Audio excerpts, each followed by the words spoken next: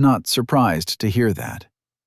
I've been thinking about participating, and I've begun to work on something to help me during the hunt. They're allowing wards and formations as long as they have been made by the cultivator in question, last I checked. And so I'd been thinking of making a pill. But I've gotten stuck with a problem. The old man's wrinkled face furrowed further as his permanently squinted eyes held my own.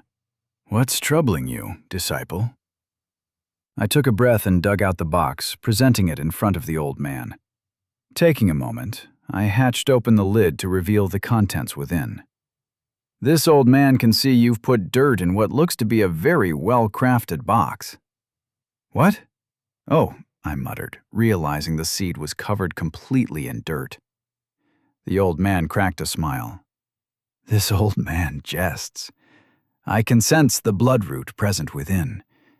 I must admit, I hadn't expected you'd be dealing with quite dangerous and forbidden herbs. I haven't either, but it seems to be the only way. I've checked for safety and have made sure to take precautions. I've also been feeding it my blood for almost a week now, but so far nothing has happened. The old man nodded. Bloodroot, much like pure root, takes a long time to mature. Any and all plants capable of taking the form of a spirit take years to grow under human nurture and careful care. It is a delicate process that is not so easily rushed, the old man spoke, and I groaned. I should have expected that. Is there no way to get the plant to grow faster? I kinda need this before the tournament begins. The old man moved to his drawers and picked out an herb from within. Cutting a single stalk off, the old man came back. Hold it out. I dutifully did so. The old man squeezed the stalk of the spirit herb, and a shining green water dripped down and onto the dirt. Normally, you can't do such a thing, but your chi is of wood, and you do have some unique benefits other disciples don't. Now, here's a little puzzle for you, dear apprentice. Why must the bloodroot be given your blood? Because it can absorb my chi that way, and understand the human form which will allow it to become a spirit? Not chi, but essence, your life force. It feasts on your life, and in doing so, you share a part of your essence with the root. Your essence permeates all portions of your body, with your blood containing most of it that can be easily provided.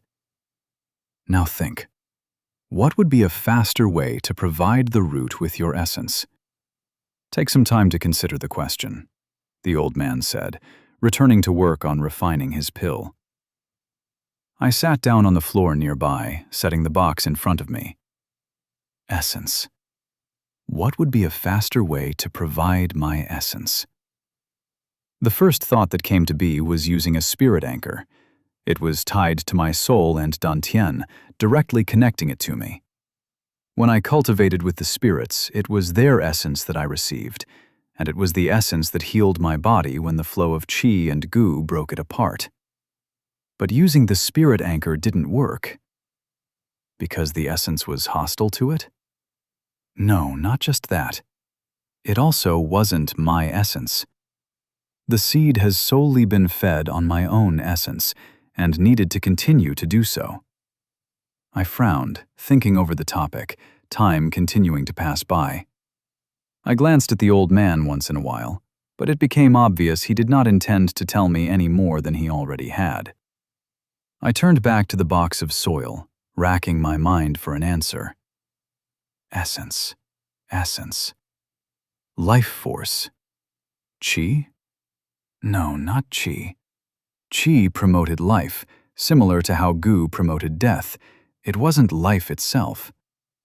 How could I share my essence then? I stared at the box, frustration building, and I went to close the box when my finger brushed against the dirt and I felt a strange, almost familiar sensation. Bringing my hand closer to where the seed was, the sensation of pulling in, of hunger, intensified. Was that the plant? Memories of me absorbing the miasma in Zhang's core, of taking the essence from the lunar blossom, and of the seed I'd gained when I'd freed Sheldon came to me. I closed my eyes, touching the soil near the seed as I focused on my dantian. My dantian was odd. It had not one, but two spinning cores that moved around in the fixed orbit of sorts. At the center was a little sapling. The sapling tied the chi with the gu with a thin strand that wrapped around the plant. The roots of the plant were tied to the gu, and the trunk and stem and leaves with the chi. I reached out to the plant at the center of my dantian and drew on what was present inside it. Something flowed through my body, a strange energy. This wasn't chi or gu, but my very own essence. The essence of the root that was in my spirit. I let the essence flow, and it slowly began to collect on my finger. I opened my eyes, the world spinning for a brief moment as I felt dizzy. I gathered myself and looked at my finger.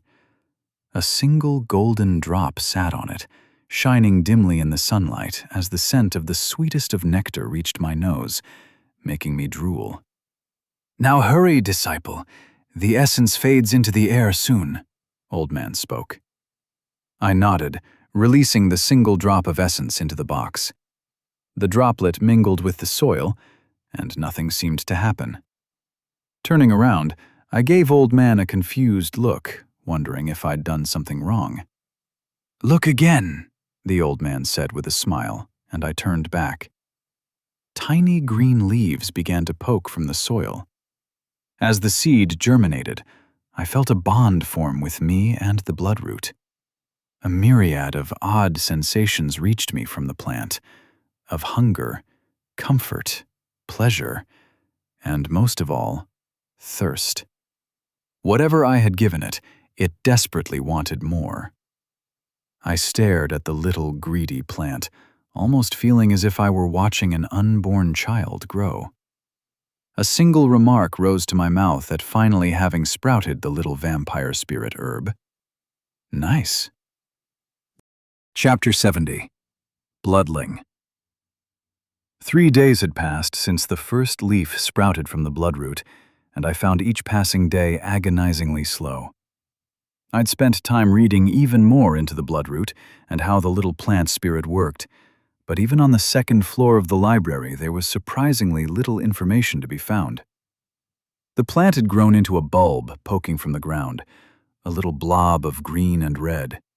From what I'd read, it had blossomed into a flower, taking the form of its desire based on my own blood.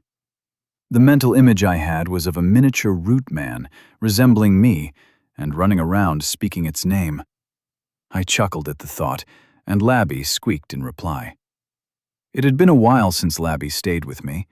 She was being excessively clingy, refusing to stay away for even a short while, and I ended up indulging her. Heavens no, I'd missed her too. I wondered if this was what parents felt like when they sent their kids to school.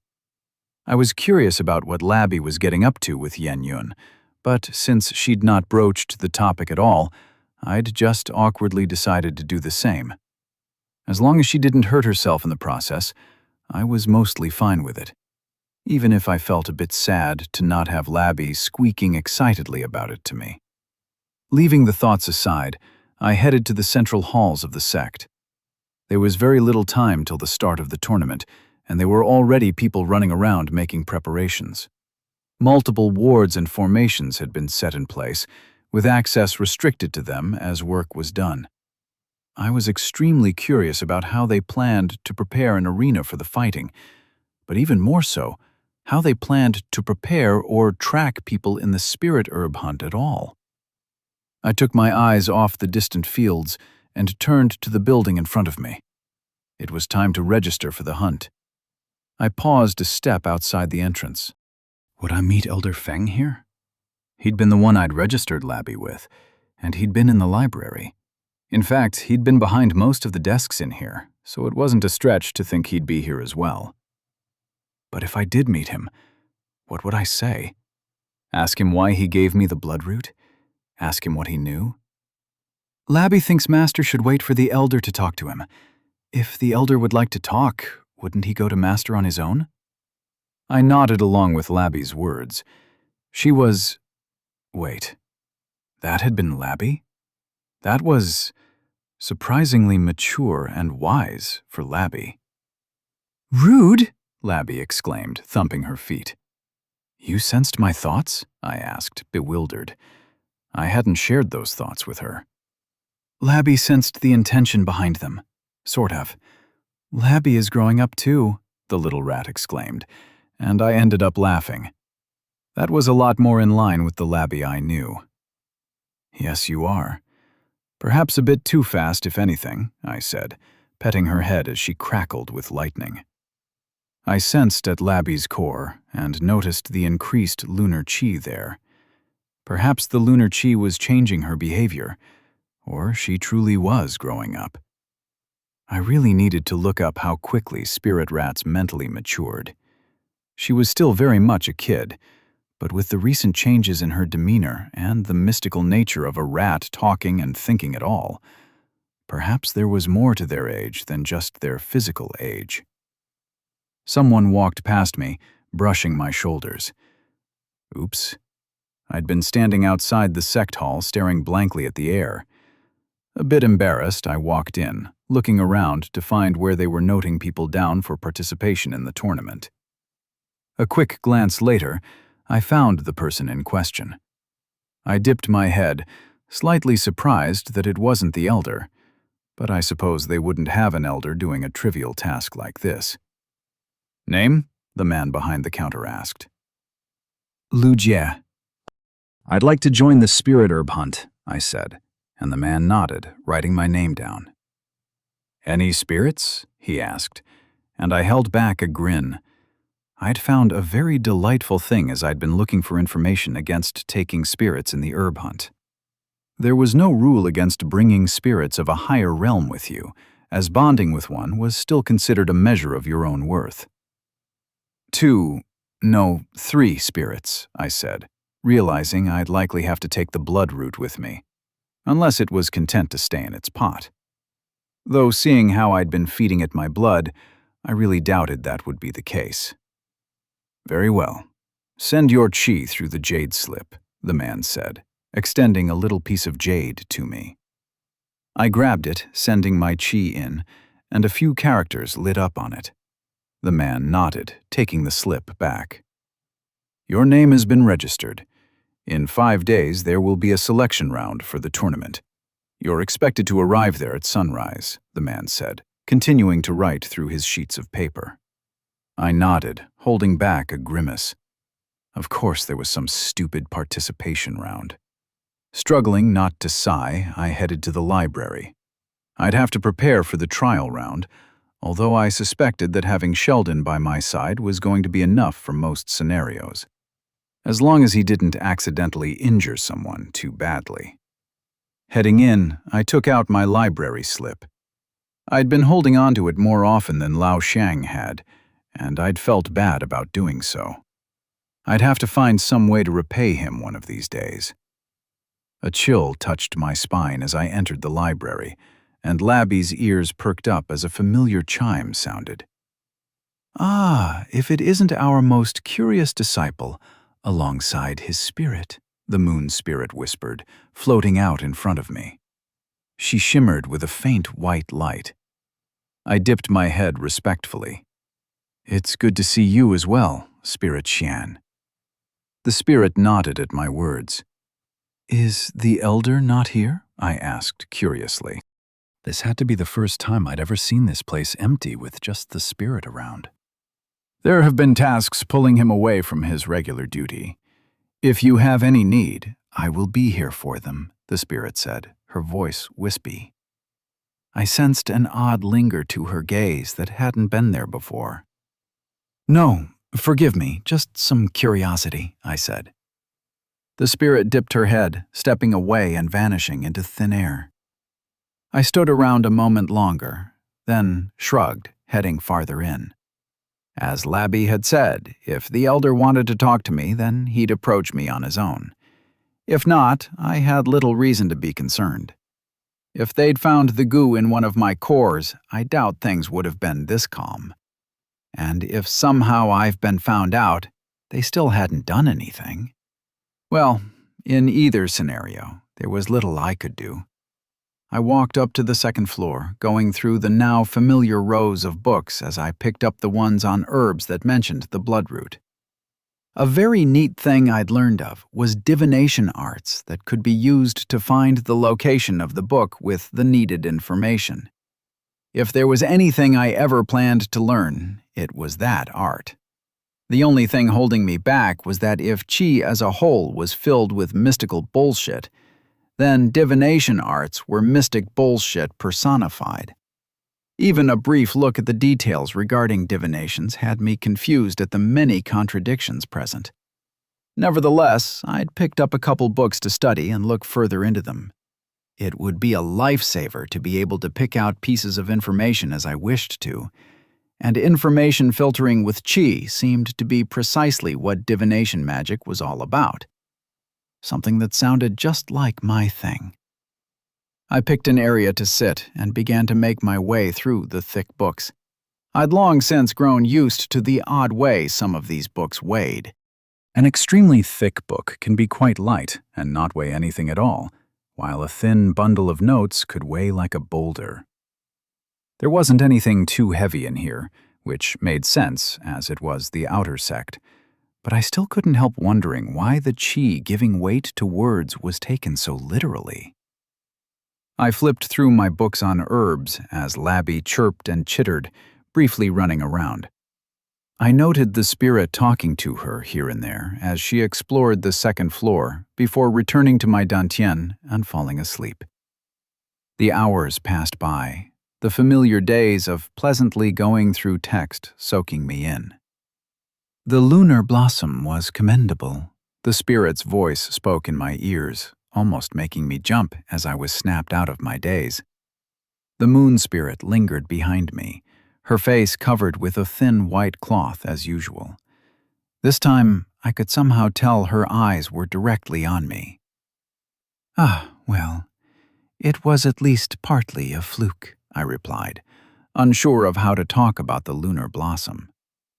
"Humble, or perhaps unaware? There are few in this world who can heal what you have healed. In your realm, certainly so. Does the disciple not see his own merits?" "Well, I do. But there are limits to it, like everything, and a lot of the details escape me right now. How the spirit roots work, how the lunar Qi plays a part. So many things I don't understand. It would be odd to become arrogant over just this," I replied, and the spirit glided around me. "What an odd one you are. Just like your sleeping spirit, I suppose," the spirit said, her Qi pulsing outward for a brief moment, and I felt as if a hand had rested upon my head. "It had started as mere curiosity, but now even my sisters agree upon your strange demeanor. Know that if you ever wish for help, I would be willing to provide it." I dipped my head gratefully when something I'd read in the divination book came to me. Isn't there a karmic burden on each favor received without something returned? The spirit's lips curved upward in a sly smile, her lips peeking through behind her veil. "Indeed, and your ties are already bound to mine," the spirit whispered, and I was reminded that who I was talking to was not human in any way whatsoever, even if she looked the part. "You should head on now. I sense a child awaiting your return," the spirit said, and I frowned. A strange sensation tugged at me, thin, weak, and attached to a tiny strand of Qi. The sensation grew, and I felt thirst touch upon my mind. With my eyes wide, I got up, hurriedly grabbing the books, placed them where they belonged, and rushed back to my room. My heart thundered with excitement, so much so that even Labby woke up from the disturbance. I burst into my chamber, headed right for the little box containing the bloodroot. Walking closer, I crouched down, opening the lid.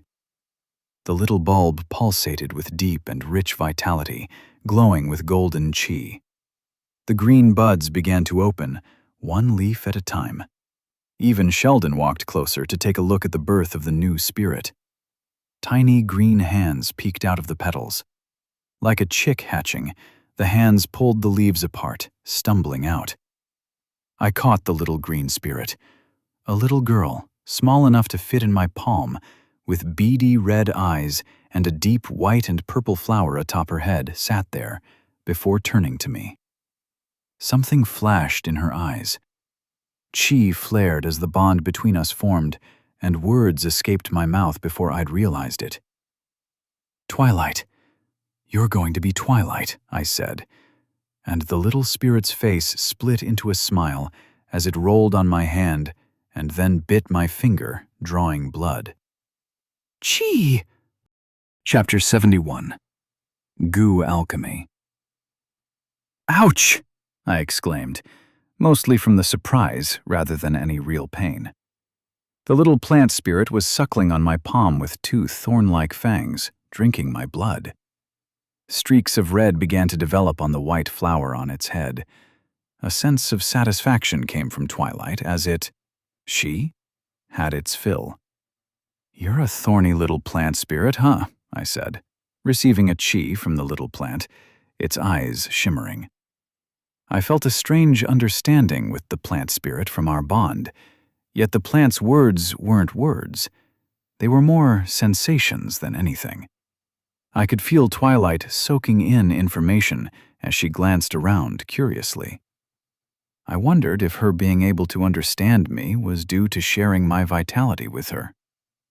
"Can you talk?" I asked, and Twilight shook her head. I frowned when I received a jumble of thoughts, unable to parse what she meant. She couldn't talk because she was different? Different understanding? I looked at Labby. "Squeak," Labby replied. I nodded in agreement. Yeah, different somehow. My thoughts were diverted back as Twilight stood up on my palm and then began to climb up my hand. There was a tickling, but the sight was so adorable I couldn't help but let her. The flower on her head bobbed up and down as she made her way, and Labby crackled slightly, thumping her feet. "Labby's place!" she exclaimed when Twilight finally climbed up. The little plant looked on with beady eyes, glancing at me. "But Labby can share," Labby replied. Twilight chittered and settled onto my shoulder. Labby hopped to the other side, still feeling sad about having her side of the shoulder taken. I pet her on the head. "It was good of you to share," I said, and Labby rubbed her head against my finger, squeaking happily. I grabbed Twilight from my shoulder, and she sat on my palm, staring at me.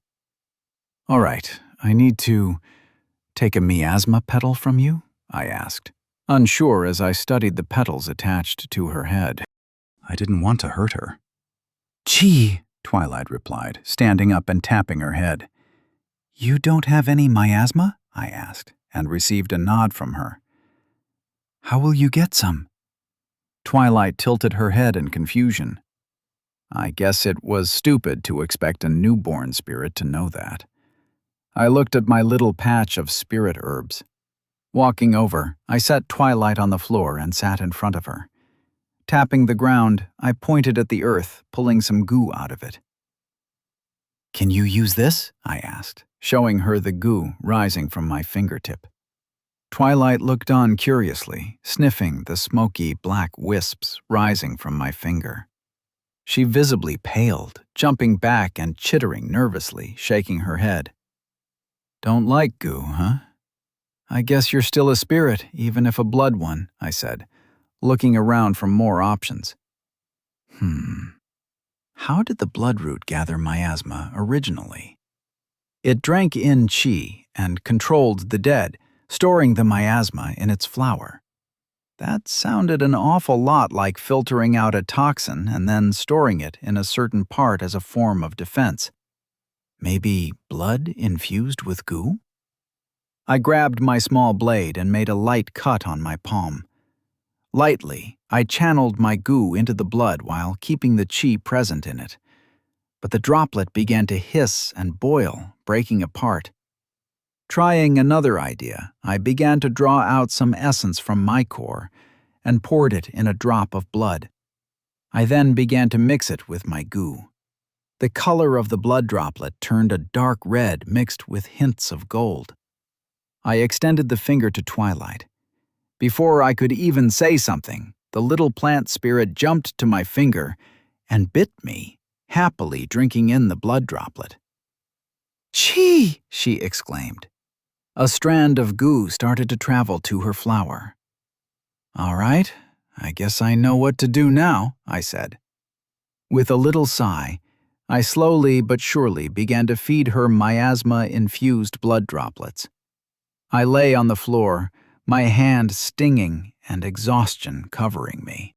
A little black petal sat in my hand, filled with miasma.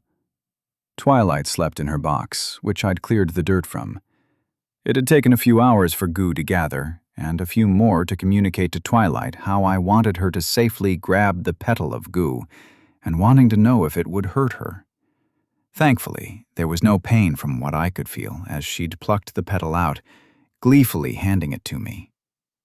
Shifting focus to the cauldron I'd painstakingly carved without using any chi, I cracked my knuckles and began to gather the needed items. It was time for the biggest part of my plan for making a goo-nade, a pill made from goo. I picked the miasma-filled spirit crystals, setting them on the cauldron. I'd already prepared the goo-infused water, which I poured in, and then sent a pulse of goo to the crystals, lighting them up. Black and purple fire rose from under the cauldron. Labby jumped off my shoulder and took a few steps away from the dark flames. I stared in wonder. The area around the fire had a bluish-white glow. The strangeness of fire aside, I set to work.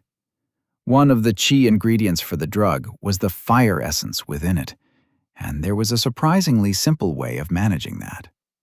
I'd taken some fire grass, dry and dead ones, and infused them with goo. Without any chi left in them, the grass had soaked in the goo, further drying and cracking as the fire essence mingled with the goo. Taking the grass, I poured it in. The fire beneath blazed hotter as I channeled my goo and began to work my way through the process. There was a different flow to the goo alchemy, yet the refining method was strikingly similar to the original Druidnade. I let the goo flow, feeling Lu Jie's spirit rising in my mind. Miasma flowed in, wispy smoke rising and bubbling in the water as the fire essence began to mix. Red-hot sparks crackled within my cauldron as goo flowed through it, glowing a ghastly deep blue and purple. Taking up my petal, I dropped it in and began to refine.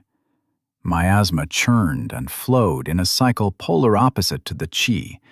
The goo stirred, rumbled, hissed, and boiled, rushing out and swirling inward as the fire essence spread out.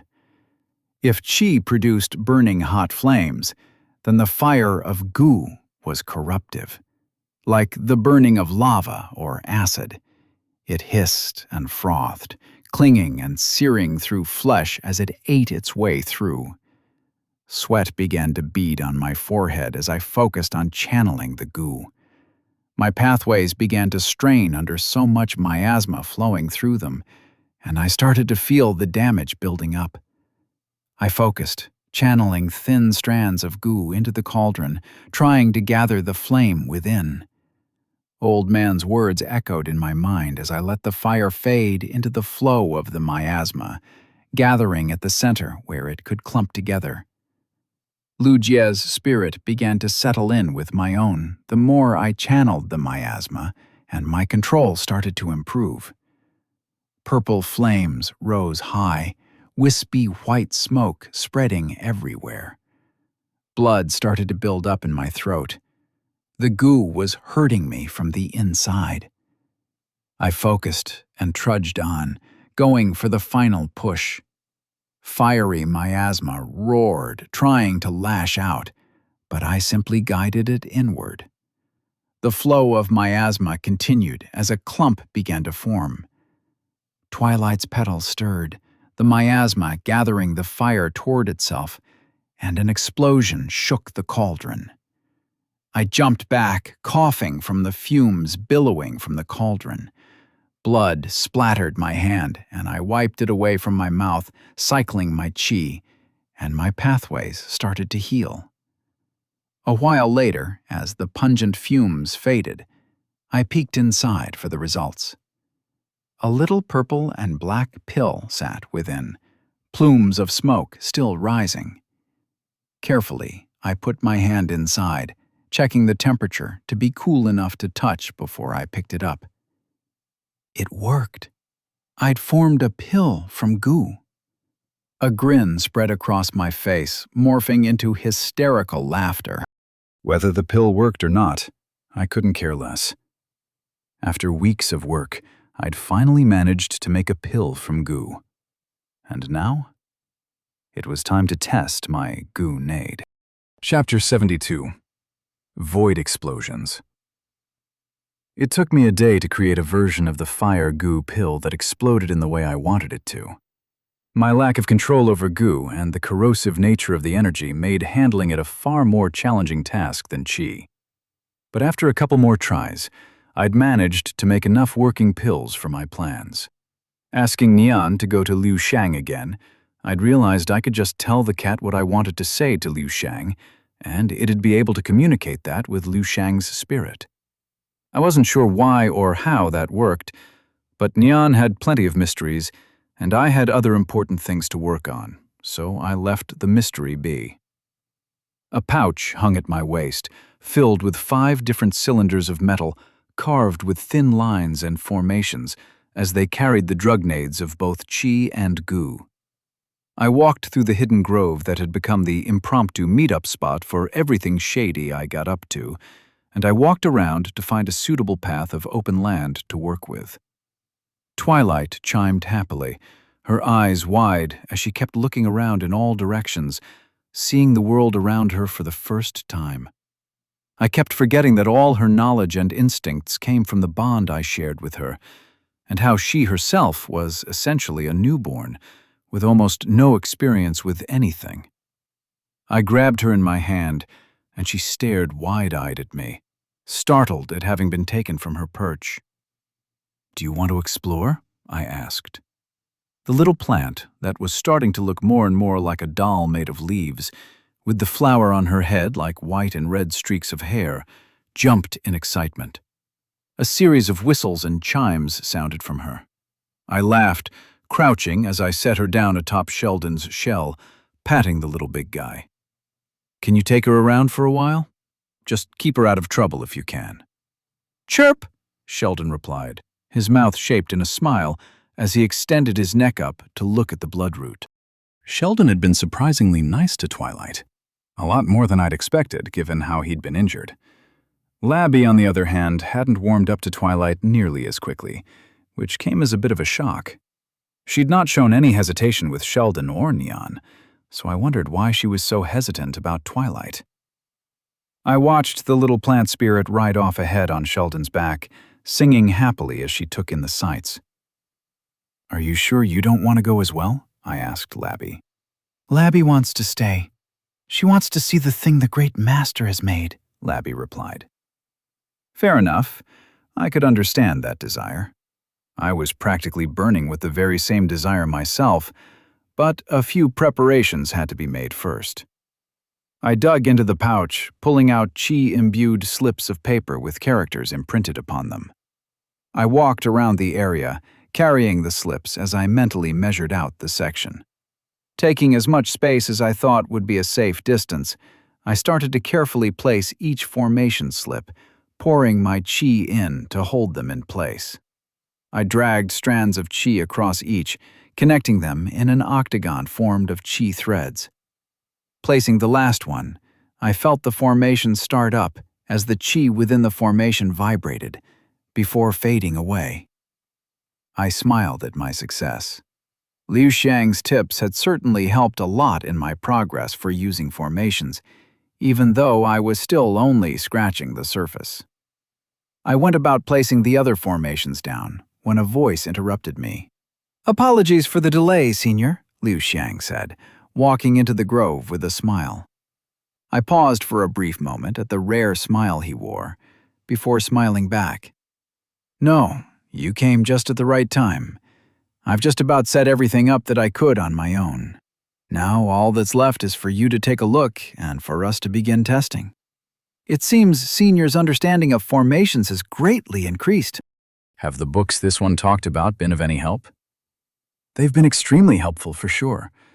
Although I must admit, a lot of things still make me feel lost, which is not a common occurrence," I said, dusting my hands as I got up. Lao Xiang gave a light nod, his smile widening. "Formations are a difficult art, with many intricacies and even more details. It takes dedication and discipline to practice them. A virtue worth pursuing for any cultivator." "Not enough of them think that," I replied with a snort, and Lao Xiang laughed. "Indeed, but who could deny the mighty? The heavens favor strength, be it the strength of the mind, physique, or spirit." His words gave me pause. In a way, that was truer than I'd ever realized. The path we followed showed the understanding of the world, and the closer that understanding was to the truth of things, the more the heavens would favor you. At least, that was the traditional understanding of it. Clearly, there was a lot more hidden underneath the surface. With the existence of Gu, the world's spirit, and the things the heavens so dearly wished not to spread, at least not to those who couldn't survive the tribulations it sent down. In a way, the heavens were a limiter, a constraint, and what I was doing was arming people to allow them to break the seal. The development of science had taken away almost all natural threats from humanity. We'd tamed our world, tamed nature, and conquered it. Science had been created as a method of understanding and to better utilize the world around us. And the science I was pursuing in this world? It was meant to tame the heavens themselves. Was there something wrong with what this one said? Lao Xiang asked at my sudden silence. I shook my head. No, nothing wrong. It's just, your words rang more true than I'd expected them to. It made me think about the nature of what I've learned for myself and the things I plan to do. I dug in my pouch, pulling out one of the goo-nades. And if this works, it might very well be the first major step I've taken toward that goal. Lao Xiang regarded me silently, then headed to the section where I'd set the wards. With surprising dexterity, Lao Xiang imprinted characters all around the area, setting up formations with his needles and paper slips with characters set on them. I took a few steps back, watching as the qi in the area crackled and fizzled. With a gushing pulse of qi, a shimmering barrier appeared, quite similar to the one Lao Xiang used when I'd freed Sheldon. Only this time, it was meant to protect us from the grenade. "It is done," Lao Xiang replied, walking back, and I nodded. I sent Sheldon a note from our bond to keep Twilight away from the area, and we walked into the protected section. I held the goo-nade out, looking at the unassuming cylinder of metal and the contents within it. I'd tested it for safety and handling so that merely shaking it wouldn't explode it in my face. So far, everything seemed to have been working perfectly. I could thank Lao Xiang for the additional precautions added in the formations carved in as well. It had taken 2 weeks simply making sure this design would be safe. I took a deep breath, glancing at Lao Xiang, who nodded. Jiju appeared on his shoulder, watching intently. Labby mimicked my nervous excitement, purple lightning crackling against my cheek. "Let's do this then," I said, pressing on to the top level, the spoon of the grenade. I pulsed my qi, and the formations on the grenade lit up. Taking a step, I channeled qi in my arm and threw with all my power. The grenade shot forward like an arrow, cutting through the air at high speeds. I sent a thick pulse of goo to the weapon, and, on instinct, crouched down to brace for the explosion. A slow moment passed in agonizing silence, and I feared my project failed. Then the first shockwave hit me. Fire blazed in a searing, burning light as a cracking whip of air ran against the formation, shaking the ground. I covered my eyes, looking away from the explosion and stumbling from the tremors. Another shockwave followed, with a blast of wind that tumbled the trees, blasting them into splinters as they flew around in an inferno of fire. My heart raced, drowning out all sound. A dust cloud loomed in the area, covering the devastation. We watched in stunned silence as trees continued to topple over one after the other. When the dust settled, I could finally take a look at the impact. A crater was carved into the ground. Nearby roots had turned pitch black, the ground black and scarred, with wood having turned to ash within moments. Nothing remained in the immediate vicinity of the explosion. I stumbled out of the protected area. The air stung my skin from the heat. I stared at the section, feeling neither chi nor goo, as if a void had been ripped open into the world, similar to the void that had been present in Zhang's core. "Labby, feel scared?" I nodded, moving closer and crouched down to touch the ground. Silvery ash was underneath the black, hardened surface. Lao Shang walked up, his face deathly still and passive. "Had Senior anticipated this?" No. This is far beyond all my expectations. A mere single pill? This is devastating," I replied, a tremble to my voice. The crash of another tree broke my thoughts, and I turned to look at Lao Shang. "This one knows of only a handful of people within the 7th Peak City who could survive a direct blow from this weapon. This is a weapon that could kill elders if used in an ambush," Lao Shang said, his voice shaking. I nodded, turning back to the burnt ground.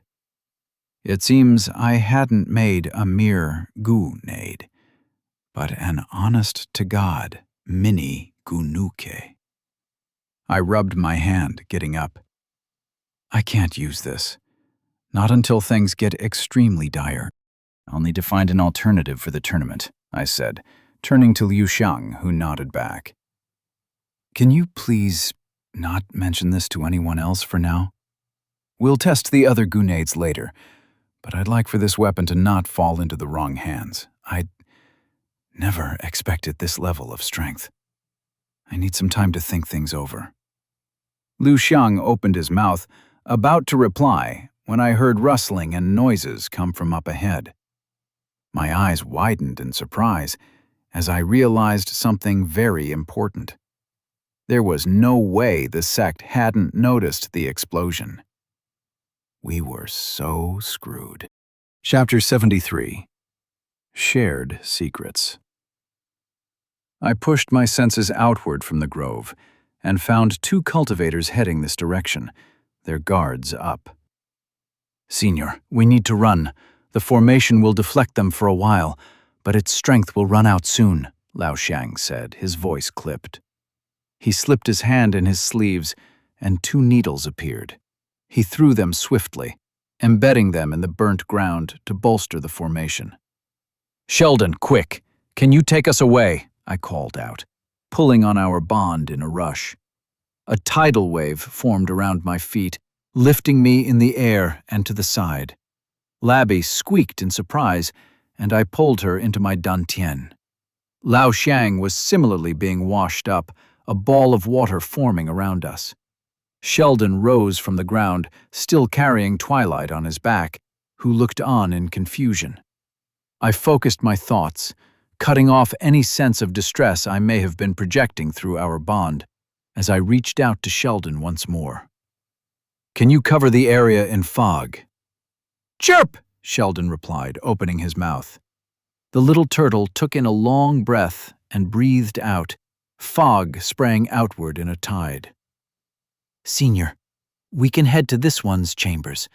It's already been warded and fairly close by," Lao Shang spoke to my mind, and I mentally acknowledged his words. I relayed the thoughts to Sheldon, and with a sudden pull, the little turtle shot forward on his wave of water, carrying us along through the air as if we were rising little clouds of water streams. The world flew past in a blur. I vaguely sensed some mystic arts being used by the cultivators, but Sheldon's fog kept their senses clouded. Within a few seconds, we were flying over the Sect and beyond the grove. We crossed the Sect walls to enter the Sect proper, and Sheldon dropped us down, returning Twilight to my arms. The little plant spirit chittered before rushing into my sleeve to hide. "Thanks, Sheldon," I said, grabbing him. Flaring my chi, I evaporated all the water from my body and clothes. Lao Shang did the same. Trying not to appear too agitated or unnerved, we headed toward Lao Shang's place at the outer Sect chambers, making swift progress up the hill. Some people murmured about the earthquake, and there were even talks of an attack. I tried not to grimace at the words, feeling foolish to not have anticipated this. In my defense, none of the reactions from Qi and Gu had been that violent. "This way," Lao Shang said, taking a left. The little home was set with wards on its boundaries that made me want to avert my eyes, despite my wishes to head toward it. I guess that's one way to tell people you're not accepting guests. An enviable ability, but I suspected if I could force my way through, then so could most other people. Once we were inside, Lao Shang quickly closed the doors, placing another talisman that rippled with qi, and new wards sprung up from the ground. He turned to me, his eyes set in a much more serpentine look than I'd seen from him before. "This one believes the formations will be enough. No one should be headed for this location either. The weapon had left nothing behind, neither Qi nor Gu." "I sure hope so," I replied, smiling, but the serious look on Lao Shang's face made my smile slip. "Please follow this one, Senior," Lao Shang said. I stared at his back for a moment before following him. The path took me to a little chamber quite similar to Old Man's place, if not for the many diagrams of animals and human bodies, and thin, sharp needles. That and the many, many books on poison on the bookshelf. I stepped around the bowls and things strewn across the floor in a mess that seemed extremely uncharacteristic of the Lao Shang I knew. If anything, I'd expected this place to be squeaky clean. The little notes spread around on the Gu nade brought a smile to my face. A sharp hiss reached my ears, carried by a slithering aura that froze my steps. I looked up to see Ji Ju standing on the table nearby, Liu Sheng's eyes wide, as if he couldn't believe he'd just done that.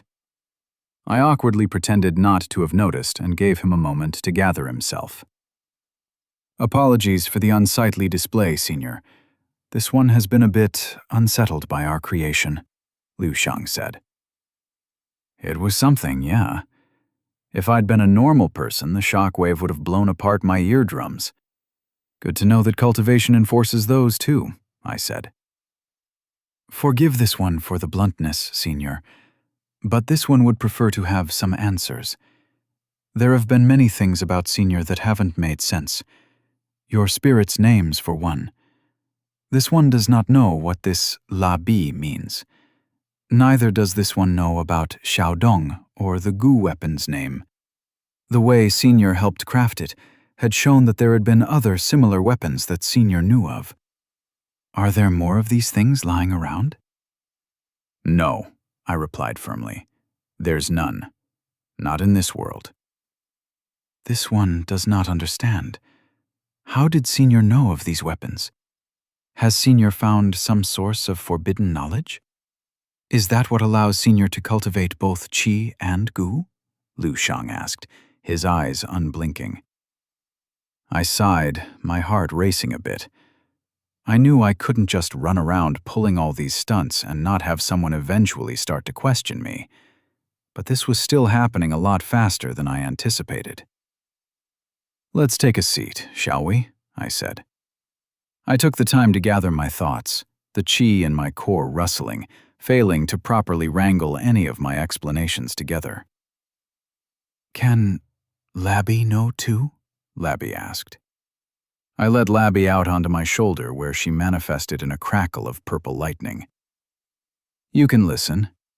It's about time I told someone," I said. A flower peeked out from my sleeve, and I grabbed Twilight, chuckling. "All right, you too then." The little flower girl cheered, and I set her on my thigh before returning my attention to Liu Shang.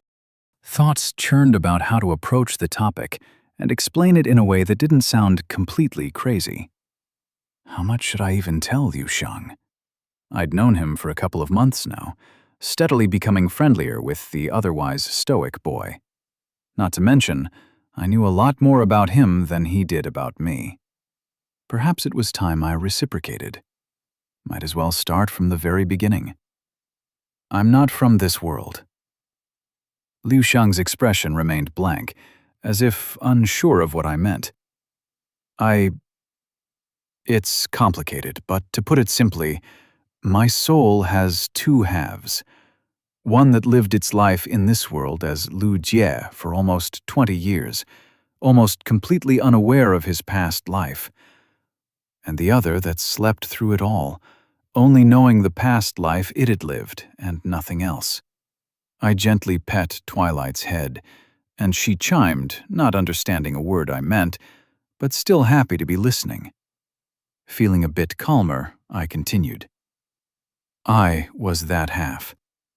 I woke up from a head injury a couple of months ago because of a spar, and found myself here, lost and confused with memories I didn't recognize or understand. And so, I tried to put myself away from danger at first, thinking I would run from the sect and be free. It didn't take more than a couple of minutes to realize that it wouldn't be so easy to wander around with nothing to my name. I decided to earn some money and start an alchemy shop of my own somewhere. Live by myself, study and buy books, and spend my days comfortably. It was easier said than done, but I think back then, all I wanted was to have a goal to push myself toward. Liu Xiang's gaze remained focused on me. I took in a deep breath. If I stopped here now, I'd never have the courage to go on. I was scared. Unknown, unfamiliar place, and I felt lost. I threw myself into the one thing I would enjoy and love, and kept pouring myself into alchemy. It was better than thinking over what may come of my future and about my past. I kept on blindly going and going. That is, until I found Labby. I smiled at the little rat on my shoulder, remembering the days when I still thought of her as a boy without ever bothering to confirm. Labby crackled lightly at having her name mentioned, and a chuckle escaped me. Labby was, well, at first, she'd been an interesting and fun companion. A nice distraction from my usual work. But over time, especially when she could finally talk to me, I started to grow a lot more attached to my little junior sister here. It gave me a reason to stay? I don't know. So often I'd think of just walking away and never be seen, just fade to some unknown location away from all of it. But then I'd think about how I needed to take care of Labby, and how she'd like to be in a place where she could get more spirit herbs, and that maybe it wasn't so bad staying in the sect and doing alchemy. I softly pet Labby's head. If it wasn't for her, I probably would have left the sect a lot earlier. She made it easier for me to live here and feel at home. And then I met Su Lin and Yan Yun and Granny Lang, and you, Sheldon, Nian, and now Twilight. I lifted the plant spirit up, and she chimed, happy to have heard her name, though still not understanding a word of what I said. I met Lo Xiang's eyes. That's the honest truth of it. I have memories of a world vastly different from this one, with no cultivation or qi, but a lot more science and technology. And I'm merely trying to bring in that understanding and method of reasoning to this world. Although the heavens don't seem to like that, I said with a smirk, briefly looking up at the sky. This one, Lujie. I don't know what to say, Lo Xiang said, and it was my turn to widen my eyes. That was the most informal I'd ever seen Lo Xiang be. Forgive me, Lo Xiang added, and I shook my head. No, if anything, I prefer that. Well, this is awkward, but it feels like I finally got to become your friend. Liu Sheng smiled, his eyes wrinkling softly. There was a subtle difference in his expression. The serpentine features and the structure of his face weren't a regular human's, adding to the effect. Yet the expression he wore, it had to be the most human expression I'd seen on him yet. I expected you to be the lost scion of some clan, or to have gained the blessing of a hidden elder. Perhaps the disciple of an elder like that. But to hear of another world and the memories of a past life. Truly, you never cease to surprise me, Lujie, Liu Shang said. I laughed, caught off guard by his words. What can I say? I seem to have that effect on people, I replied with a smirk on my face, and Liu Shang laughed. I noticed two fangs peeking from within his mouth, and Liu Shang caught me staring, quickly hiding them. I truly seem to have lost all sense of shame today. I think I blame you, Lujie, Liu Shang replied, making me chuckle. Liu Shang sighed, and Jizhu shifted on his back, waving her legs as if arguing with him.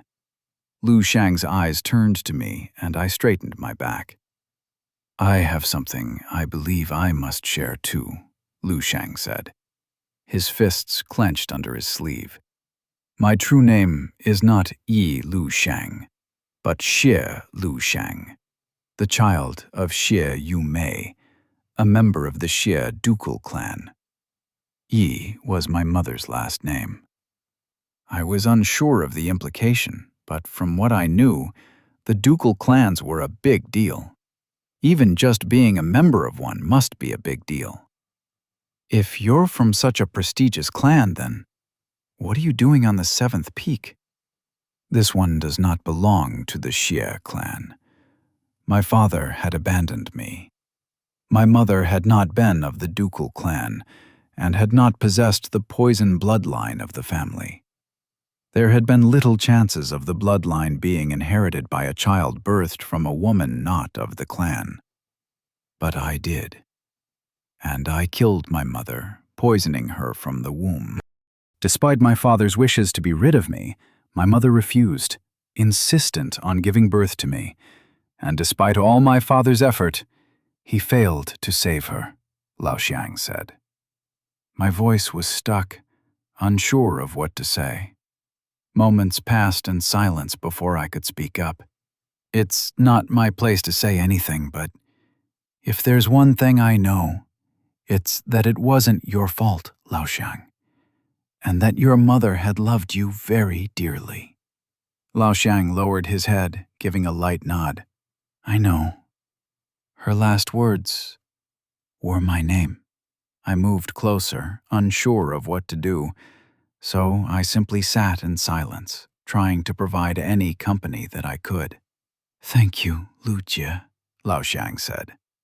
If you don't mind me asking, I said, trying to change the topic, then do you live by yourself in the sect? Though my father has abandoned me, I still possess the bloodline of the Xie.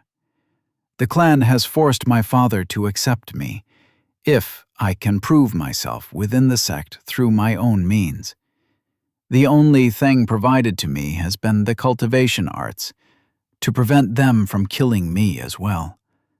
The result of that cultivation slows my growth, while providing potent poison with no match. But the poison wears on my body, resulting in the yang qi that Lu Jie can sense, Lao Shang said, with a light smile. That sounded like a not-so-great way to cultivate. Imagine dying from a poison you were born with, and that which killed your mother as well. I couldn't imagine what living like that must be like. Now it seems we both know each other's secrets, Lao Shang said. I stared at him, then stood. Lao Shang frowned, then stood facing me. I have something I want to ask of you, Lao Shang, I said, keeping my back straight. Lao Shang nodded. I wish to establish a new path, one of understanding and knowledge. But it seems the heavens are not too willing to allow me to progress upon my path. We've seen the Gunad, and that's merely the beginning. I plan to bring cultivation to the mortals, to break the established order of cultivators and bring knowledge so that the world can finally come to know and understand what lies beyond heaven and earth, to finally know the world around them. I wish to start an empire of knowledge and understanding. I grinned. I want to start an empire formed on drugs. My qi rustled in my core, Lu Jie's spirit shifting in my mind. In this, he agreed with me. We would build our empire together.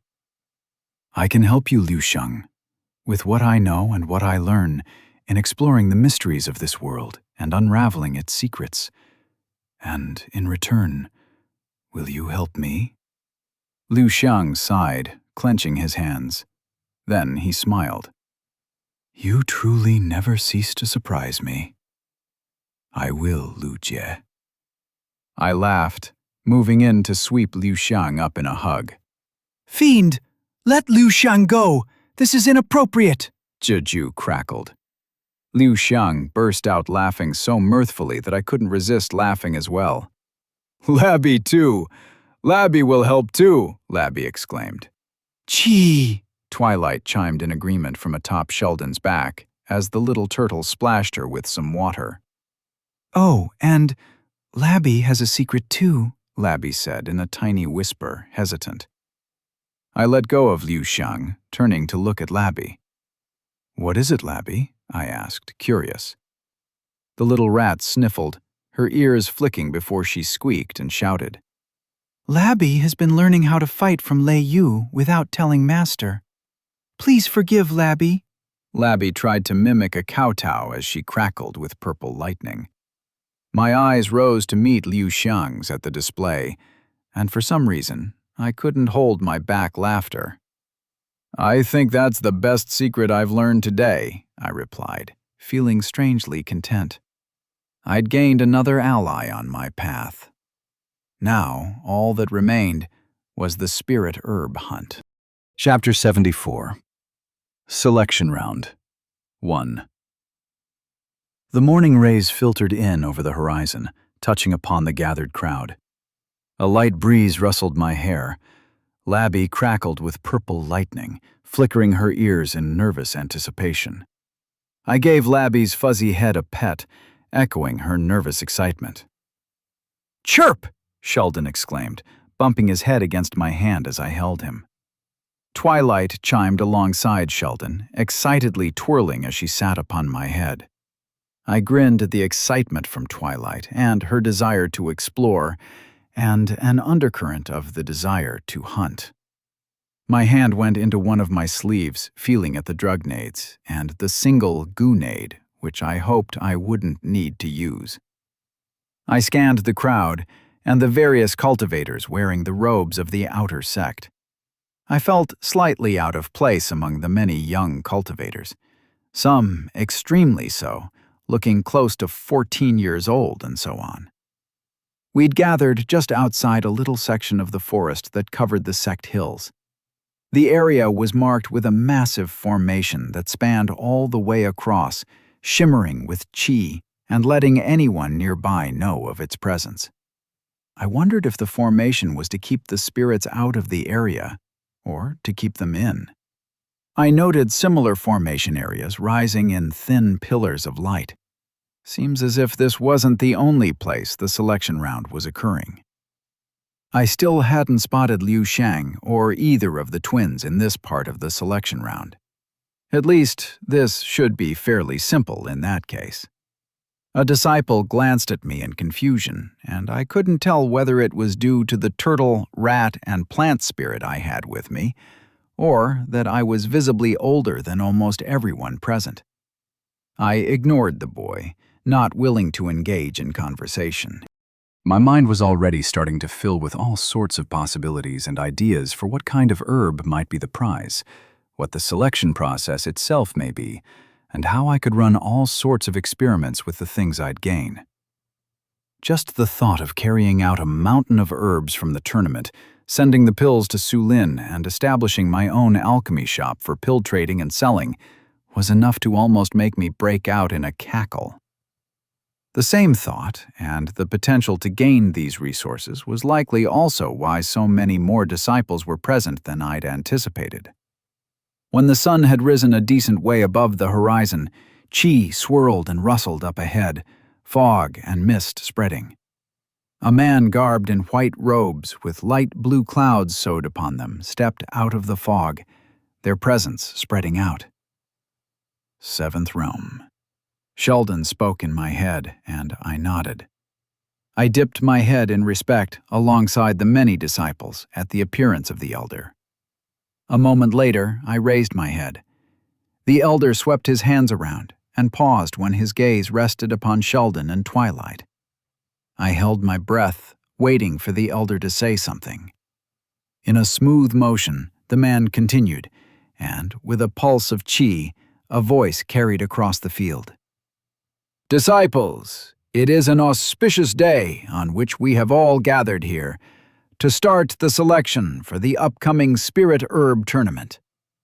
To think of this as any lesser than the martial tournament running alongside would be a mistake, for this is a chance to perform with not just your might, but by your cunning and knowledge.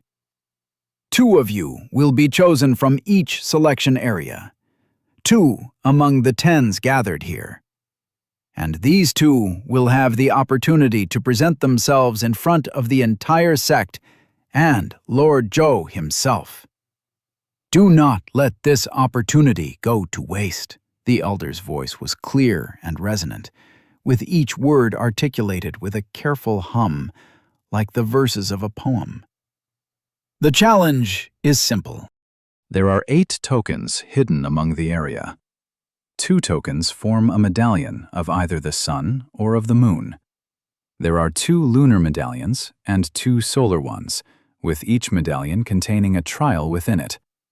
The victor needs to acquire both the lunar and the solar medallion to qualify. Upon any fatal injury, the disciple would be teleported out of the arena and attended to immediately. The ward placed upon the area will ensure no mortal harm befalls any disciple, the elder said. That was a relief. This opened up the possibility of using the gunad if the need called for it.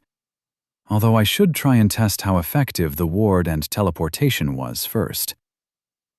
That will be all. May heaven's favor be with the skillful, the elder announced, vanishing in a cloud of fog.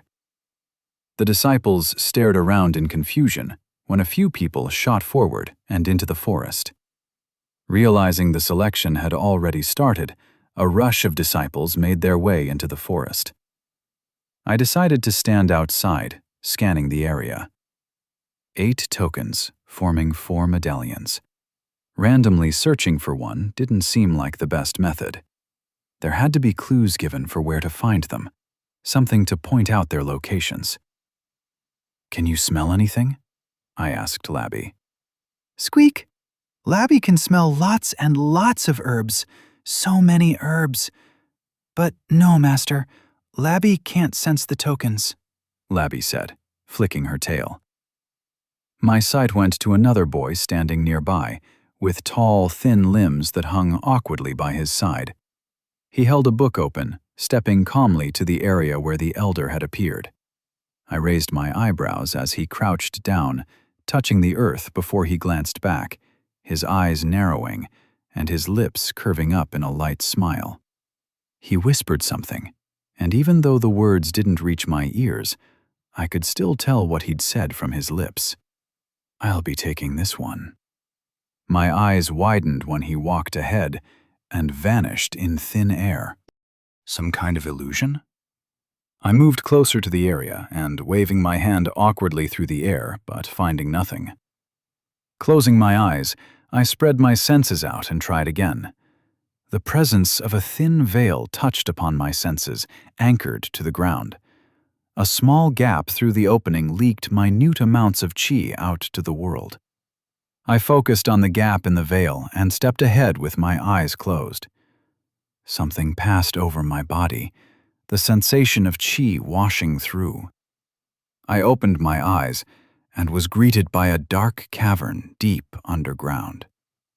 Lunar chi touched my senses, flowing in from ahead. There was almost no light present in the dark area. I doubted I could see anything if I hadn't been a cultivator. Well, I guess we found something at least.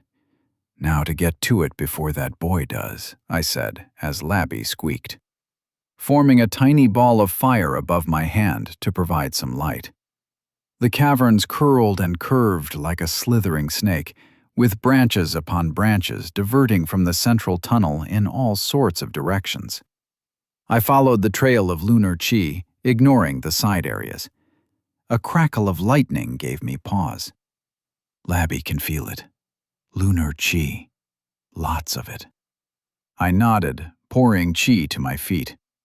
Wind whipped up around me as I used the wind step, rushing ahead at high speeds.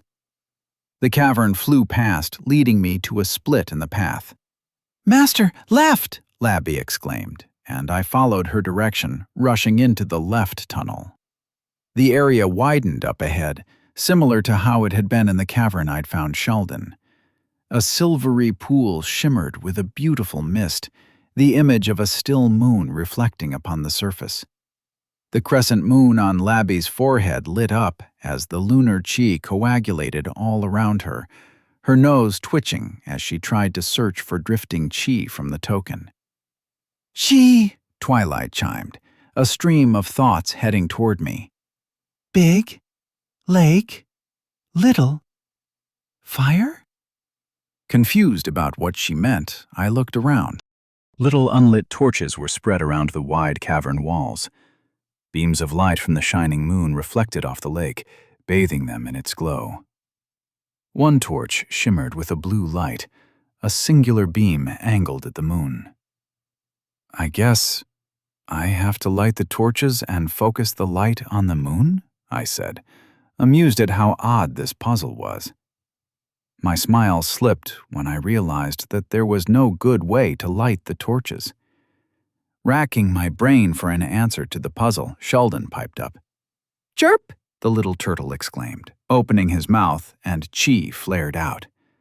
The pool of water shuddered as if shaking from a powerful earthquake, and I stumbled back as the entirety of the lake lifted into the air in a swirling whirlpool. My mouth hung open at the display of a literal ton of water hanging mid-air, before my gaze drifted down to a pedestal now empty of water, where a half-token shone with the image of the moon. I stumbled closer, dropping into the crater of the lake, and grabbed the token. I looked up to the ceiling, covered with hovering, swirling water, and laughter bubbled out from my chest. "I guess that's one way to solve the puzzle," I smirked, as Sheldon squeaked once more.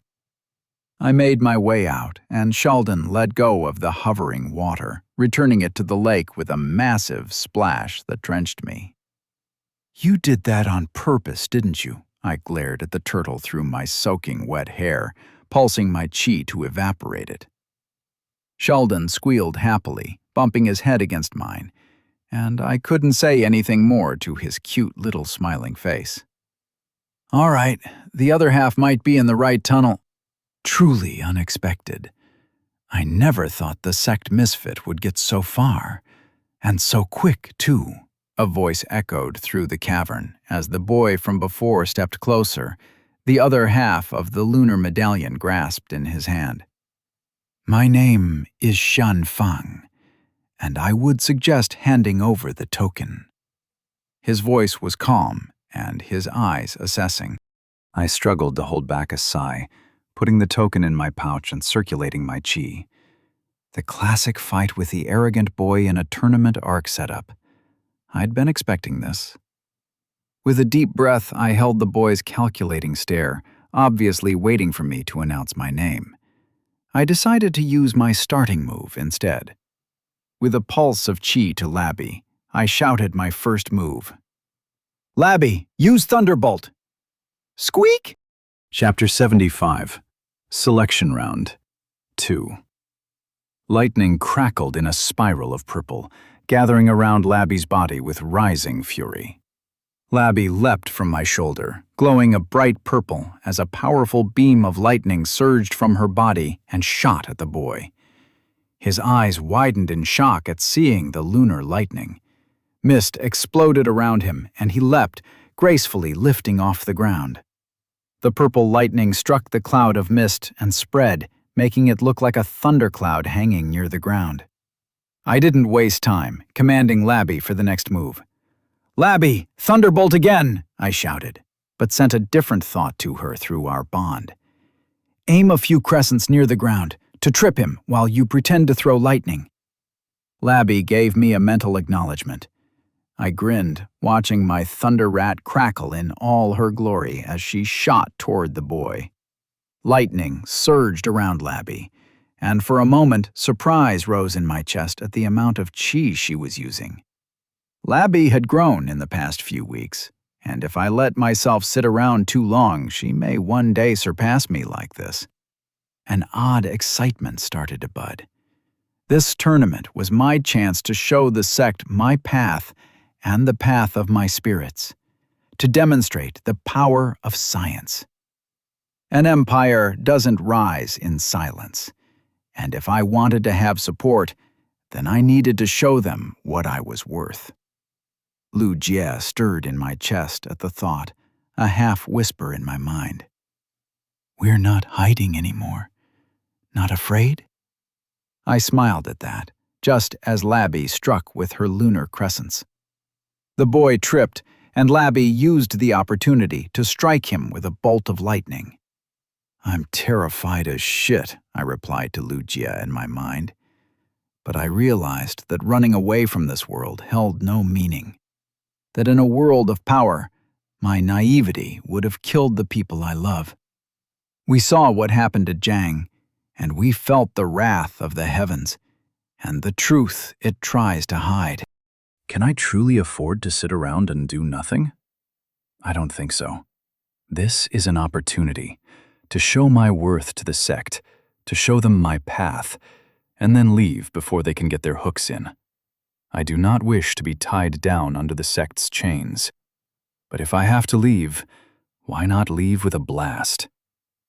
Goo flared in my second core, roaring wildly to be released. Seems Lu Jie shared my excitement. I laughed, envisioning the future with my friends in a different sort of world, one that I'd helped shape. "Time to gain some Xiansha MC points," I said, commanding Labby to charge the guy with lightning. Labby squeaked and shot toward him. His face was covered in a scowl. "Sending a rat to fight for you. Have you lost all sense of honor?" he screamed, phantoms of mist swirling around, swiping at Labby. I didn't bother replying, focused on Labby fighting with fervor. I could sense her desire to grow, to be faster, stronger, and the sheer joy at finally being able to help me. "Labby is your opponent!" she screamed, launching a bolt of lightning. The boy cursed, leaping to the side. His face was turning red as the rat he'd dismissed continued to trouble him. "It seems I underestimated your spirit." "Very well. If you're set on not giving me any face, then I have no reason to do so either," the boy said, and his chi flared. With a pulse, something began to rise around the boy, a coiling figure that writhed and pulsated, formed of mist that smelled of sulfur. Little limbs twitched about in a slimy, slick chi that made my chest writhe with disgust. A massive worm, with fangs lining its maw, rose around the boy. "Will you be fine, Labby?" Labby gave an affirmative, and I nodded. I would let her have a go at it for a while longer. If things got bad, I always had my trump card. With a screech that made me grind my teeth, the worm charged in a mad frenzy at Labby. Labby squeaked, jumping back, shooting it with lightning. Her lightning spread across the worm's mist-like body, not slowing it down in the slightest. "Chee!" Twilight chimed, patting my head. I sensed her worry for Labby. "Don't worry, she'll be fine," I reassured Twilight, before sending another message to Labby. "Labby, use your claws. Focus on its belly." "Squeak!" Labby replied with enthusiasm, crackling with lightning as she charged in.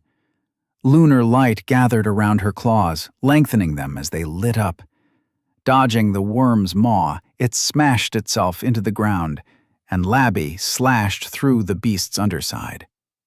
A screech cut through the spirit's voice as it shuddered and tried to turn around, but Labby was faster. With surprising agility, she ran up the worm, and then, with a powerful surge of purple lightning, she crackled down. The creature screeched and howled as the lightning coursed through its body.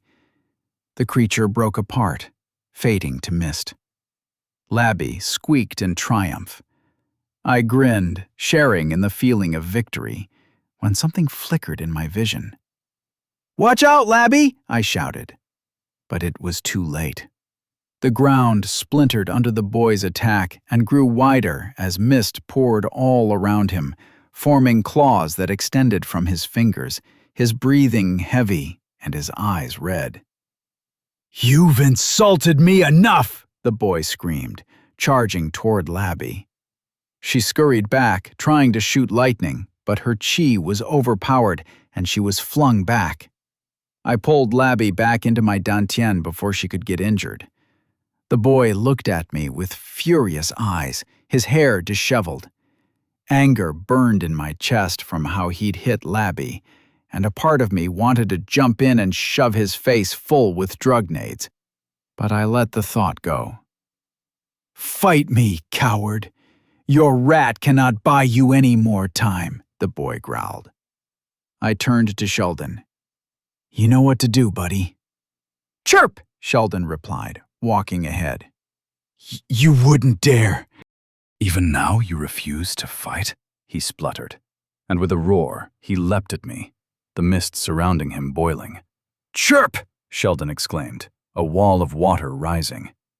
Chi flared, like a deep well of power, and the boy crumbled on his feet. His eyes widened in shock, soon replaced by terror, as the tide of water swallowed him. There was a brief moment where my eyes met the boy's before he was flung across the cavern like a doll. A moment later, I saw a glimmer of lights around him as the boy vanished, likely teleported away by the safety formations. "Well, that was quick. I almost feel bad," I muttered with a smile. Sheldon chirped. After making sure it wasn't a trick, I walked to the other end and picked up the other half of the lunar medallion. I put the two halves against each other, and they snapped together, forming the complete medallion. Labby manifested onto my shoulder, crackling with lightning, and pet her head. "You did great, Labby," I said. "Labby will do even better next time," she exclaimed, and Twilight chimed happily. Tucking the lunar medallion in my sleeve, I made my way out of the cavern. Now, to find the sun medallion. Chapter 76. Selection Round 3. Once out of the cavern, I stepped through an odd gate of fog that sent me back to the place I'd stepped in from. Chi rustled behind me as the gate within the illusion closed, now that the lunar medallion was gone from the inside. "All right, now where do we find the sun medallion?" I muttered, taking a sweeping glance across the area. I let my chi senses spread out, layering them with my sense for goo to get a feel for things. There were some cultivators nearby who rushed away, or hid their presence even further when they sensed my probing. It was odd competing with cultivators where none were even at the peak of the third realm. And here I was, halfway through to the fourth. Kind of felt like a big bully stepping into a kid's playing ground, flexing on everyone. Well, on the other hand, it's the perfect competition for you, isn't it, Labby? Labby let out a squeak. Labby will win, she exclaimed, and I laughed. You'll have your chance again. It's best to rest up for now. I'm quite proud of how much you've grown, Labby. If you keep growing like this, I'm afraid you'll end up surpassing me one day, I said with a grin. She crackled in delight. Labby could never. Her great master is the strongest. He just doesn't realize how strong he is yet. I laughed, heading for the thicket. Keeping my senses open, I began to make my way through. The sectioned-off area for the selection round was small enough that I could run a lap around it in 5 minutes, which was pretty big when I thought about it. Labby, can you smell anything? I asked. Labby perked up on my shoulder and took a sniff. From that direction. Labby smells fire, she said. Sending chi to my feet, I activated wind step. Stopping every other minute, I waited for Labby to take another sniff and redirect me to where the chi was coming from. Trees and bushes rushed past me, and in just a few minutes, I was at the right location. Slowing my steps, I concealed my presence and took a spot far enough to be undetectable. 4 pillars of metal stood in an open section devoid of trees. Each pillar had characters of glowing red carved upon them, with a fire lit on top. A pedestal of stone stood at the center of the 4 towers, within which was a circular device of some sort and a slot, likely where the sun medallion had been. The tokens are with the 2 cultivators. Labby can smell them. I nodded, having figured as much out myself. 2 cultivators were just ahead, chi flaring from both their cores as they lunged at each other with various cultivation arts being put on display. I sensed both to be at the low 3rd realm. Should I take the risk of going in, or try to find the other sun medallion? No, there might not be enough time to find more. I waited in the bushes, at a distance much farther than I would have been able to see without my bullshit cultivator abilities. I channeled a thin strand of goo to my eyes every few seconds, shifting between chi and goo like a pulsating AC current. The reason I was doing something risky like this? Because, for some reason, goo was a lot better at enhancing my physique than chi was. My edgy demon lord eyes extended my vision quite a bit more, and if I pulsated the goo enough, the white iris black eye thing didn't set in. My eyes instead slightly lose their usual dark color. It was quite a neat trick, though one I'd never gotten to properly use before now. I sat, watching the kids, or, cultivators, fight.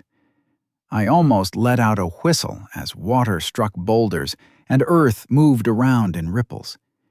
It made me realize just how different this world truly was, and what I lacked compared to these kids.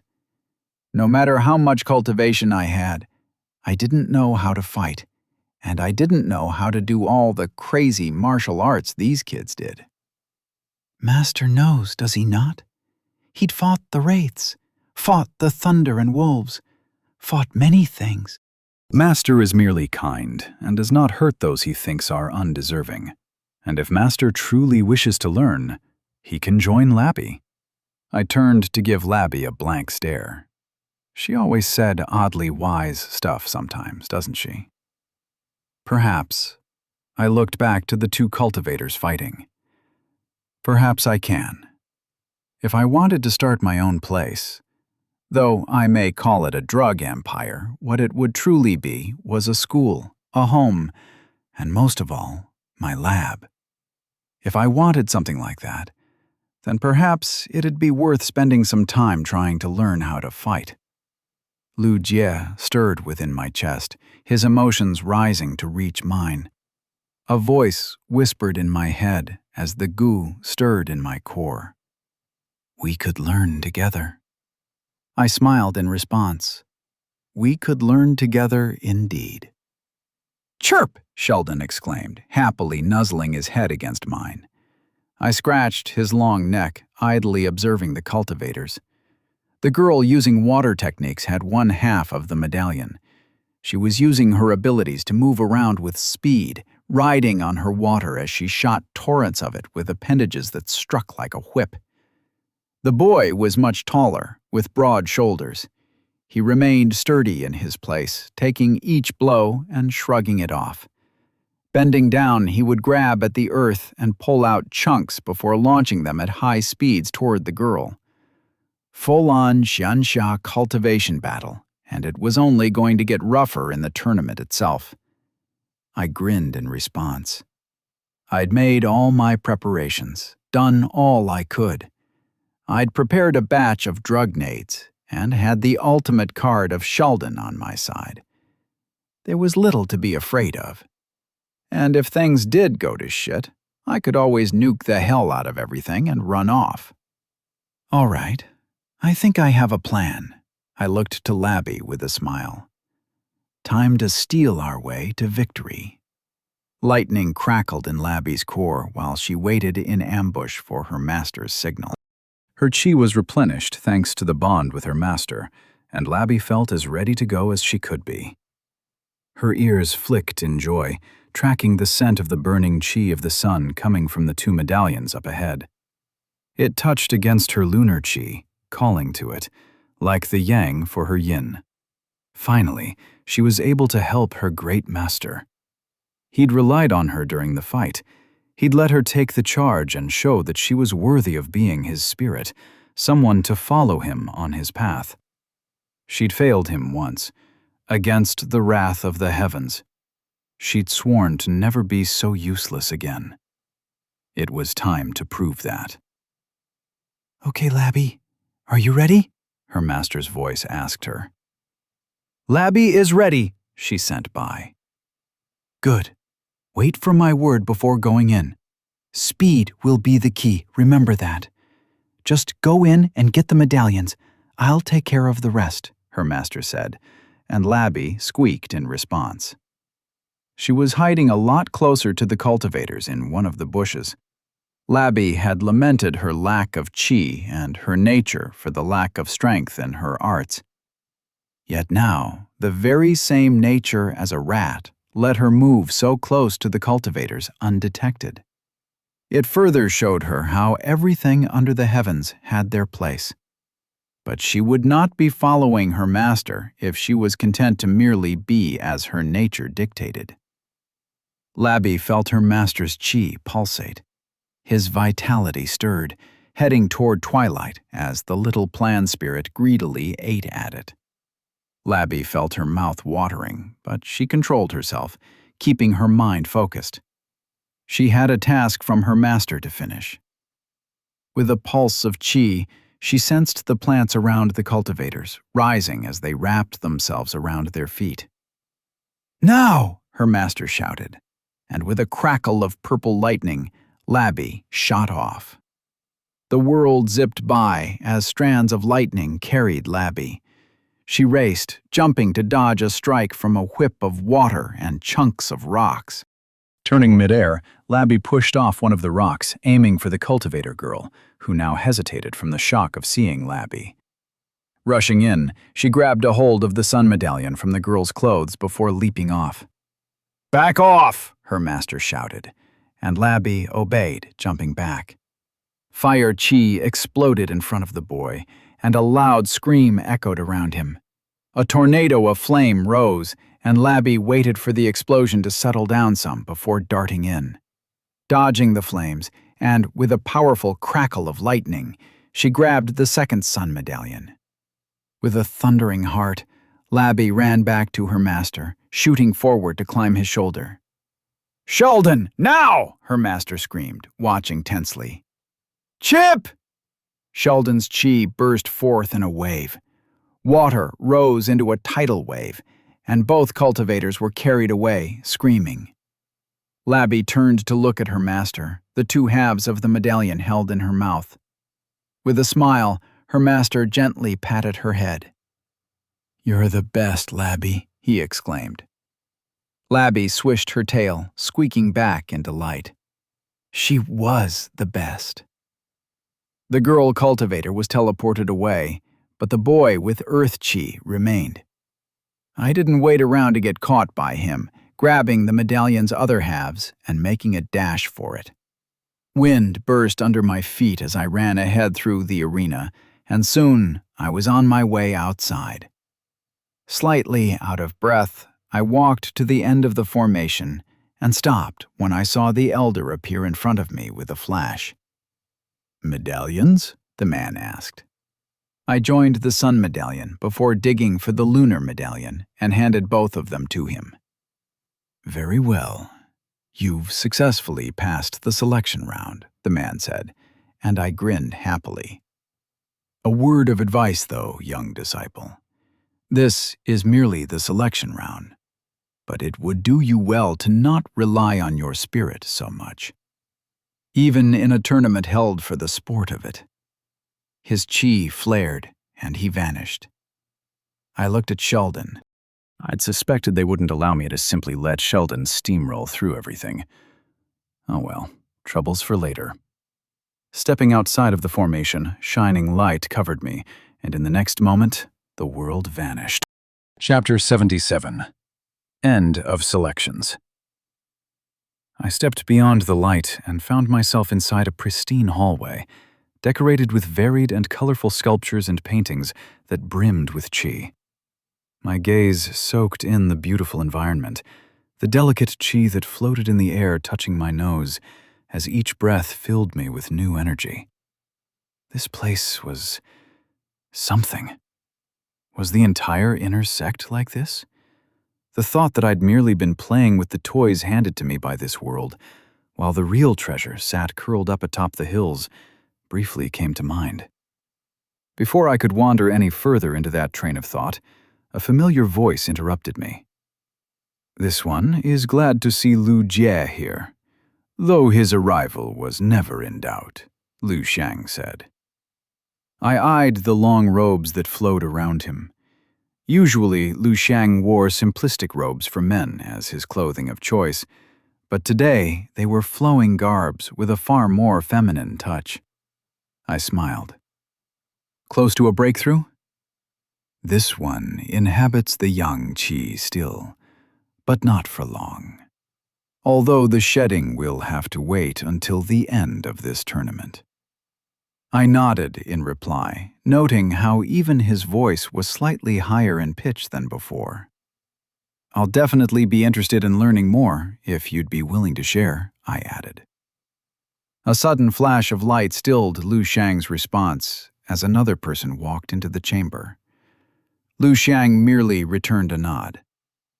"Let us talk of this later." Together, we moved to the other side, and I let my gaze follow the many people standing around. There were roughly 9 others present within the hall, if I counted myself and Lu Shang. I eyed the various cultivators and found none that were still in the second realm.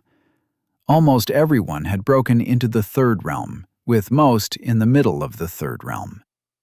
I frowned, realizing just how difficult it was to place some of their ages. From the general looks of it, all of them could be somewhere around 18. I thanked the fact that my face didn't look terribly older than any of the kids here, though I certainly felt a lot older. Was I actually 40 years old, seeing how I'd lived through my previous life for about that long, and then somewhat lived for another 20 years here? Am I a secret old man? The thought made me smile. It didn't take long for my mirth to die down, as light flashed once more, and I felt thunder chi from a source I hadn't felt in months. Conversation stopped.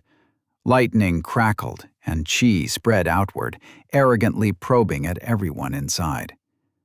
A small figure stepped out from the light, followed by another flash, and 2 young kids of about 15 walked into the hall.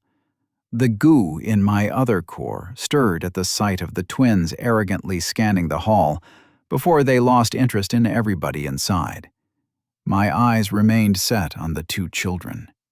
I quietly reached out with my senses. Low third realm. The dratted twins had made a breakthrough even without Yen Yun's help. Sensing my probing, the twins glanced at me, and I wondered if they were going to say something. I tensed, waiting for them to come up, but their gaze passed by me without any visible recognition. They don't remember me, huh? If I was a tad more arrogant, then I may have been pissed off and shouted something like, "You dare not remember this, Granddaddy." But this suited me just fine. More than fine. This was perfect.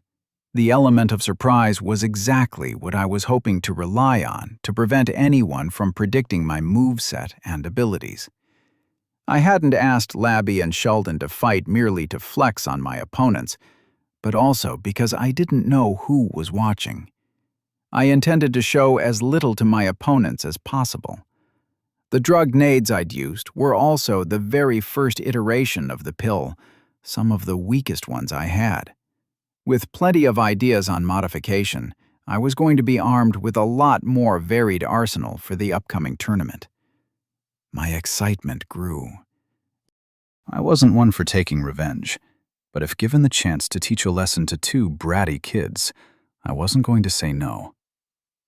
A wave of chi passed by, hushing every conversation. The same elder who'd been holding the tournament appeared, with flowing mist around him. "I must congratulate all of you for successfully passing the selection trial," the man spoke, his words carried by chi. I dipped my head in response, glancing up to find that even the twins weren't stupid enough to disrespect an elder. "The spirit herb hunt itself will begin in 3 days' time. You will be gathered here, all 12 of you, in this hall once more, before being taken to the halls to be introduced to the entire sect. Do not think lightly of this spirit herb hunt, for even if it is an event of sport within the outer sect, it is also an opportunity. The elders will be gathered, as the tournament itself will be displayed to the entire sect at the tournament event, before the martial competition begins. But before we proceed, allow me to show you at last what the prize is that you will be seeking to hunt." The elder turned to the side. Chi gathered at his palm, spreading out in mist. Light refracted in all directions before showcasing a small figure. White flowers blossomed all around, forming a beautiful plant that shone with a dim light. With a sudden jump, the plant rose, revealing a little plant spirit underneath. This is a silver spirit lily, known to produce the purest chi that can heal broken meridians and reinforce pathways. It is a great boon for helping in the foundation of a new circle, and can increase your chi purity and strength. You will be hunting these within the tournament, the elder said. I was about to laugh at the fact that this was quite literally a spirit herb hunt, but my attention was only partially on the elder, as Twilight kept tugging on my hair. "Chi! Chi!" the plant spirit chimed, and I reached up to gently grab her. "What's wrong?" I asked Twilight in a whisper, and the little plant spirit pointed to the illusion from the elder, chiming once more. The familiar jumble of thoughts reached me, which they usually did when Twilight was trying to talk. This time, one word echoed itself within the chaos that I could recognize. "Sister!" I glanced at the white plant spirit displayed by the elder, and then back down at the little red flower spirit in my hand. "Guess we'll be getting you a sister," I said, and Twilight chimed in response, smiling brightly. "Chi!" "Now prepare well, disciples. We look forward to your performance," the elder said, vanishing in a plume of mist. I turned to Liu Xiang and gave him a nod. Taking one last look at the hall that we'd all been teleported to, I began to make my way out. 3 days remained. It was time to do the last of my preparation before I jumped in. Brother, don't you think the boy there had been similar to the one in that odd book we'd grabbed? Lee whispered, as he walked with his brother.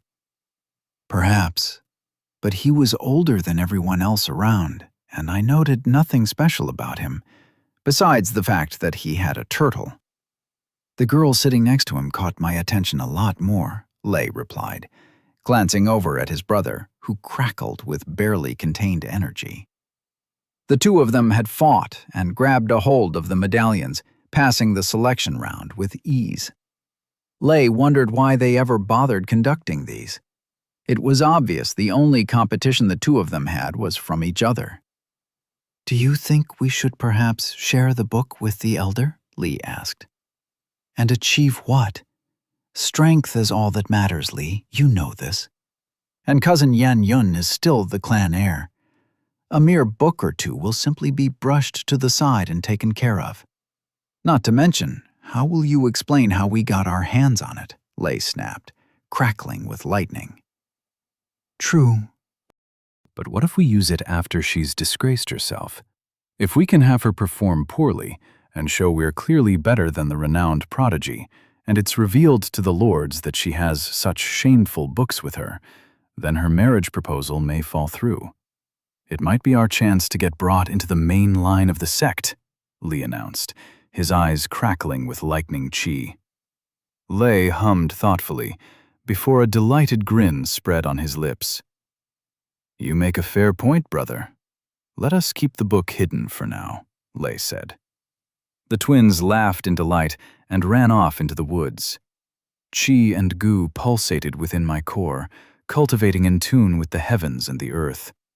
Labby sat nearby, drinking in the lunar blossom's chi as she homed it into lightning, circulating the chi within her core. I let out a misty breath. Sweat covered my half-naked body, and I reached for a piece of cloth to wipe the gunk off. There was almost none now. My muscles were quite accurately rock hard, though still fairly lean, while my skin remained supple and softer than ever. It was an odd mix, and when I saw my reflection, I resembled a lean athlete more than I did a superhuman capable of lifting a literal truck. Feeling at my two cores, I could sense Lu Jie cultivating in sync with me, both of us working through the cultivation of heaven and earth. It had reinforced the link between our souls, joining the two cores stronger than ever before through the little seed of vitality running through the middle. The sense of refreshment that came after a good workout washed over me. My cores were almost at their peak capacities, my chi reserves having quadrupled in the last month alone. It was such insane progress. I could feel myself choking sometimes, recalling the grueling months of work Lu Jie had put in to gain the minimum of benefits. Something stirred in my chest, a vague whisper that I couldn't make out, but the sentiment was conveyed. Together, I nodded, reveling in a strange sense of joy. This was another aspect that had arisen over time from my cultivation of the heaven and earth. I could hear Lu Jie speak even while awake if I paid enough attention. He seemed to be a lot more aware and conscious than before, at all times. Draping on my robes after cleaning myself, I popped in a rare pill to refill my chi resources. I'd never needed to, as I rarely spent my chi outside alchemy, and the number of spirit herbs in my room had saturated the air with enough chi for a quick recovery of my small reserves. I walked around, grabbing at spirit herbs and fire herbs of all sorts that I could find. Labby was still next to the lunar blossom as she took in the chi. I found that spirits did not truly cultivate as cultivators did. Instead, they relied on the herbs, pills, and their bonds to grow. They absorbed the nature of their path from their surroundings, permeating the chi in their bodies that allowed them to break into new realms, not merely from their cores, but from their entire beings. So far, there hadn't been many changes with Labby's physique, but I already know how it had been for Sheldon when he'd broken through to the 7th realm. I could only wait and see how my little baby rat grew up. I checked the disassembled goon aid, carefully put in a sealed drawer set with a powerful formation made by Liu Shang. I'd been worried about keeping something like this before I'd realized that with just the base individual components, leaving the goo portions aside, I was essentially just picking up firecrackers and putting them together to create a nuke. Putting the fire herbs together, I flicked my wrist to light a flame under the cauldron. I tried to reach out to the water in a jar nearby and move it, but of course the notion was entirely silly, as sending qi to the water merely made it ripple. I poured the water in the cauldron, sprinkling in the spirit grass as I began to go through the notes of my various grenade models. It wasn't just goo and qi I could mix up in the grenade chassis, and the true power of the Drugnade 2.0 will soon be witnessed by the entire Cloudy Peak sect. I grabbed the fire herbs, lit a fire above my palm purely for the heck of it, and sent the herbs into the cauldron with a roaring flame, and began to make my final batch of drugnades. It was time to quite literally explode my way to victory. Chapter 78. Spirit Herb Hunting. One Yen Yun felt the qi stir in her core, crackling with the promise of violence and thunder to strike and bring her enemies to their knees. The whispers of strength crawled upon her, and she took a deep breath, holding the calm that years of meditation and practice had instilled in her. Moving her hand forward, she further stilled her dantian, stopping all movements in her body as she waited, breath held tight.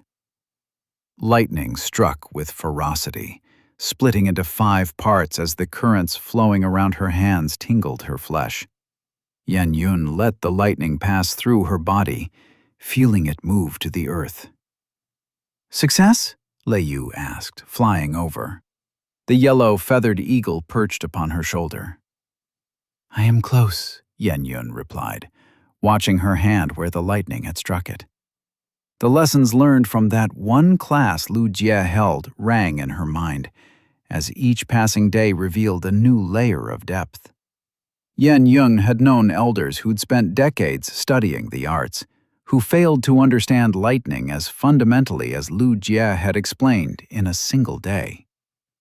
And the heavens had not moved for a moment upon the revelation of these truths. Yet they struck Lu Jie down for the mere realization of the truths he held, Yen Yun said, her brows creasing. She dared not even dream of what truths the boy held. To have changed his very nature, fixed a shattered core, and held control of a vile energy like goo without turning into a demon.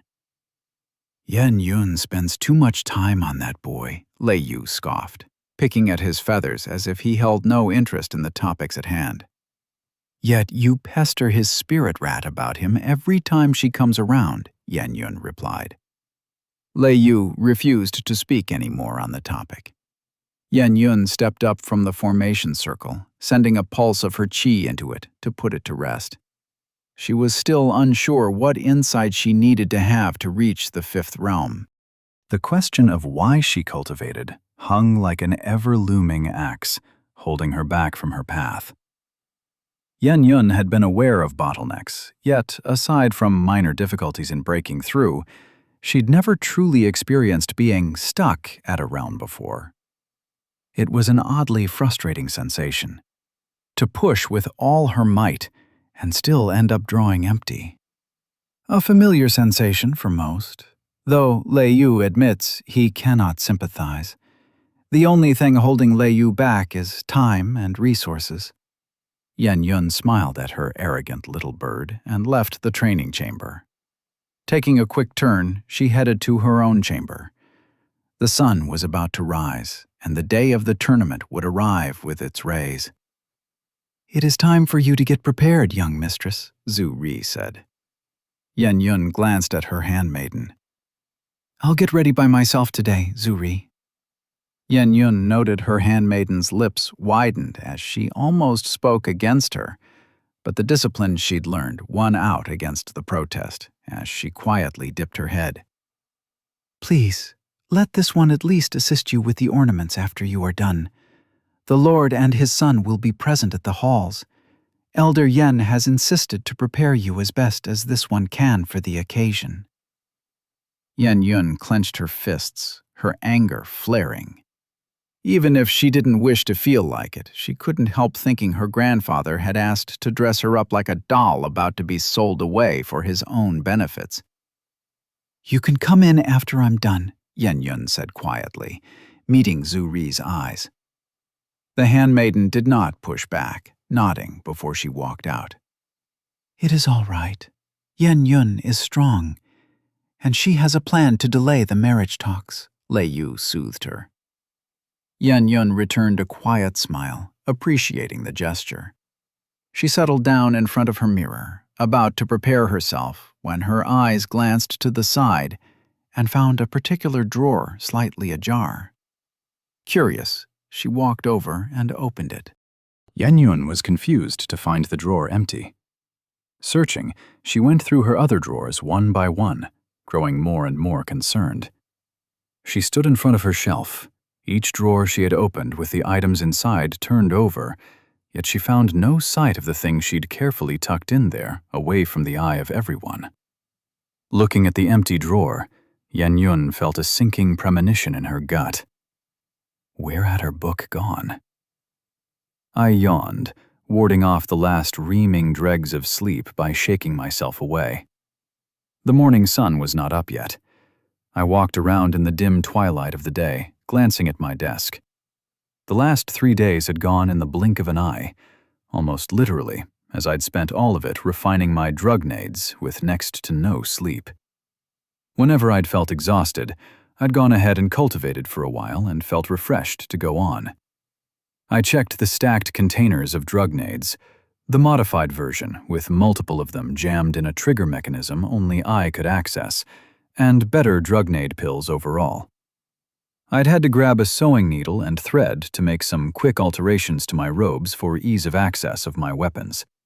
It didn't look pretty, but it got the job done. Checking my weapons and making sure I'd got everything right, I'd gone ahead and assembled the goo-nade. For now, I'd only picked 3 goo-nades, which already felt like extreme overkill, but better safe than sorry. With all of that complete, the last few hours of the day had been spent catching up on sleep. I was starting to need less and less with each passing day, but just for this once, I made myself go to bed for a couple of hours, to wake up fresh before the tournament. Twilight had decided to join me in that, asking me to bring her plant box next to the bed for her to sleep in, which had quickly prompted Labby to make herself home nearby as well. Sheldon, amused, decided to indulge in the snuggle fest while we napped. "All right, time to arm myself like a fucking terrorist before I head in there," I said, chuckling as I began to pick up all my weapons. Usually, anyone in this situation is expected to pick up the classic sword or perhaps a spear, study the weapon arts, and hone their craft. Perhaps a bow and arrow. Anything, really, that they could become one with and enhance their martial skill. Nope, fuck that. They could swing their pretty swords all they wanted. I was just going to use my grenades, please and thank you. Don't bring a sword to a gunfight, as they said. And I had entire antimatter nukes at the ready. I cackled madly at the thought, arranging my grenades at my waist, with my robes easily covering them. I could access them through a side pocket I'd cut, and they'd still be hidden enough to not be caught on by people. The chi suppressors put onto them should also see to that. All right, weapons, check. Spirit animals, check. Ominous heaven rumble? I looked up in anticipation, waiting for a rumble. Fine, be a sour prick. You know you'll rumble as the backdrop to my evil laugh one day, I retorted. I took a deep breath, excitement beating my heart faster. I had little care for the tournament, but the time and effort put into it had made me invested.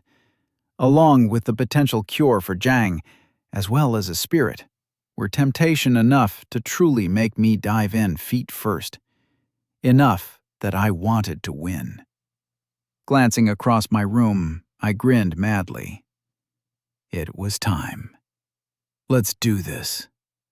Even with my rush of preparations, I hadn't failed to notice the changes happening around the sect. I'd sensed a lot more people hurrying by, as the entire sect had taken on a festive atmosphere. Yet, having finally come out, I could admit that what I saw completely blew away my expectations. Stalls and merchants lined the outer roads to the sect itself, with a long line of people heading inside the sect premises, bowing at every step whenever they saw a cultivator, before going about as they gazed at the various sights. My chi senses were brimming as a veritable horde of people walked around, with many of them being at the first realm. What surprised me even more was the number of non-cultivators. It felt almost as if the entire population of Seventh Peak City decided to come over, and perhaps it wouldn't even be an exaggeration to say they had. I walked up the hill just as the sun rays started to peek over the horizon. Various smells and a myriad of sound whirled upon the breeze, each little sensation telling me so much. Some days I felt as if I would forget to appreciate just how amazing it was to be able to see, hear, feel, and sense so much. Any day now, I might get used to this fantastical experience of being here. That knowing, right in the middle of this horde of people, far in the distance, there was a child crying about the candy he'd lost, was just something I could do. That it would become mundane. Yet on days like this, I doubted I ever could. This world had so much to see. I'd merely explored this little sect, this little corner of the seventh peak of the empire. There was a vast world out there, ready to be found. And perhaps someday, after I'd built the foundations of my home and was free enough, I could go on with Labby, Sheldon, and Twilight alongside me. Perhaps even Su Lin, Zhang Chen, and Granny Lung, exploring the corners of the empire and discovering whatever wonders it had in store for us. The sense of wonder and excitement I'd first felt upon arriving in this magical world of mystery reignited in my chest. I had plans now, goals that lay beyond this sect. This tournament was my time to take a step in that direction. The wind rushed past me as I ran, dashing up the hill, away from the warded and protected sections the regular people were perusing. The wind brushed my hair, rustling in soft waves. Idly, I noted that I needed to cut the long strands one day and bring them down to a normal length, a task for another day. Sheldon chirped happily, and Twilight chimed in delight, grabbing onto my hair so she wasn't blown away. Labby remained huddled within my dantian, nervously crackling with lightning as she ended up being the one who was having nervous jitters. As the rays of the sun began to hit the grass hills with full strength, I found myself at the top, in front of the hall I'd arrived in on the completion of the selection tournament. Gathering myself, I walked inside, hearing Labby squeak nervously. I glanced around the room already full of people. The elder was at the other end of the hall. I intentionally avoided meeting Lao Shang's gaze, nor did I approach him. We were competing today, and I didn't want to distract myself from that fact. I also avoided making any eye contact with the twins standing together at one corner of the hall with bored expressions. The door of the halls closed as the last of the participants arrived. The elder walked toward us, and his voice boomed out. "All of you have arrived. Good. Then let us begin shortly." The elder's arms flared out, and mist flowed through the room with a pulse of chi. Light burst in front of us, forcing me to squint, momentarily blinded. Deafening roars shook me alert as I looked around in confusion at where I'd found myself. We were on a stage, on a stadium carved from smooth earth and polished to perfection with chi. An arena stood around us, packed to the brim with what must have been at least 10,000 people, shouting and cheering. "This elder greets the Lord Zhou and the elders of the sect. It is now time to begin the first of the events for the tournament. The Spirit Herb Hunt," the elder announced, his voice booming, and the roars rose to a crescendo. Another crier announced the names of the participants to the side. My eyes briefly glanced up ahead to a man lounging on a throne set at the center, with another young boy seated next to him. I felt a wave of pressure that crushed my spirit from merely looking at the man. There was something strange about him, detached from his realm, which I couldn't even glance at.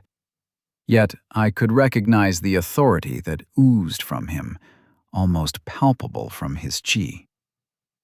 That must be the lord of the city and his son.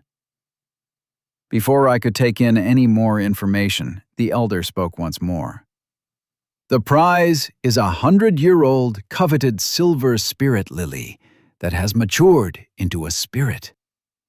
The elder lifted his arm, and the little plant bobbed around. A sway of oohs and ahs went through the crowd, and I could feel the greed-filled gaze some of them sent this way. The arena is filled with spirit herbs and treasures of all kinds, but none that do not come with their own challenges, including the silver spirit lily itself. The disciple to find the treasures of most worth within 2 hours will be declared the winner of the hunt, the elder exclaimed. Wild cheers broke through the crowd. Man, these guys were excited. Let us not tarry for the beginning of this tournament. With the grace of the Lord and the elder, may the hunt begin, the elder proclaimed, and I felt myself being swallowed by white light once more. Wait, hold on, I exclaimed before the ground left my feet. I found grass rushing toward my face as I fell.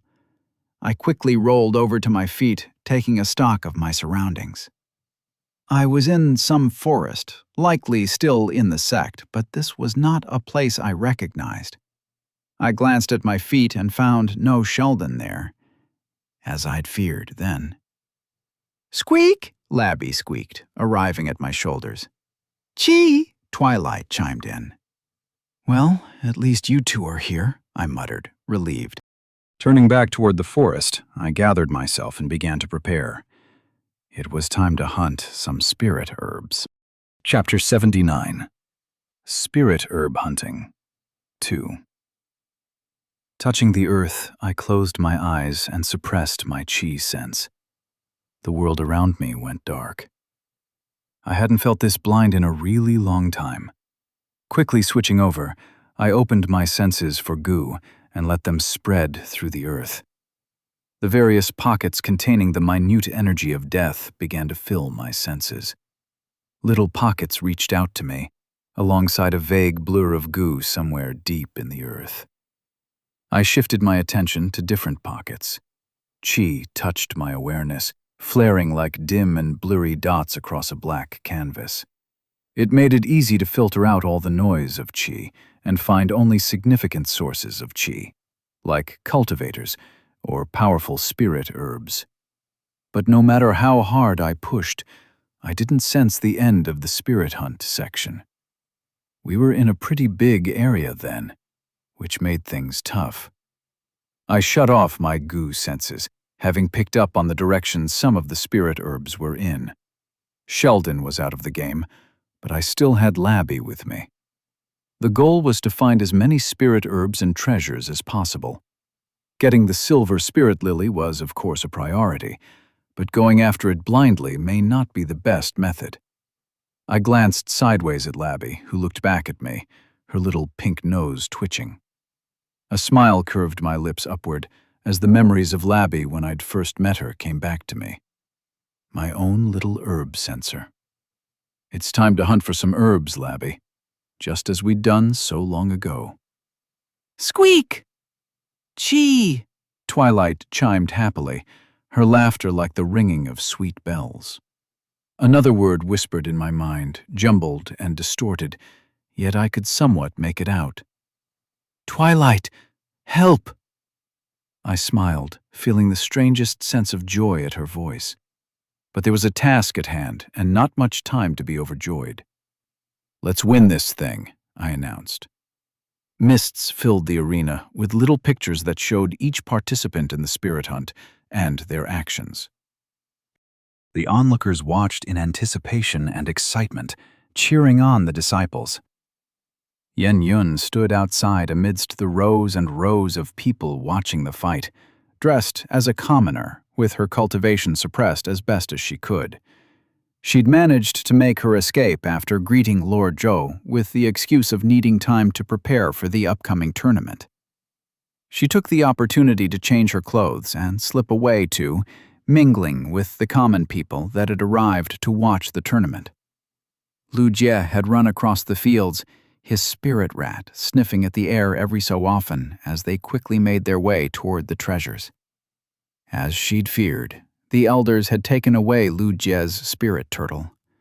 A beast like that, willingly following a disciple without a powerful cultivator being involved, was a loophole in the rules that no one anticipated. Her eyes shifted sideways to Li and Lei, separated for now.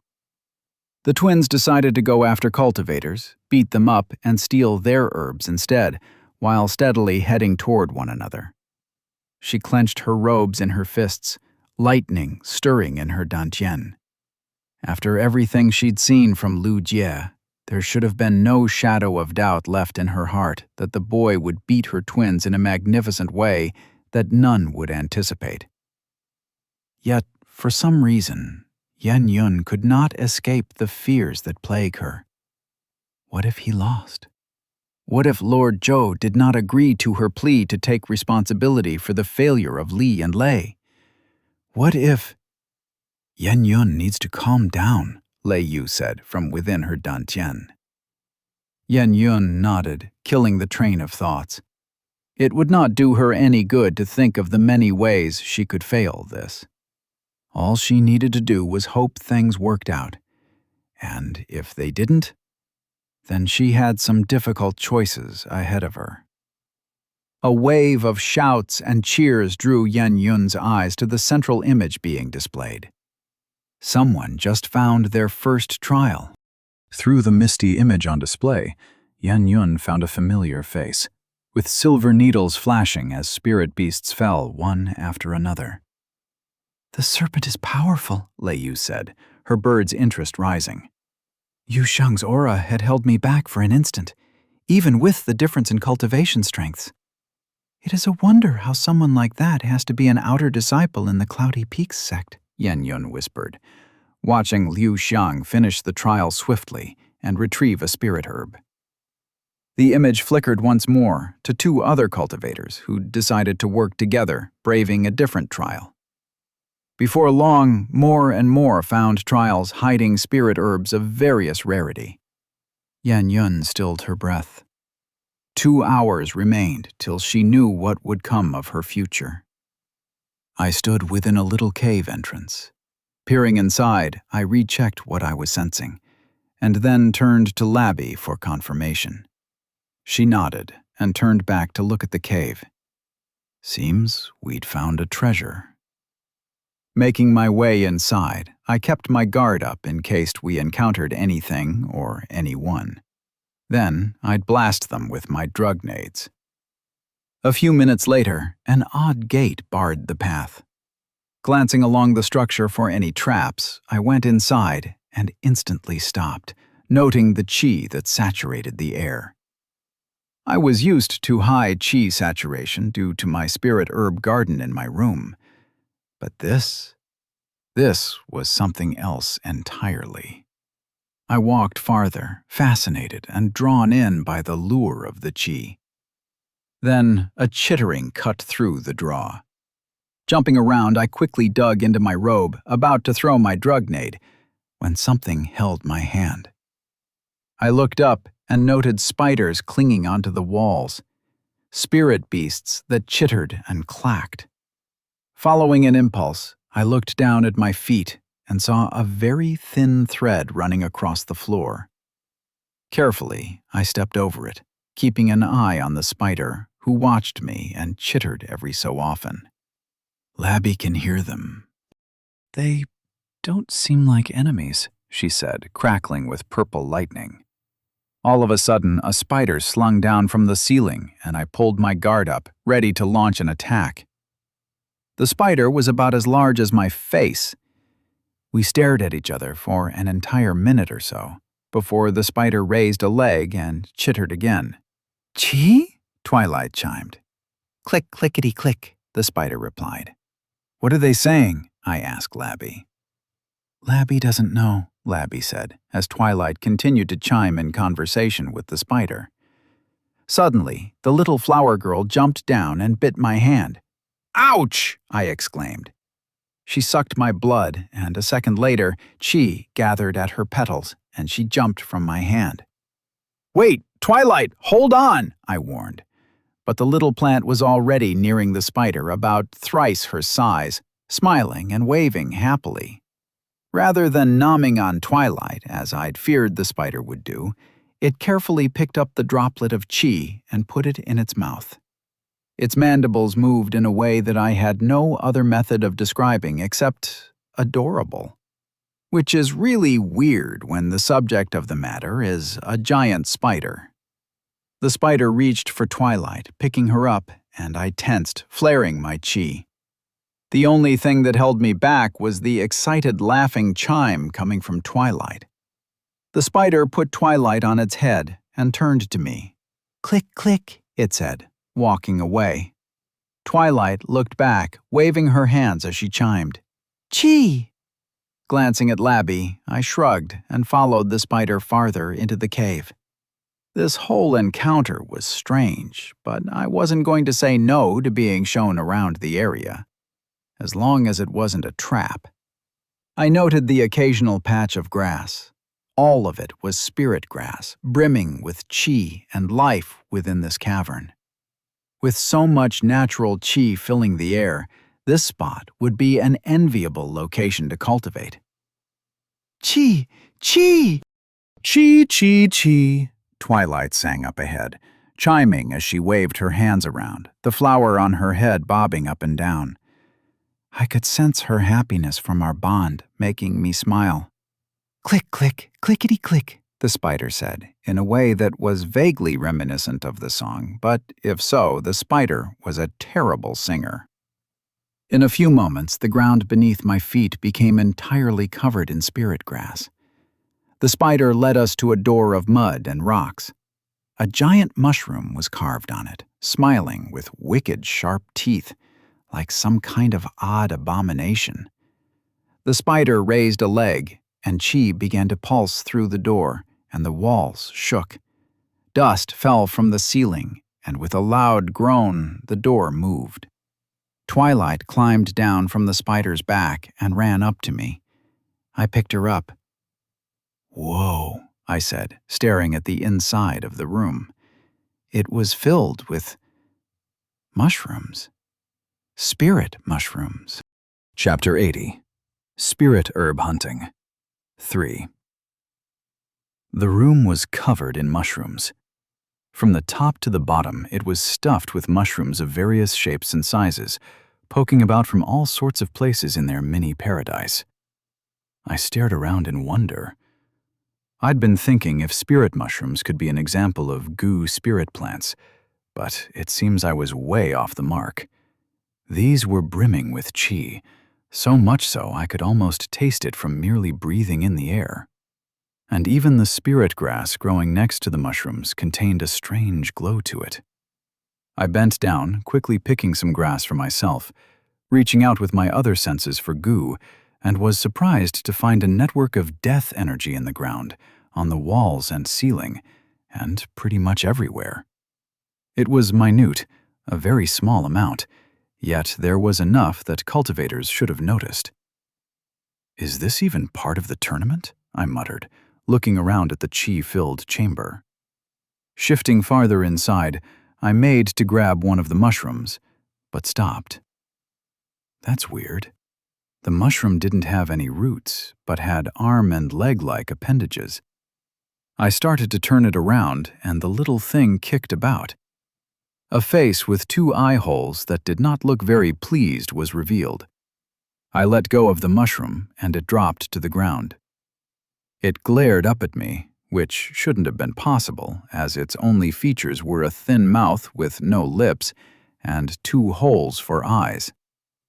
The mushroom ran at me and bit my toe. It tickled somewhat.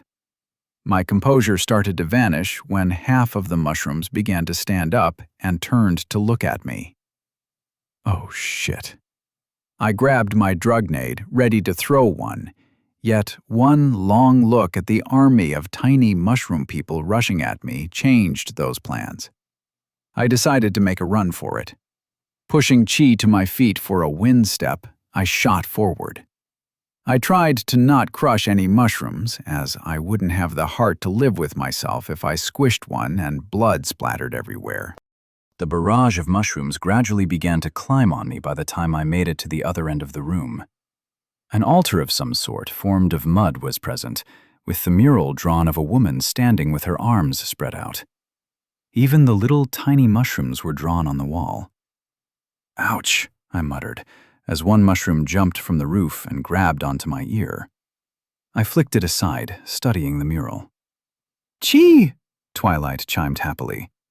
Labby shot off the mushrooms with her lightning. I maintained a light pulse of chi around me to push them away, though one managed to stick around by sitting next to Twilight on my head. The little plant girl began to clap and play with the mushroom spirit, talking to it in her chimes. I shook my head, amused by all of it. Extending my hand, I touched the mural, and the entire room suddenly stilled. Every single mushroom stared at me in utter shock, as if they couldn't believe what I'd just done. One mushroom inched closer, and with shivering hands, it tried to touch the wall. Chi flared as light rose from the ground, forming an invisible barrier that held it back, preventing the mushroom from touching it. The mushrooms that had climbed my body fell down, all staring at me. Then, all at once, they fell to their knees and began to bow their heads. "Chi?" Twilight chimed with a note of confusion.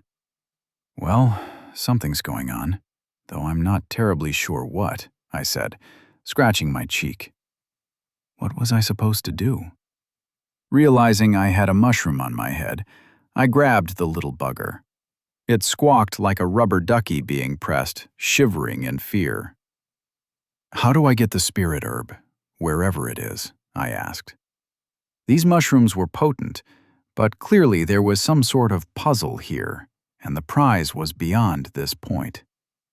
The mushroom simply shivered more at my question, and I sighed. I was about to start looking at the murals for an answer, when Twilight jumped down to my shoulder and made her way to my palm. "Chi! Chi! Chi!" she exclaimed, pointing all sorts of ways before finally at me. The mushroom spirit squeaked and slowly nodded.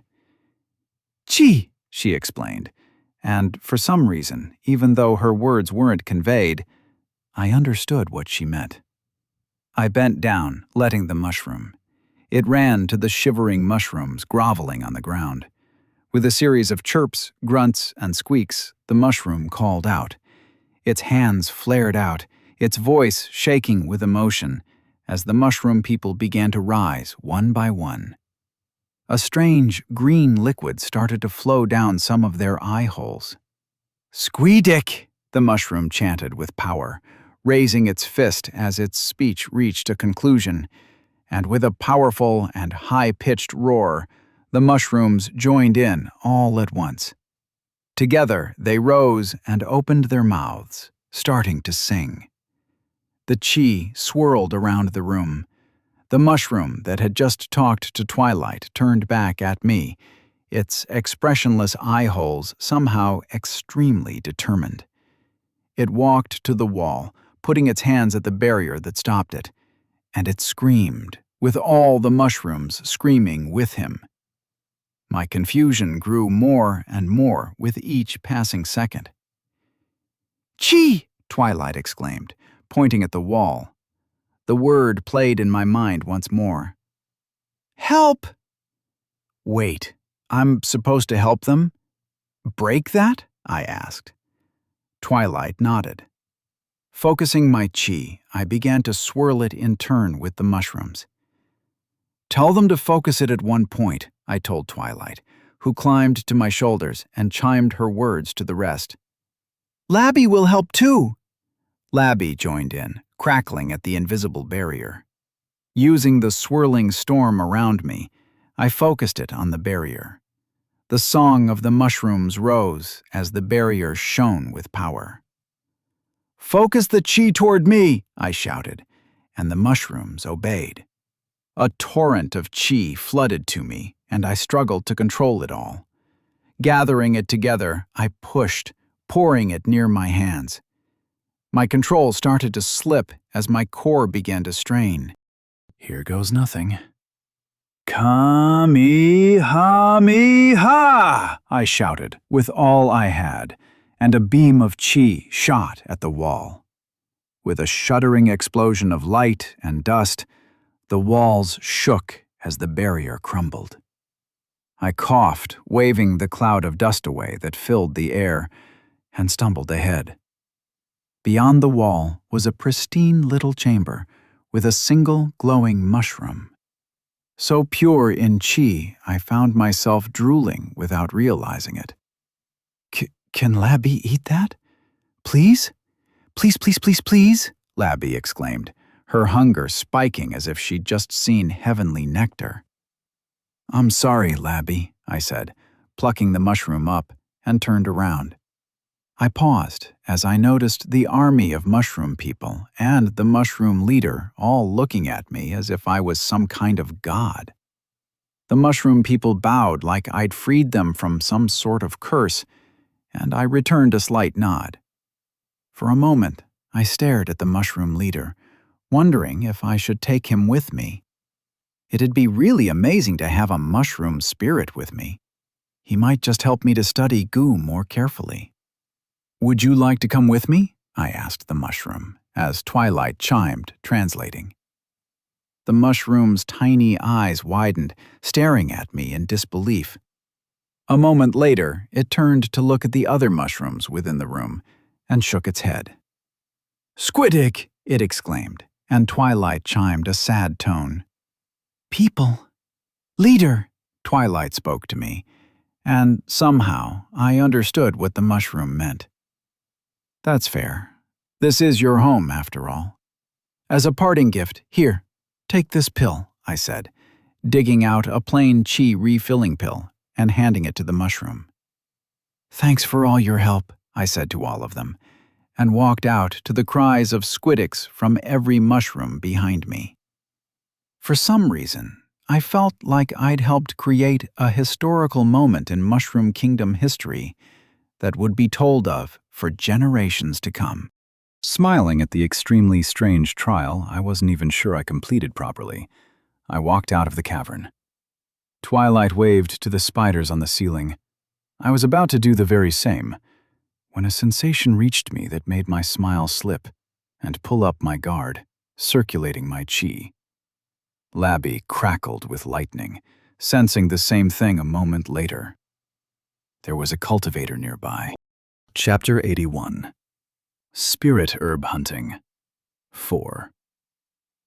I reached out with my senses to find the cultivator. Focusing my senses, I tried to remove the spirit herbs and beasts, focusing on the one shimmering ball of chi heading this direction. "Labby, come here, quick," I said, pulling Labby back in my dantian.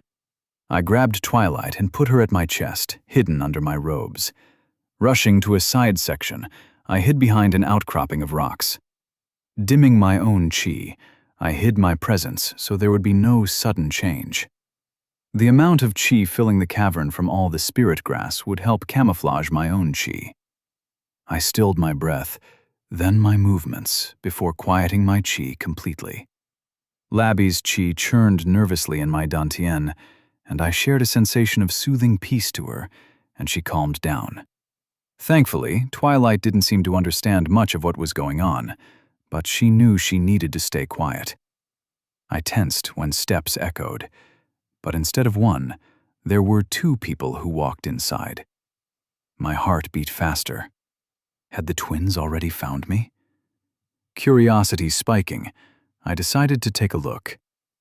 Moving carefully so as not to make a sound, keeping a tight grasp on my chi, I edged to the corner of the rock and glanced around it. 2 cultivators were nearby, scanning the area. My body relaxed.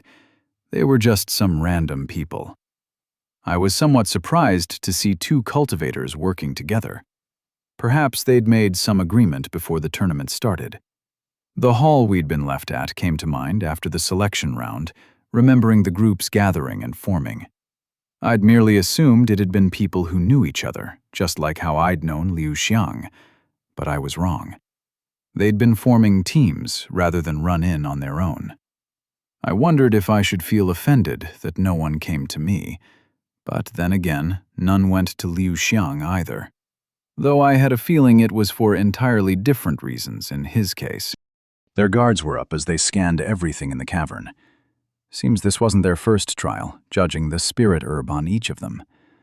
I decided to watch them go through the cavern for a while. There were no rules that prevented me from stealing any herbs. The only question was whether I could do that without being ganged up on and getting my own herb stolen.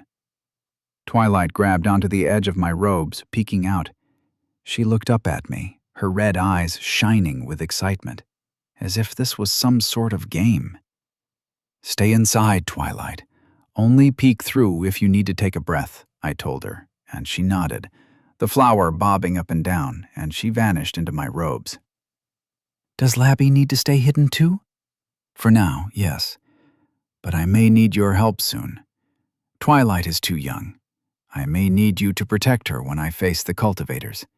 If I go." "Labby will protect her junior sister with everything she has," Labby exclaimed with a squeak. I had no doubt about that. Checking on my spirits one last time, I refocused on my potential opponents. The 2 cultivators briefly searched the spirit grass for any clues before they moved on. A few steps in, one of them pointed upward to the spiders, and they took a stance. The spiders chittered from the ceiling. One of the cultivators flared his chi, and flames licked his clothes. With a punch forward, fire chi exploded in a plume of flames that shot upward. My hand moved to my chest without thought to shield Twilight and prevent her from seeing her spider friends being hurt. I realized a moment later that she couldn't see anything from inside my robes, yet continued to keep my hand pressed against her regardless. A powerful series of hisses filled the cavern, and the spider's chi flared. The cultivators leapt in, alternating between earth and fire attacks, fighting the spiders. Except the spiders were far from helpless. I watched in horror as tens of gigantic spiders began to rush the cultivator, shooting webs glimmering with poison chi. It wasn't a fight as much as it was obliteration. The spiders swarmed the cultivators, baiting fire attacks and targeting their feet. It didn't take long for the 2 to abandon their losing battle and cut their losses, rushing forward. A few spiders gave chase, but they stopped when the cultivators left their area. Waiting a moment, I began to follow, remaining crouched.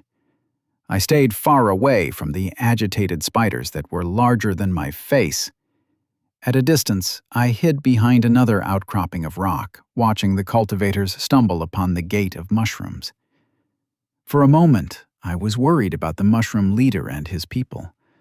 When the time arrived, and if they needed it, I would step in and help. They tried to find some sort of solution to open the mushroom gate. Oddly enough, the carving on the gate itself had changed from the evil, sharp-toothed mushroom to be the face of a tiny mushroom leader, standing tall and proud, with Labby by his side and Twilight standing nearby. I even spotted a depiction of myself floating in the air, holding a glowing mushroom, while the rest of them bowed in my direction. Seems our little battle had left a mark. A frown covered my face when the same gate was attacked with a powerful blast. The gate shuddered but held still, and the cultivators continued unfettered. A few moments of powerful explosions of chi later, something cracked and the gates started to crumble. In an explosion that kicked up dirt, the gate collapsed and the way inside opened up. I sensed the cultivator step inside through the dust cloud. Waiting a second longer, I prepared to rush in and fight them. Flaring my chi, I revealed myself, clutching a drug nade from my pouch that I was ready to throw when I sensed something strange. Little orange particles of chi floated in the air, filling the dust cloud. I moved closer, covering my nose with my sleeve. The two cultivators were being dragged to the side by a pair of gigantic spiders. They twitched uncontrollably, eyes wide in horror. Paralyzing power of some kind, and a fast-acting one. I stepped back from the cloud, finding my hands and feet numb, yet, thankfully, I didn't seem to have inhaled nearly as much of it. I circulated my chi to get rid of the paralyzing spore. After I'd removed enough of it, I followed the tracks leading to where the two cultivators were. The path took me to a side chamber covered in thick webs and cocoons, where they were being tied up in webs and stuck to the walls. Spiders crawled all around them, tying them up further. A shudder went up my spine, realizing that if I didn't have Twilight, that could have very well been me. This was truly a sinister trap, with the mushrooms and spiders working together to support each other. The spiders would guard the mushrooms, and the mushrooms would help capture anyone who entered for the spiders. A low hiss greeted me, and I noted a spider standing nearby, raising its legs threateningly. More joined in, hissing as one, and I took a step back. I suppose I hadn't earned enough trust to be let in here. Gently, I grabbed Twilight and brought her out. "Can you talk to them?" "She?" Twilight asked, before she glanced at the spiders. "Chi!" she exclaimed, waving happily. The spiders looked at Twilight in confusion. It suddenly struck me why Twilight could talk to the mushrooms and spiders, while Labby couldn't. Plant spirits had a strange kind of language. I already knew that. Since the spiders were working with the plants, they were more accepting of any plant spirits who could communicate with them. I wondered just what other kinds of relationships these spirit beasts had in the wild, based on their nature and the nature of their chi. I let the thoughts go, focusing on Twilight, who continued to chime happily. The spiders responded with clicks of their own, and a moment later, I saw a rare frown on Twilight's face. "What's wrong?" I asked. Labby appeared on my shoulder with a crackle of lightning. "Does Labby need to fight?" she asked, glancing around at the many spiders. "Chi! Chi! Chi! Chi!" Twilight said, waving her arms around. I failed to understand the jumbled that she sent my way. Growing frustrated, the little plant girl grabbed my thumb and bit. A moment later, she pointed at the drop of blood that gathered, then pointed at the spiders. "They want my blood?" "Chi!" she exclaimed, nodding and then quickly shaking her head. Okay, close, but not the right answer. "Chi!" she pointed again, opening her mouth and rubbing at her belly. She then pointed at my abdomen. "Food!" she exclaimed. "Hold on. They want my essence?" I asked, bewildered. "Chi!" Twilight chimed, nodding in agreement. I frowned, looking at the spiders making quiet clicking noises as they all watched me in anticipation. "Tell them I'll give them 1 drop if they let me go to the 2 cultivators they have there," I said. Twilight chimed, translating my words. The spiders turned to look at each other, clicking in a way reminiscent of a discussion. One turned to me, lifting a leg as Twilight chimed once more. "Chi!" "What a day," I murmured, bending to my knee as I focused. Gathering my essence, I formed a single golden drop at my fingertip, which I dropped onto the hairy leg the spider had extended. In a frenzy, They all jumped on the drop. The largest one hissed, quieting the mess. The spider with the droplet was escorted away, and the big spider lifted one leg at me, which I took to be a sign of agreement, before it turned and skittered away. It took me a moment to understand it wanted me to follow. I walked behind the spider, periodically glancing at the two cultivators. Their eyes remained on me, as something akin to hope filled them for a brief moment. Brother, help us," one of the boys spoke, moving his mouth with difficulty. These cultivators were just kids, about 2 to 3 years younger than me, if I had to guess. A part of me wanted to agree and simply free them, but this was a tournament, and one I needed to win. "If you give me your treasures and agree to give up, then I will," I said. The boy's eyes shook in surprise. "We could resist. The formation will take us. You will never get the herbs that way," the other boy said, his eyes determined. I hated to do this, but it seemed like the best way. Coaxing a very fine strand of goo, I applied it to my voice, just enough to add the unsettling edge given by the death energy. "They will, when you are in mortal danger and injured enough. But spiders are slow, methodical. How long will it be before the elders step in?" I locked eyes with the two of them. "But your choice has been made, brothers, and I will respect it." Silently, I walked away. "Master, are you really going to leave them?" "No. I plan to wait outside for 5 minutes before I head in there and use a drug nade to send them back." I almost stepped out of the cavern, feeling both impressed and disappointed by the stubborn determination they had, when I heard a cry come from behind. "Wait, please," a boy murmured, and I turned back around. "Do you agree?" I asked, and the boy nodded. I walked closer, standing next to him, and took the spirit herb from his pocket. A dark, bulbous root filled with potent earth chi.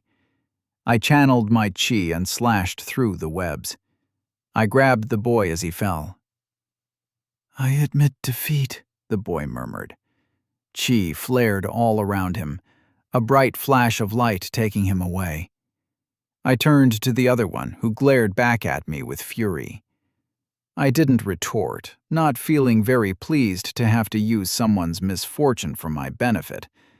But I wasn't stupid enough to let an opportunity like this go. "Fine. Free me," the other boy said. Walking closer, I searched around before finding the treasure. A glowing flower of a deep red color, filled with fire chi and burning with flames at the edges of its petals. I could use this to make a more potent drug nade. Possibly something even stronger and more fire-based. Glancing at the boy, I used my chi to slash through his webs and grabbed him. "I admit," the boy murmured, and I tensed. I pushed him away, sensing the rising chi from his chest. Flame burst through his mouth as he breathed fire at me, even as his legs gave beneath him.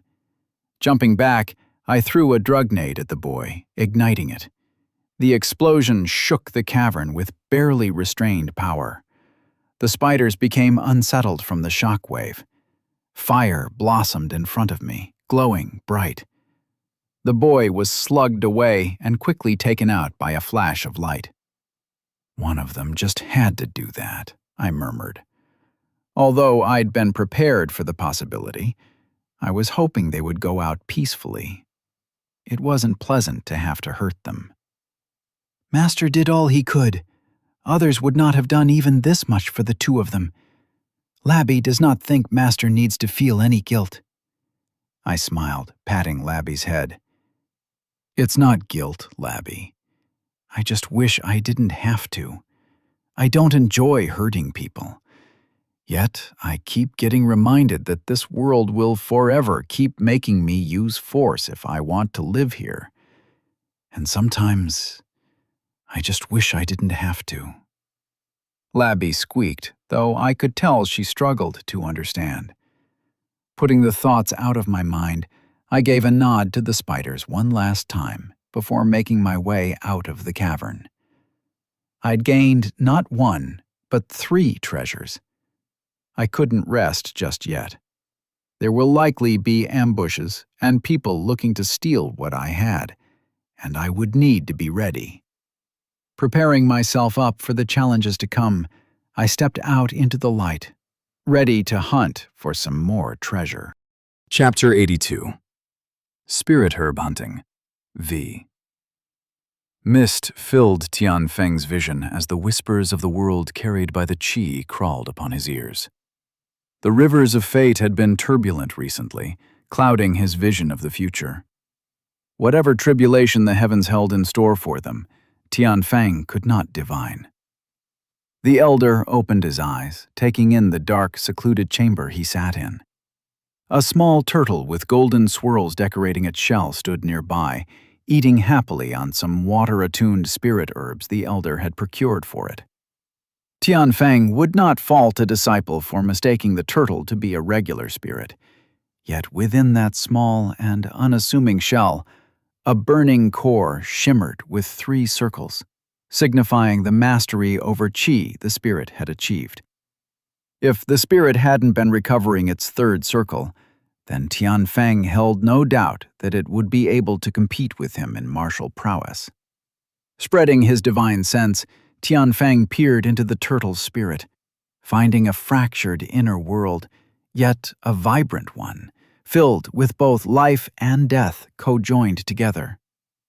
The turtle's budding divine senses pushed back against his as he sensed the spirit's annoyance at having his inner world peered into, yet the spirit lacked technique. For courtesy's sake, Tian Feng withdrew his divine senses. Xiaodong watched the elder with an inquisitive glance. "I hope you appreciate the amount of work it takes me every day to hide that child's fate. Anyone at the 7th realm could easily peer inside his dantian, at the twin core he harbors, and the twisted knot of his soul," Tian Feng said. "Chirp!" the turtle chirped, not relaying any intent through the call before it returned to the feast of spirit herbs. "It is rare to see you bested by a spirit, Tian Feng," Xian Yue spoke, rising from his dantian with a chiming giggle, the light of the moon filling the dark room. "I am far from infallible, And spirits of water have always been notoriously crafty, capable of changing with the flows of the world far sooner than the rest," Tian Feng replied, though he sensed that it only served to increase Xian Yue's mirth. "As you say, Tian Feng, I will say I am cross that it took you so long to inform me of the fate of that child. To think the grandfather of the fire demon Yang Shen was teaching someone like him. I would think he would have already had you kill the calamity blossoming in our cradle." A threatening pulse of qi washed over Tian Feng as he turned to observe Xiaodong, now intently watching the 2 of them. "The boy is not to be harmed," Tian Feng announced with a burst of qi that covered the chamber. With a side glance, he eyed Xian Yue to let her know of her mistake before he continued. "As far as Lao Zhang goes, he knows of the old alchemist's existence. The previous lord had been the one to welcome the exiled alchemist and provide him a place within the 7th peak. That favor has not been forgotten. It had been foolish of the Jade Court to let such a man go for the crimes of his grandson. We will not make the same mistake." The chamber briefly shook with his proclamation. Tian Feng watched Xiaodong a moment longer before the turtle returned to his spirit herbs. "It is rare for me to say this, Tian Feng, but I hope you know what you are doing. My sisters have been silent, and you know well enough what that means," Xian Yue replied, meeting Tian Feng's eyes before the lunar spirit returned to his dantian. "Only time will tell, Xian Yue. I merely hope the boy can resolve the conflict within his spirit before it is far too late." I fear there is not much time remaining for us. Chirp! The voice came from the turtle. Tianfeng turned to regard the spirit. Believe. Tianfeng held the turtle's gaze, then shifted his focus to the mist displaying Lu Jie as he hid behind a bush to escape from a group of cultivators. In the end, that is all I can do. The rustle of the leaves surrounding me filled the air, accompanied by the sound of my breathing as I hid from 3 cultivators scouring the area for me. The situation reminded me of being discovered in a stealth mission, except there was no reset option here, and I was simply fucked. It hadn't been more than a couple of minutes since leaving the cavern before I'd realized something vital I'd failed to consider: the potency of all the spirit herbs on me. I was carrying 3 spirit herbs, all with extremely potent qi and essence filling them. There was no way that any cultivator nearby would fail to sense the qi emanating from them. Hurriedly, I'd moved the spirit herbs in my pouch, cracking open one of my drugnade cylinders and carefully extracting the explosive pills, then stuffed the herbs inside. I managed to get all but the mushroom inside when the cultivators rushed me at high speeds. Fast forward 5 minutes of chasing and jumping around, and here I was, hiding in a bush with 3 cultivators searching for any signs of where I may be. Twilight shifted under my robes, feeling a bit uncomfortable in the cramped space. I soothed her through my bond, asking her to hold on for a while. Stilling my qi as much as I could, I focused on the cultivators. There was one guy, lanky and wearing simplistic yet expensive robes. He kept pulling out talismans that turned into flying paper birds swirling around to find me. Extremely annoying, even if I was also interested in knowing just what kind of art that was. I could sense 2 herbs on him. The cultivator next to him was shorter, and a wind cultivator from the looks of it, with 1 herb on him. The last guy straight up had a sword at his side, and also carried 2 herbs, for a total of 5 across their group. They were all at the peak of the 3rd realm, and I decided suicide was not on the menu for today. But, Master, we could gain 5 spirit herbs if we win. And Labby believes that Master can easily beat those 3. I shook my head. Being greedy is the biggest mistake I can make here. I'd rather not get robbed of all my spirit herbs. Remember, there's a time limit we're working with. But what if Master gets help from the snake person? I frowned, focusing inward at Labby. Liu Shang? How would I? I haven't a clue where he is. Labby could find him. Labby can run around and smell for his qi. It would be a great help to work together with Liu Shang, even if just for a while. Both of us were competing to win, but with the way the spirit herb hunt was set up, there was no reason to turn on one another or even face one another. The only question remained was how long it'd take Labby to find Liu Shang and for him to get here. All right, Labby, you've convinced me. Go and find Liu Shang and ask him to come here. I've got a plan for these 3 in the meanwhile. Squeak, Labby replied, manifesting on my shoulder with a crackle of purple lightning. With a blast, she shot off through the patch of trees. A plan began to take shape in my mind as I focused on the 3 cultivators, calculating the risks and what preparations I would need to make for it to work. Concealing my qi, I stepped back from the bushes. Keeping an eye on the 3 cultivators, I slowly circled around them, making my way to a denser patch of forest. After almost a minute of walking, with each step carefully measured to not make any sound, I found a location with a bunch of rocks that I could make use of. I let Twilight poke her head out for a moment as I approached the area. She looked up at me with her beady red eyes. Twilight, can you help me grow the plants in this area to cover the rocks? Qi? Twilight asked, tilting her head. I repeated myself, this time accompanying the words by a mental image shared through our bond. Qi, Twilight chimed. Then I sensed her frowning. Help, she exclaimed with effort, and I smiled, patting her little flowery head. Yes, help. Try and get a feel for the plants as I set things up, I replied, setting Twilight on the ground. She walked around, sniffing at the plants. Digging in my pouch, I grabbed the exploding pills that I'd emptied from my drug-nade, and then, carefully crushing the pills, I spread them around. Pulling out another drug-nade, I dug at the ground before setting it in and covering it up with soil. Forming a very thin strand of chi on my fingertips, I tied the trigger mechanism to the earth, maintaining a thin channel of chi to the ground. I grinned when the chi properly diffused in the area.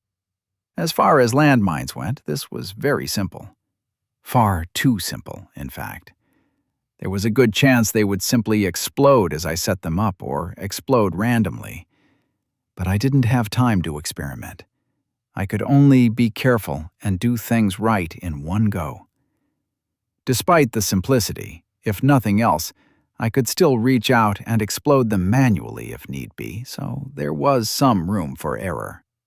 Concentrating, I buried 2 more drug-nades, repeating the steps I'd done from before. I only had a couple drug-nades remaining, but if I could get my hands on all 5 of those spirit herbs, I was hoping it'd be worth it. Turning around, I nodded to Twilight, and she chimed. Together, we extended our chi. I reached out to the world around me and to the network of plants. Closing my eyes, I sensed their connection to the world, to the earth that tied them to the ground, and to the air that let them breathe. I was able to reach the pulse of the cycle of chi inside them.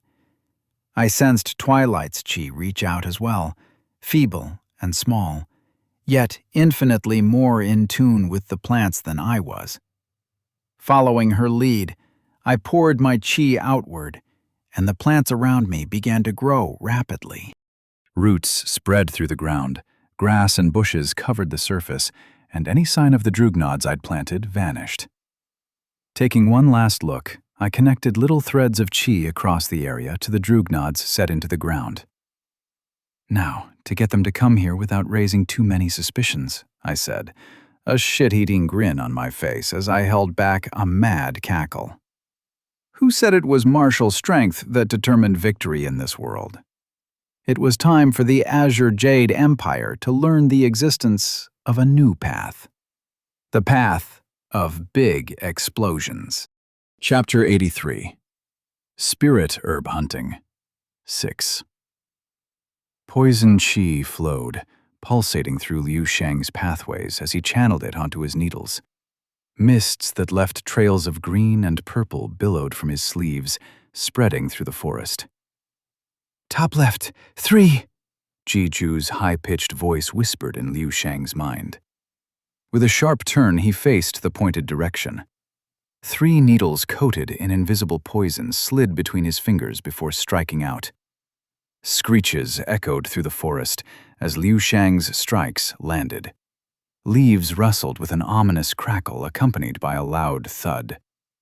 Silence followed as the creature met a quick death to his poison. Liu Shang stepped toward the monkeys, noticing 2 corpses with sharp needles piercing their backs. A quick glance showed no signs of the treasure on any of them. "There, the last one is escaping," Jiju clicked, her chi guiding Liu Shang in the indicated direction. Quickly grabbing his needles from the corpses of the 2 monkeys, he rushed forward with a burst of wind. Trees rushed past as he dodged the forest growth, trying to maintain his footing. Extending his chi, Liu Shang channeled it to his pouch. A rustle of parchment came from within, and a talisman flew out, appearing in between his fingers. With a touch of chi, the characters on the parchment lit up. Then a gust of wind covered Liu Shang, and he shot forward faster than ever. "There's something else there. What is she doing here?" Liu Shang frowned, unsure of what Jiju meant. He prodded the spider, yet she refused to elaborate. "Just see for yourself." A moment later, a pulse of purple lightning revealed the unexpected guest. Increasing his speed, Liu Shang closed his eyes on his approach to his target.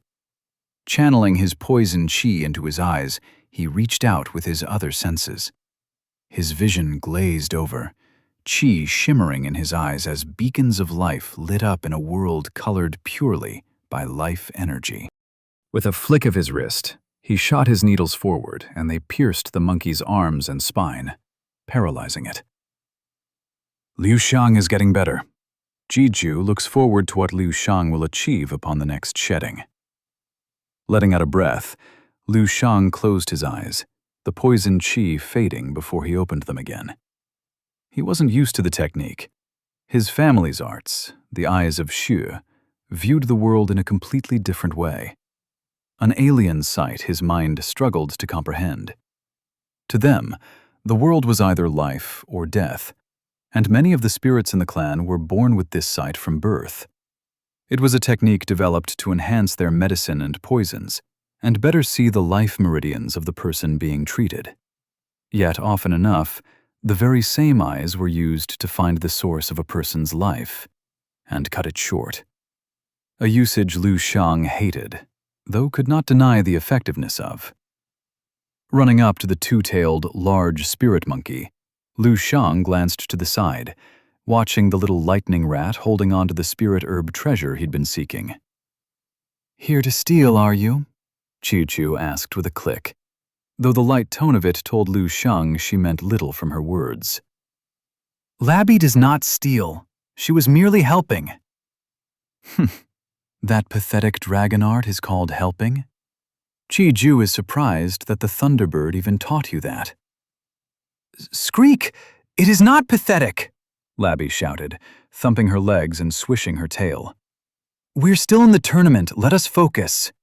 Liu Shang interrupted the two spirits. "What brings you here, Labby? Where's Senior?" "He sent Labby. He's asking Liu Shang to come to him, to team up," Labby replied, squeaking as she looked up at him. "Not a thought without merit," Ju replied out loud, sending another message to Liu Shang in private. "What does Liu Shang intend to do? Do you plan to let him win?" Liu Shang hummed for a second before shaking his head. "This one is grateful to Liu Jie." The existence of another world and his past. Sharing that has tied our fates of karma together. Yet, despite that, this one has no intentions of losing. After all, Liu Jie merely needs to win against the twins, and not the tournament itself. Lao Xiang sensed an affirmation from Juju at his words. The matter settled, he turned to face the rat spirit. "I'd be willing." Labby squeaked in reply, running to him and handing over the spirit herb she'd grabbed in her mouth. "Squeak! Labby will guide you. This way!" Labby shouted, running off through the tall grass with a crackle of lightning. With a slight smile, and safely storing his sixth treasure, Lao Xiang followed. In my excitement, I'd decided to set up a trap, but the difficult part was going to be getting the cultivators to chase me in there. For good measure, I'd planted 3 drug nades, but I really needed to be conservative with these. I'd packed a bunch of exploding pills, but the metal container filled with drug nades were far fewer in supply, and I couldn't go around spending them willy-nilly. I crouched in the bushes, watching the cultivators grow more and more frustrated. They were starting to discuss moving to another area to hunt for other treasures, while they left one of their paper bird talismans to keep watch. Which would have been perfect for me, if the paper birds hadn't been so annoying. After thinking over how to lure them into my trap, I decided to do a tactic I'd used a fair while ago. I let go of my qi, standing up from the bushes with a rustle.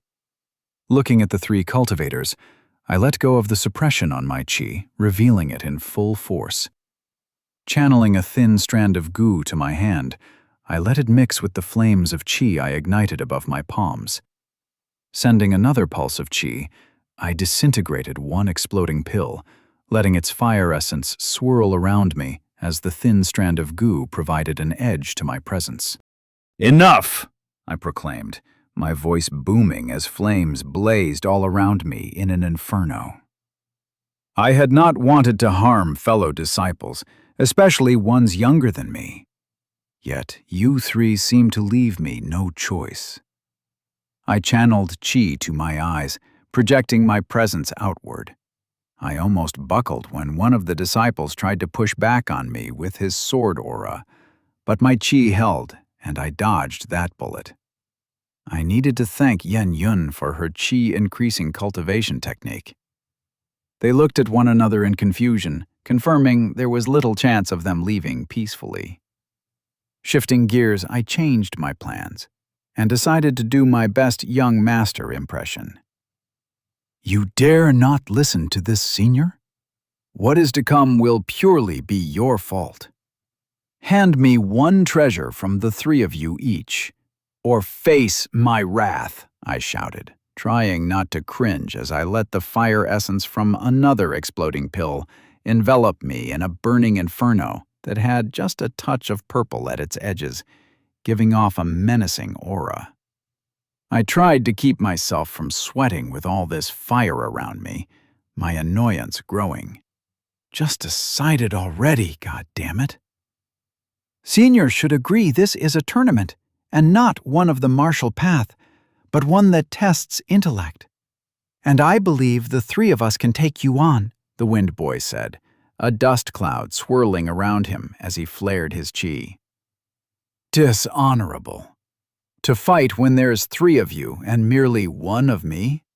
To think our sect's disciple had fallen this low.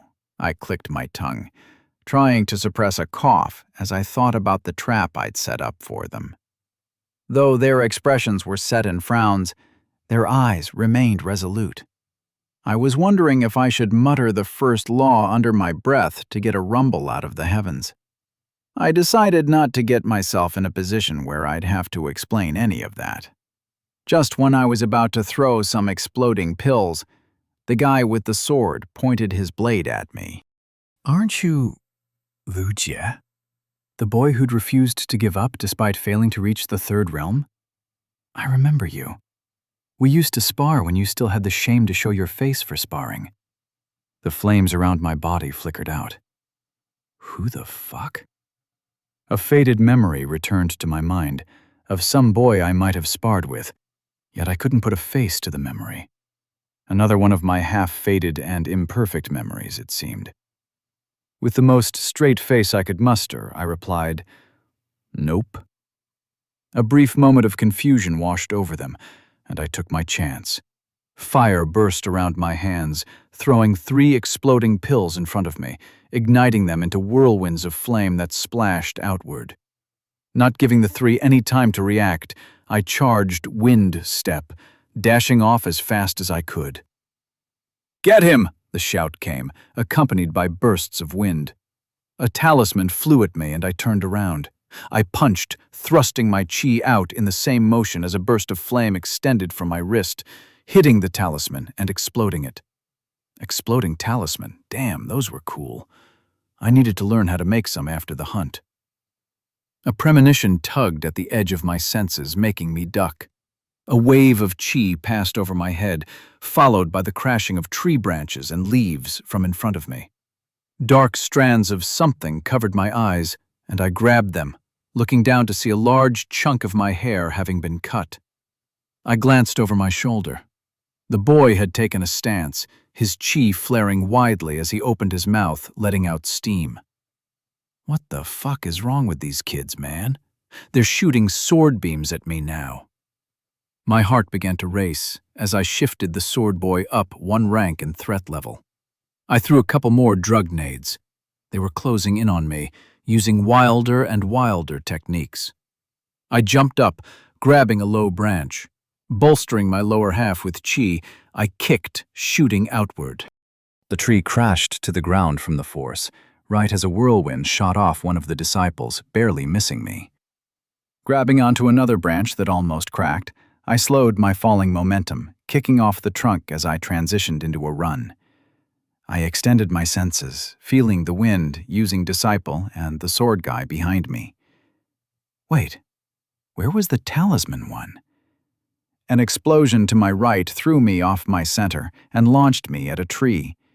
Before I could gather myself, a white talisman zipped right for me. In a panic, I opened my mouth and filled it with chi, igniting it into a fire breath. The flames spread outward, exploding the talisman right in front of my face. My fire quickly died out, and I doubled over, coughing, having inhaled too much smoke. My shoulder ached from the fall I'd taken, and I rolled to the side, pulling myself to my feet, and continued to run. I think I finally understood what my drug nades must feel like to the people I threw them at. It wasn't a nice feeling. I glanced at the trap I'd set up and sensed Twilight hiding nearby. Rushing faster as I pulsed my chi, I dashed through the bushes. The moment I'd pulsed my chi to set off the grenades, I felt a powerful wave of chi behind me. Whipping around, the arc of the sword chi barreled at me. Somehow, even in that fraction of a second, I knew I was too late to stop it. Something shifted. Pulsing chi to my right and goo to my left hand, two balls of energy formed, one white and one black, and I brought them together. A cone of pure white energy blasted from my hand. My fingers burned with fire, and I was blasted backward. Not waiting a moment, I channeled my chi into the trap, exploding it. The second set of explosions shook the ground, launching dirt high up in the air as a tremor shook the ground beneath me. Fire licked the area, lashing out in all sorts of directions and covering the place in a smell of burnt plants. I panted, lying on the ground. Twilight rushed to my side. "Chi!" she exclaimed, jumping on me to check if I was injured. I smiled, grabbing her and hiding her in my clothes. For a brief second, I glanced at my hand. I hadn't been the one to move the goo. It had been Lu Jie. For a brief second, it felt as if we'd been the same person. My musings didn't last, as a roar of anger lashed with a wave of chi. I had sensed two presences vanish, yet one still remained. The dust cloud settled, and there was the disciple with the sword, bleeding from nicks and scars, his clothes burnt. A dark bruise on his left hand looked like the area had been burned with something extremely hot. Searing pain ached on my fingers where I noticed a similar sight. Sheep. Truly, the Lu Jie I knew. How did you grow so much? That kind of strength, even your own body cannot handle it. Just how? The boy coughed, limping as he stabbed his sword into the ground. A burning gaze met my eye as if searching for something. It wasn't me that he was searching for. You don't remember me, do you? No matter. You merely took care of those two before I was forced to. He stumbled back, yanking his sword free. He kicked aside the herbs the other two had been carrying that had gotten left behind. Had you merely been hiding your true strength all along? The boy asked. As if I had anything like true strength to hide. Aside from the drug-nade business, I suppose. And the fact that goo was lethal if used, though it'd get me marked as a demon and killed. And the goo nuke. And my other cultivation of heaven and earth. All right, fine. I had some true strength to hide by this point. It doesn't matter. Fight me, Lu Jie. Show me if you've truly grown so much. I doubted I could run up there and grab the spirit herbs without him getting in the way, and I'd already lost a lot of my drug nades in this ambush. Sighing, I grabbed Twilight, bringing her out. Watch from a distance, okay? I murmured. Twilight let out an uncertain "chi," then nodded. The boy lifted his sword and assumed a stance. I took a breath, taking the stance I knew from Lu Jie, one that I had no understanding of.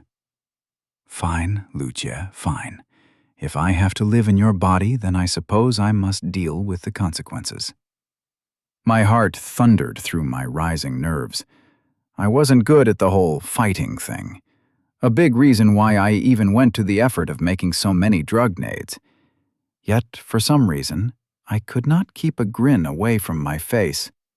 Here I was, in the midst of cultivators, standing on my own 2 feet, and able to fight back. The whispers of Lu Jie's emotions stirred in my chest. The agony of years, the despair, and now, at last, the rewards of our effort. These weren't my emotions, yet I lived through them all the same. "This one's for you, Lu Jie," I said, and flared my qi. Sword qi flashed, and the disciples shot toward me with inhuman speed, and the fight began in earnest. Chapter 84. Spirit Herb Hunting. 7. Qi flowed through my body, the whispers from Lu Jie guiding my steps. The world shifted, qi thrusting out from under my feet as I dodged the arc of sword qi lashing out at me. The sword boy didn't slow, swinging his sword in a wide arc one after the other, producing arcs of sword qi carving scars onto the ground. The air shimmered around him, cuts appearing on the robes he wore from the qi running wild around his body. I didn't have the time to taunt or even think. Qi moved in cycles around me, wind step whirling as I moved faster than I could think. Memories of years of sparring seeped into my mind, muscle memory that I didn't know I had responding where I could not. I had never properly had the chance to test out my body after I'd begun cultivating both heaven and earth together. I was stronger by quite a bit, yet the sensation of seeing the world move just a bit slower when I focused, the feeling of moving my body the way I desired it so perfectly in a moment's thought. It's like I'd been born with this delay in between my mind and my body all my life, and now, suddenly, that disparity was shrinking. Dodging the storm of sword qi and waves, I realized why this was so. The heavens defined the spirit. They were a symbol of the spirit and the soul. But the earth? It was physical, material, raw. It defined the body, the core. The cultivation of qi refined the spirit, whereas the cultivation of gu refined the body. Just like yin couldn't be without yang, cultivating qi and the spirit fed into the body as well, and I imagined cultivating just gu did the same the other way around. A cut on my arm drew me out of my thoughts. Several small cuts all over my body were racking up even as I kept dodging the waves of sword qi. The constant running back and chasing was wearing on me. I surged my qi, generating flames on my palm. With a smooth turn, I threw a punch. Right as the flames were spreading, an idea struck me. I gathered the flames, shooting it out in a pressurized explosion instead. The pain from the qi flowing through my singed fingers made me wince, yet I didn't hold on to the sensation long, jumping back the second the boy's blade flashed and cut through the explosion. "Stop running and show me, Lu Jie. Show me the strength you displayed back then. That blinding light you'd produced," the boy roared, lashing even harder. I clicked my tongue, jumping back. My eyes glanced to the place the boy had kicked the spirit herbs to, and I wondered if I really couldn't just run there and grab them. Another slash of sword qi cut my thoughts short as I dodged to the side, barely saving the left side of my body. "I prefer my face in one piece, please and thank you." My mind began to sort through any ideas to beat the boy. I really didn't want to spend any more drug nades on this whole thing, and I was not going to be mixing gu and qi again. I still had no idea how I'd done that or why, but using gu was a non-option. All of a sudden, the attacks stopped.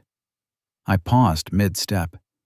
The boy stood silently, his knuckles white from gripping his blades so tight, which now hung by his side as he stared at me. What happened now? Why are you running away? Why? I have not landed a single hit on you. I have been outmatched by you? The boy said, as if the realization had just dawned upon him. I wouldn't call it outmatched. You're really fucking fast, I replied, somewhat unsure why I even bothered. A glare was the response I got from my words, as if I'd just murdered his family. I do not need your pity, Lu Jie. What secrets have you found that you've grown so much? You're not even using more qi. You're merely faster than me. You, the failure of the sect. How? Perhaps you'd misjudged me, I replied, Lu Jie's anger mingling in my voice. No. You had been weak. All of us knew that. You must have found some training method. To think it was power enough to grow you to such heights in such a short span. A wasted treasure, the boy scoffed. No matter. I will find this secret of yours when I beat you. He raised his sword once more. Qi began to gather on the blade, rays of light drawn to it as a shimmering sheen covered it, glowing ominously. I clenched my teeth, reminded of why I so desperately wanted to leave the sect. This was precisely why. The arrogance. The thought that the world revolved entirely around talent. The stupidity, all of it. I was sick and tired of stupid cultivator bullshit and being holed in with exceptions. Liu Xiang and Su Lin made me forget that so many of these idiots still surrounded me. Face my blade, one and for all, the boy proclaimed, his voice echoing as the wind vibrated around him in a frenzy. A bright light shone around him as I saw something gather around the blade. Sword qi so dense you could almost touch it. Shit. Is this guy some kind of hidden protagonist? I cursed internally while the qi turned sharper and sharper until it peaked and the boy roared. Heaven-splitting arc! The world was light as an arc of qi taller than a tree shot toward me faster than I could react. I pulsed my qi, dodging into the side, knowing I was too slow. In a desperate attempt, I exploded fire under my feet, the shock wave from my blast launching me to the side. The cutting edge of the arc still sent waves of sharp wind that managed to cut through my robe at my chest, drawing blood. I grabbed desperately onto the ground as the wind blasted over me as I poured my qi outward. I coughed, clutching my chest in pain. Blood seeped through my fingers. Fuck, that hurt. I pulsed my qi to the injury, channeling my essence into it, and the wound slowly began to heal. I stood up, looking at the boy, who stood with the support of his sword, his qi almost completely depleted. I failed. Shameful, the boy coughed, collapsing to his knees. His gaze turned upward, his eyes burning, yet now empty of the energy they had carried. How? His blatant denial of reality reignited my anger. I was peaceful, so I would like to think, but that only went so far as people didn't slash me with big power waves that could kill me. You wanted to know how I got so strong, right? I asked the boy, drawing his eye back to me. Grasping in my pocket, I felt at my grenade. Let me show you then. Closing my eyes, I flipped the lid open, carefully chipping out a chunk of the goo exploding pill, before taking another small chunk from my regular qi exploding pill. Grabbing the two pills tight, I walked closer, standing a few feet away from the kneeling boy covered in injuries. What you will now see is the result of centuries of study and human innovation, reapplied to a world of walking calamities. It is destruction given form. I grinned even as my anger rose. It's the power of science. I threw the goo and qi pill together, pulsing both of my energies at them. A tiny start lit up in front of me as a powerful explosion pushed me back. The world shuddered, the ground below me shaking with a tremor. The pills annihilated each other, thrusting a wave of heat over me that stung my skin. A moment later, as the shock wave passed, I opened my eyes and saw 2 spirit herbs, half charred and destroyed on the ground where the boy used to be. "Eat shit," I muttered, picking them up. I glanced at the explosion marks where the sword boy was a moment ago, before I began to make my way to Twilight. I had a feeling that showing that weapon, even just a tiny chunk of it, was going to have consequences, but I couldn't be bothered right now. Like all good procrastinators, I planned to procrastinate the consequences of my actions. Chapter 85. Spirit Herb Hunting. 8. Light flickered around Xiaolan as the seams of the world thinned. The searing heat of his surroundings turned to a dim chill within an instant as he was brought to a chamber brimming with qi.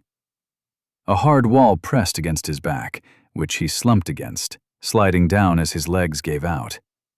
With a groan, he opened his mouth, finding his throat dry. His qi was completely depleted, and his injuries began to ache even more with the heat of the battle fading from his blood. Steps sounded from nearby, and Xiaolan felt hands touch his wounds, gentle qi flowing through them. Instinctively, Xiaolan gripped his sword tighter, but relaxed when a soothing flow of qi touched against his forehead. "Swallow this," an elderly voice told him, and he opened his mouth to take the pill. Qi erupted in his dantian a moment later, flooding his pathways, and he focused on guiding the energy to help with his injuries. He'd lost. The realization was a cold slap that cut away the daze from Xiaolan's mind.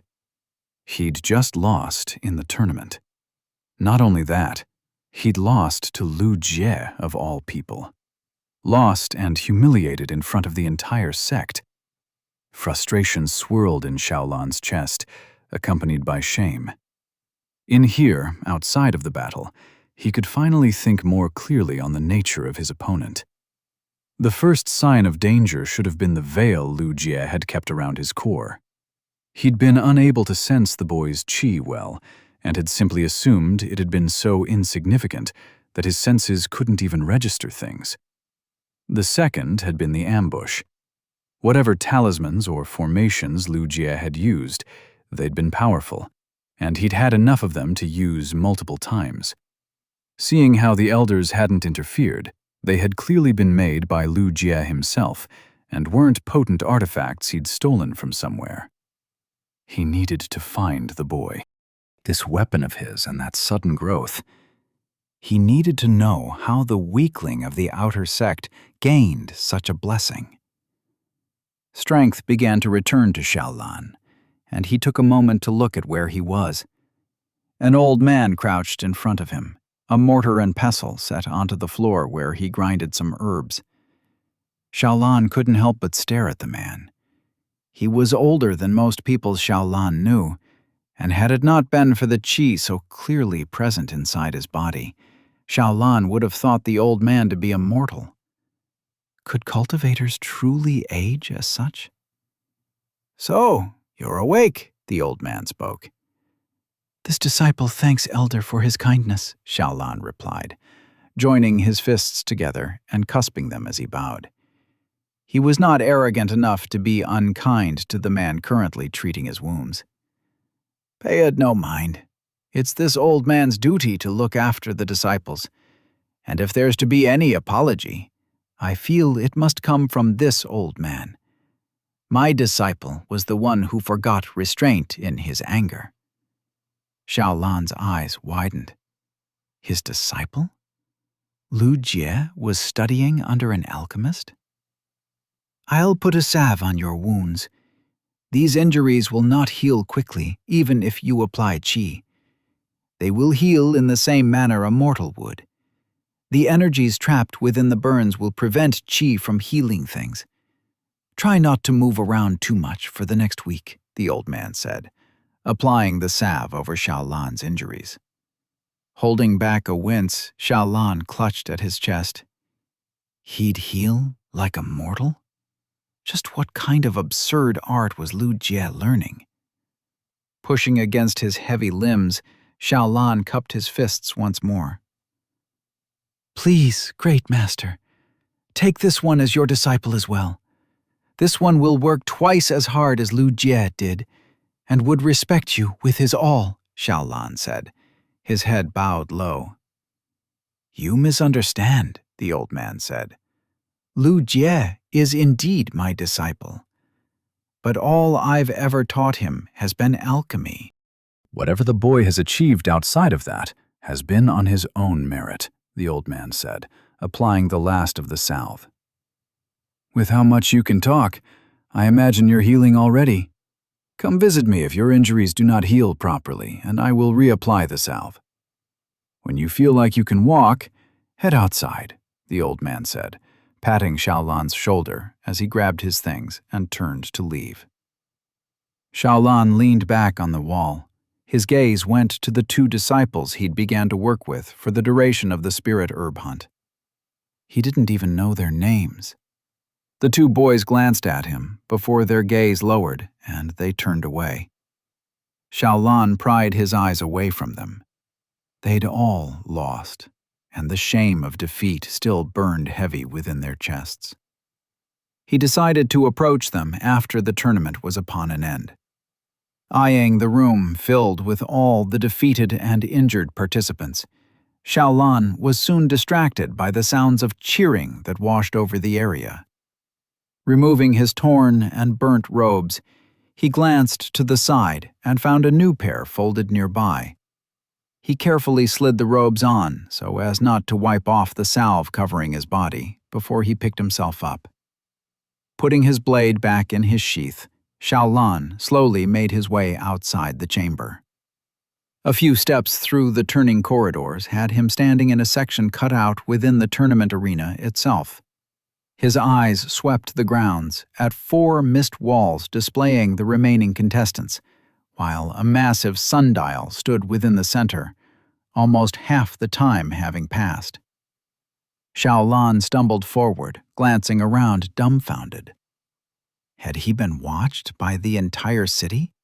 His shame and defeat? A cheer rose from the mome, and Xiaolan turned to look upon rows of mortals and Foundation Realm cultivators seated upon the sides, cheering as they saw him walk out. Were they cheering for him? Why? Brother Xiao, you did great! A boy cheered from nearby. I was betting on you winning too. Heavens, it's a pity you lost, another man shouted.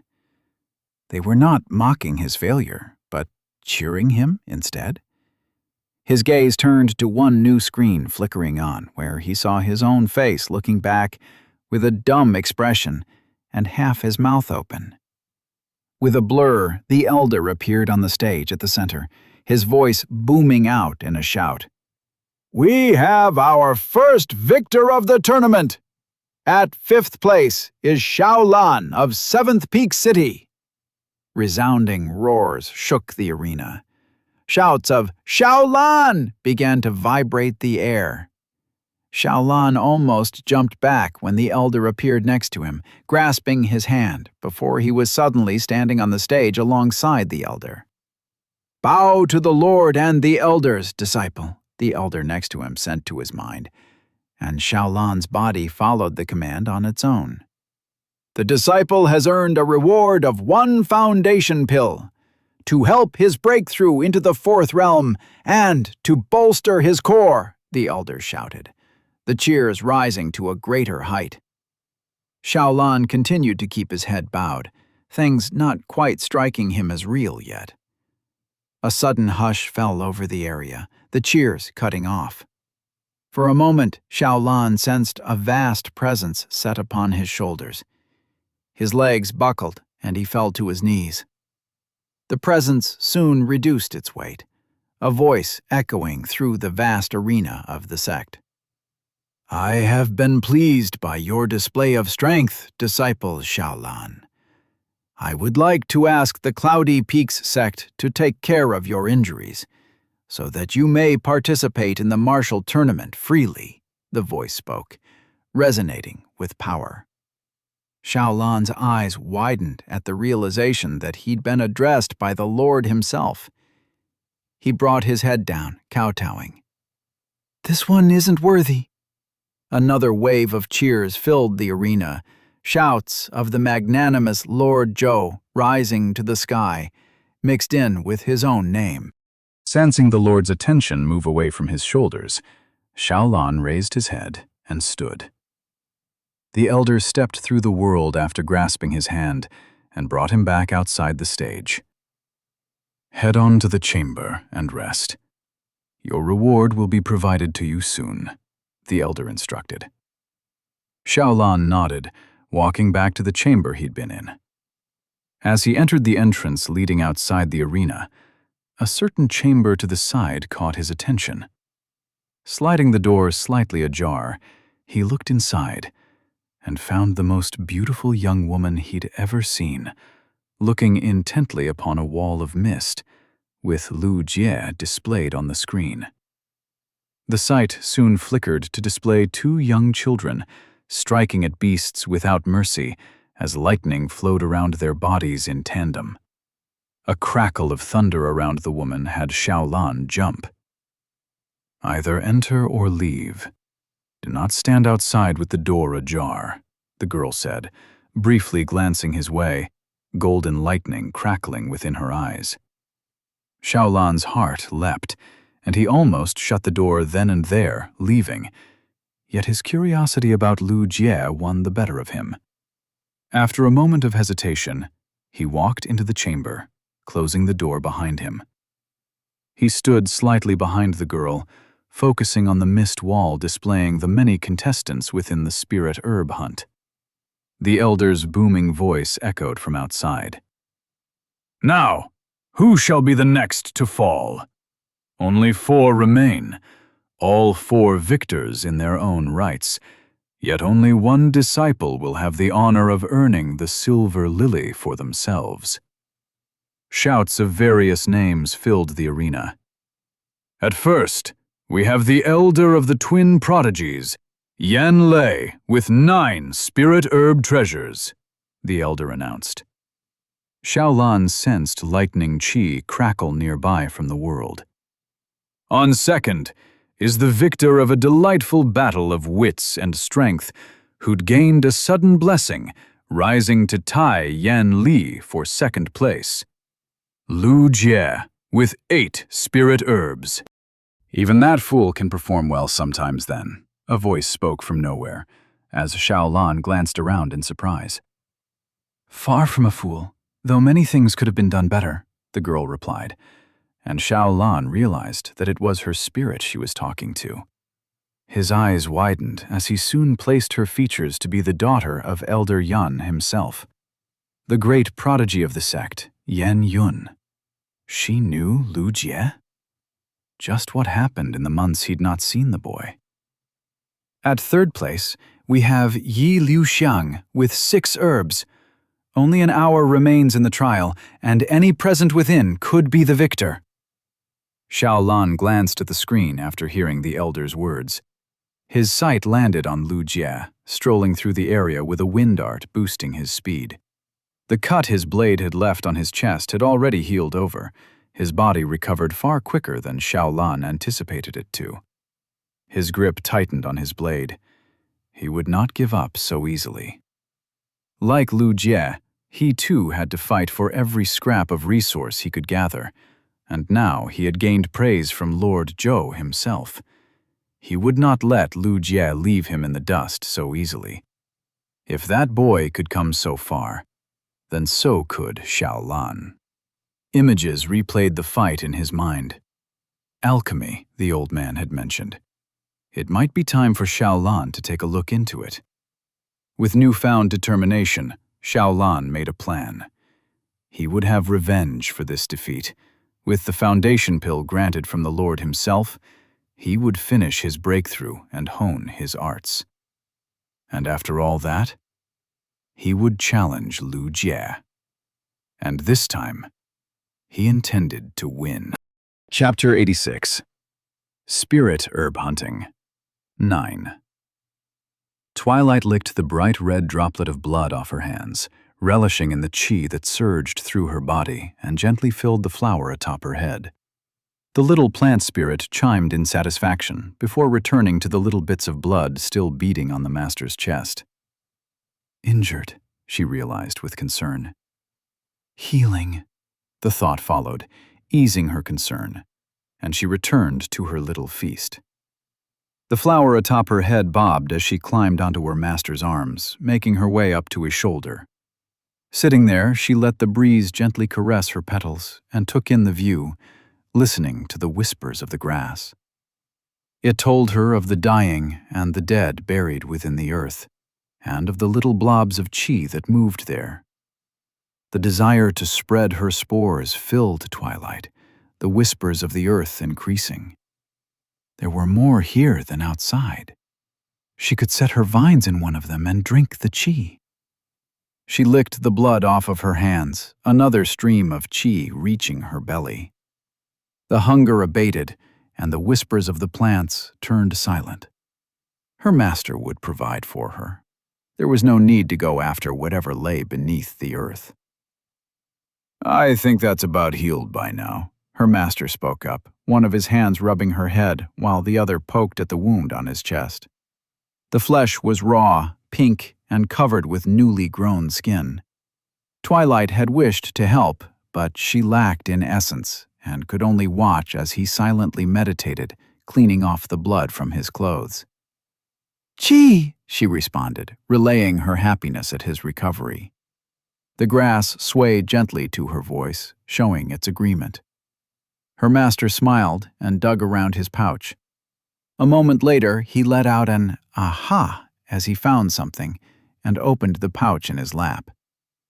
The delicious scent of various powerful herbs reached out to Twilight, her eyes turning wide as she looked into the treasure bag.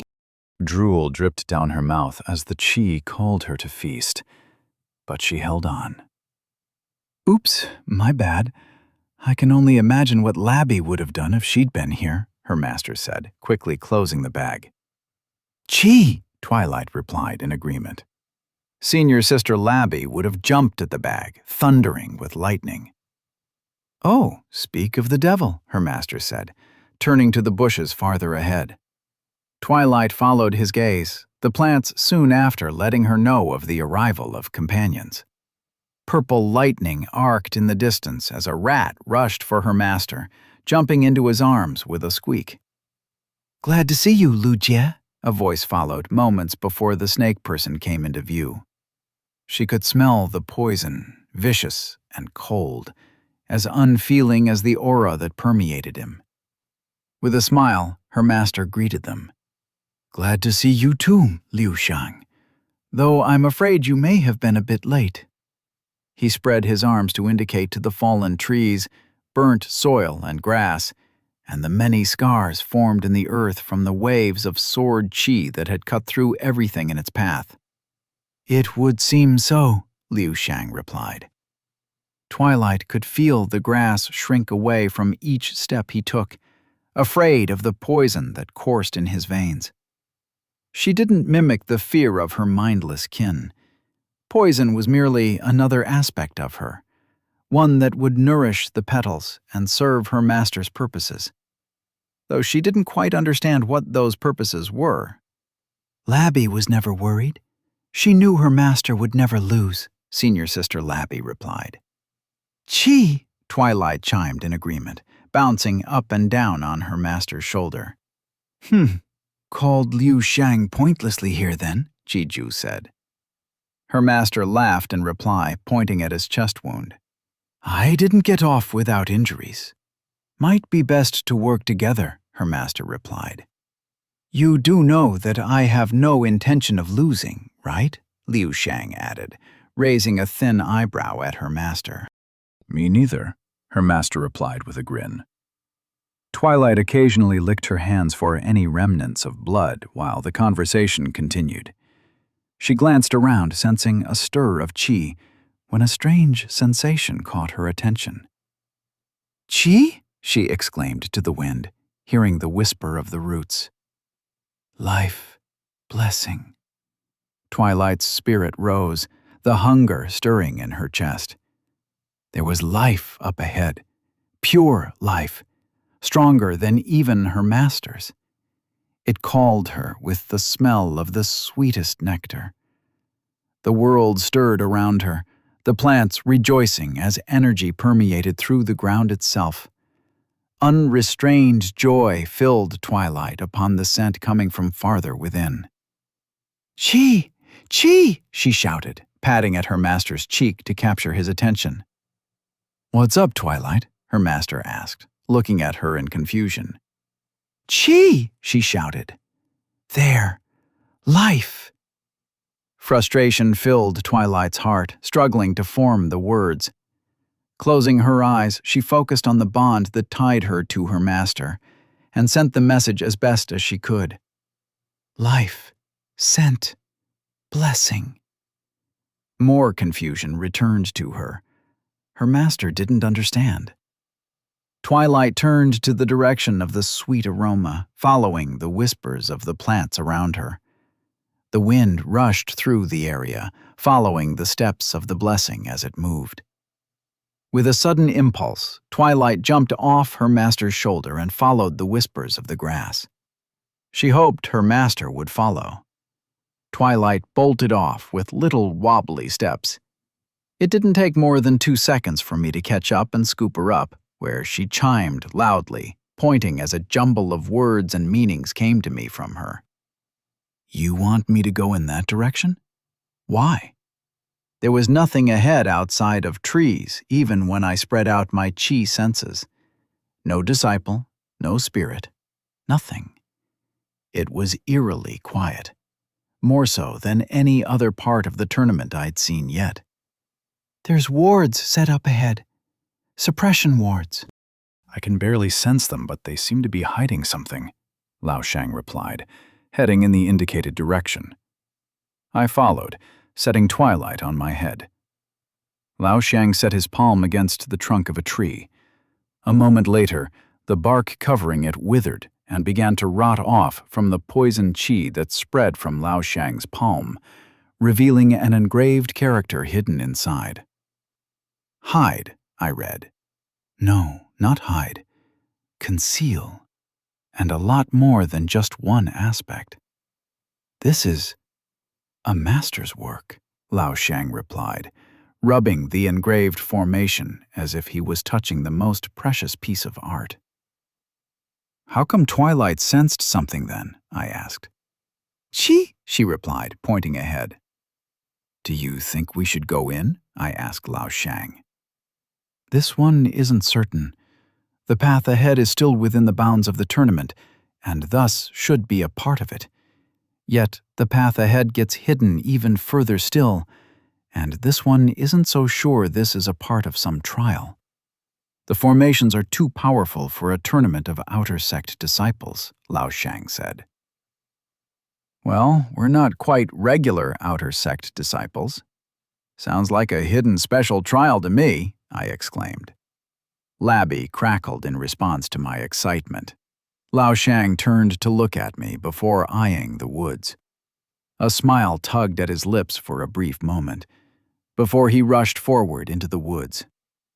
Bastard! I shouted, laughing as I chased after him, and heard a loud chime of delight from Twilight. Qi! Chapter 87. Spirit Herb Hunting. 10. The forest grew denser. The rays of the sun began to be filtered out by a growing canopy overhead that gushed with dense qi. The amount of ambient qi reminded me of the qi vein in Taizhou. And if Taizhou were a pond of qi letting out light vapors to its surroundings, this was a veritable ocean brewing a storm that filled every inch. I feel like just breathing the air here will make my cultivation grow, I said. This one is aware that Lu Jie knows that such a thing is not possible.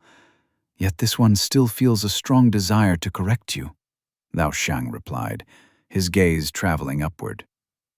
Though this one understands where you are coming from, The qi here is thick, thicker than the inner sect. We may have stumbled upon the qi vein of the Cloudy Peak sect. I whistled, gazing around the dense forest. I admit I had expected something more like an interior garden with carefully set formations and streams of qi set around potent spirit herbs. Perhaps there is something like that, and we're just being directed away from the area with the herbs. "Have you heard of the dragon of the seventh peak?" Lao Xiang asked, glancing back at me. His hand was set against another character engraved into the wood, meant to hide and misdirect anyone walking to whatever lay at the end of this path. "I don't think I have," I replied. "The Cloudy Peaks sect draws their teachings from mist, thunder, and water arts. It is said they have a celestial dragon as their patron, a venerable elder who sleeps within the mountain itself at the source of the qi vein that permeates through the entire sect. Myths and legends mostly, but this one in particular may not just be that," Lao Xiang said, walking ahead after releasing the conceal formation on the tree branch. Wait, so what you're saying is we might be heading to a dragon's lair? There's no way they're allowing something like that inside the tournament, though, is there? Lightning crackled from Labby at my words. "Will a dragon help Labby learn her dragon's tempest art?" "Wouldn't hurt to ask if we do meet one," I sent to Labby through our bond. "Likely not, but this one has seen stranger things happen when by your side," Lao Xiang said with a mischievous smile. I rubbed the back of my head, feeling awkward. Lu Jie stirred in my chest at the words, as if sharing the same awkwardness, and I ended up laughing. "What? Does Lu Jie find something funny in what this one has said?" Lao Xiang asked, raising an eyebrow. "No, not you. I just—" "Never mind," I replied, unsure of how I would even explain this. "You're so strange, Lu Jie," Lao Xiang replied, continuing on. "Though perhaps, given what you've told me about yourself, that is only to be expected." I slowed just a tad at Lao Xiang's words, remembering the past he had told me about. Trying to find a way to ask about the topic, I opened my mouth when an enthusiastic chime from Twilight cut me off. "Qi!" she shouted, and the word echoed through our bond. "There!" I looked towards Lao Xiang before the two of us shot ahead. The trees whirled past in a blur, the path turning as dark as night from the thick overgrowth and canopy that barely let any light slip through. Twilight continued to bounce and point excitedly on my head. "Stop!" Lao Xiang shouted, and I ground to a halt. Lao Xiang's gaze wandered around. Qi pulsed around him, a frown set on his brows, and I stood alert, ready to tackle anything that might jump at us. "This is a trap," Lao Xiang said, pointing at the nearby tree. "That tree, it appears to be a new one we've not encountered before. The formations are working as new, but I sense my qi flowing through it very faintly. It's the same tree we'd started with." I looked around the area, trying to see if I could spot anything that looked familiar. "Yeah, I totally can't tell. What do we do now?" "This one isn't sure. Let's try and follow the trees. Perhaps we will find something," Lao Xiang replied. We walked together in silence, keeping both our mortal and other senses open for anything that may come into our perception. A few minutes later, I sensed something at the edge of my perception and turned in that direction. "There, I think I felt something," I said. A moment later, I found another tree with a mark engraved onto it. I moved aside, letting Lao Xiang do his work. "A new one. We're on the right track. Then, this one thinks there is a hidden path connecting these trees, and if we move astray of those, the wards bring us back to the very beginning, making us run around in circles." "That's nasty. Anyone who gets stuck in here can't leave until they either figure the puzzle out or the time runs out?" Lao Xiang nodded. "Let us stay focused." I instructed my spirits to stay on alert as well, Labby squeaking enthusiastically, with Twilight following behind Labby. My nervousness and frustration grew as we were sent back to the beginning 2 more times. Yet the difficulty of the challenge only served to make me more and more excited about the prospect of what might have been hidden behind this powerful formation. A hidden trial. How could I not be excited? I didn't have to wait too long to find something. A blooming tree sat in the middle of the forest with an altar in front of it with a torch set on it. "This seems to be the end," Lao Shang replied. We walked together up to the altar, and Lao Shang touched the tree trunk, dispelling the formation. "It says something.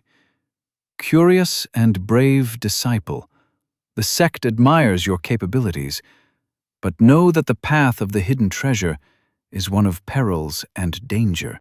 Insofar, the elders would have transported any disciple out upon receiving mortal injury or upon forfeit. But beyond this tree lies a domain beyond the sect. If you enter, then do so with the knowledge that your life will be in your own hands. "Well, that totally isn't ominous," I said, staring at the words flashing in the bright golden light of Qi.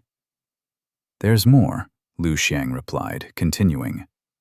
"If you wish to proceed, then take up the torch and step ahead. But if you wish to turn back, then set the altar aflame.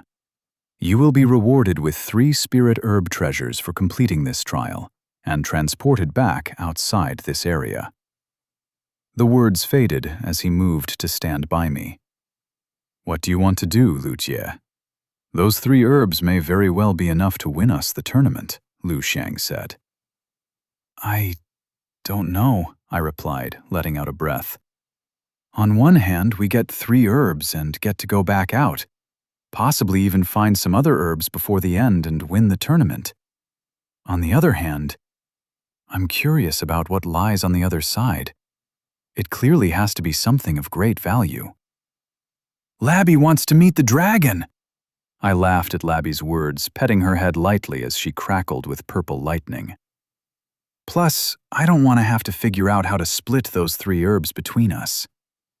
Lu Xiang smiled at my words, shaking his head. "It seems the decision has been made." I nodded. Reaching the altar of earth, I picked up the torch. A little symbol was carved into it, and I poured in my qi. The torch lit up in flames. The flames shone bright with qi, and I felt something shifting in the area. With a pulse of qi, the earth trembled beneath my feet, the altar in front sinking down into the earth.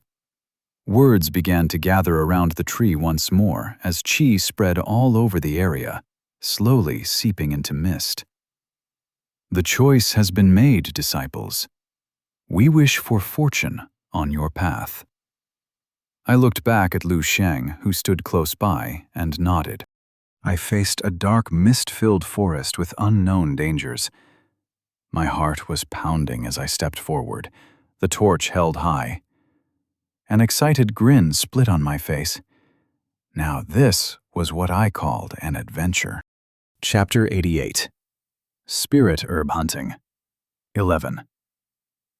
A silver fir ape flew through the forest, crashing into trees that broke and fell over, doing little to stop its momentum. 2 small figures leapt through the forest, swinging through the branches as they chased after the ape they'd struck and shot across the forest. The boys laughed cheerily, streaks of lightning trailing behind them as they shot sizzling bolts, one after the other, at the injured ape. "The one who beats the ape gets to keep all its treasure," Yan Li exclaimed, shooting off with a crackle of lightning. "Unfair!" Lei shouted, chasing after his brother. They burned with lightning qi as they chased after the beast. The silver fir ape clutched the spirit herb treasure close to its chest. Its brothers and sisters had all already fallen to the kids. Only he remained to guard the treasure. Li landed upon the beast with a lightning-coated kick that pressed the ape down into the earth. Lei followed with a punch that ensured the ape would never get up again. "I won!" Lei exclaimed, grinning at his brother. "No, if I hadn't caught up to the ape, you would have never been able to land your strike.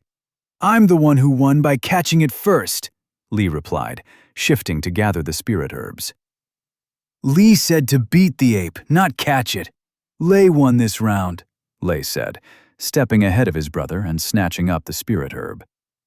Lee frowned, watching his younger brother. A moment later, he sighed. Fine, keep it. This one's yours. That brings me up equal to you, Lei said with a grin, pocketing the herb in his pouch. His brother didn't reply, looking around the forest in search for another target. There seems to be very little left to find in the trial, Lee said, glancing down at the dead ape at his feet.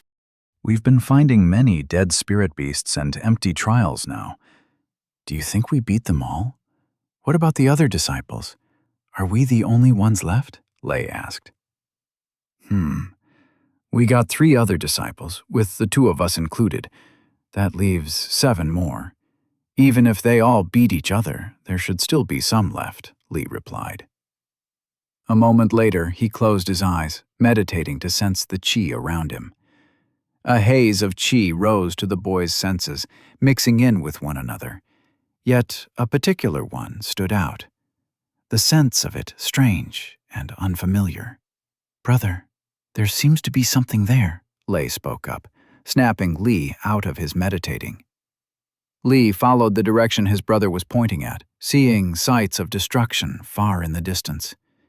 Focusing in the direction, the boy reached out with his qi sense and found a large amount of residual energy gathered there.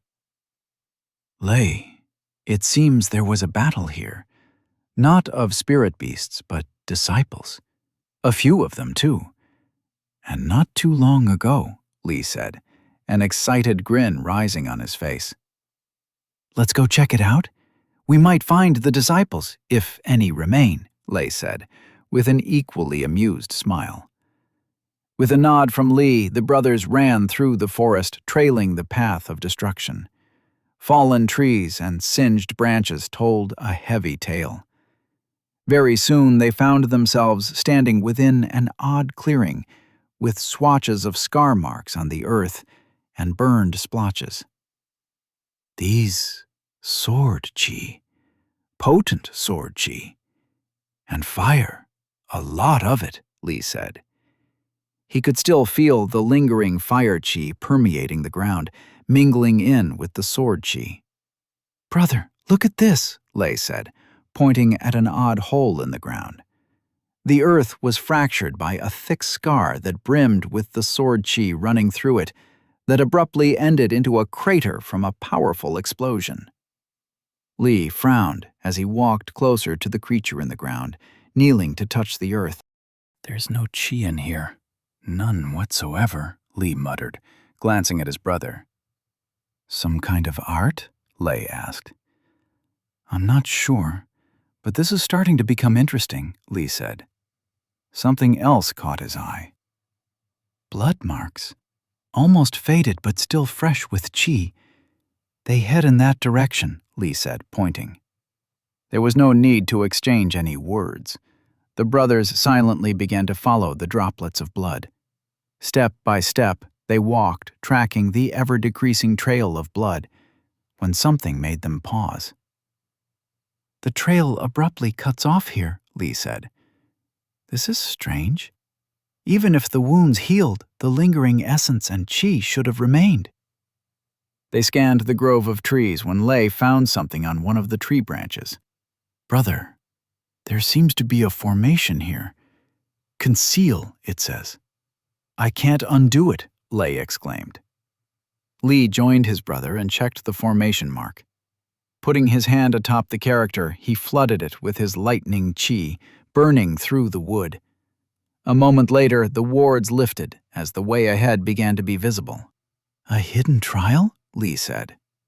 There's only one way to find out, brother, Lei replied with a smile, and Lee nodded. I'd thought we'd have no fun in here without any real threat or challenges. But perhaps I was too quick to speak, Lee said, lightning crackling around his wrists. The last one to reach the end will call the other senior brother for a week, Lei shouted, dashing into the forest, and Lee quickly followed behind. This place is giving me the creeps, I said, holding the torch high as I walked through the mist-filled dark forest. I could barely tell that it was morning anymore. The area was drenched in darkness, with the mist covering any gaps that may have been left for light to come in. "This one did not take Lu Jie to be the kind to be spooked easily," Lu Shang said with a smirk. "Only fair to be spooked when we got told that we could die here."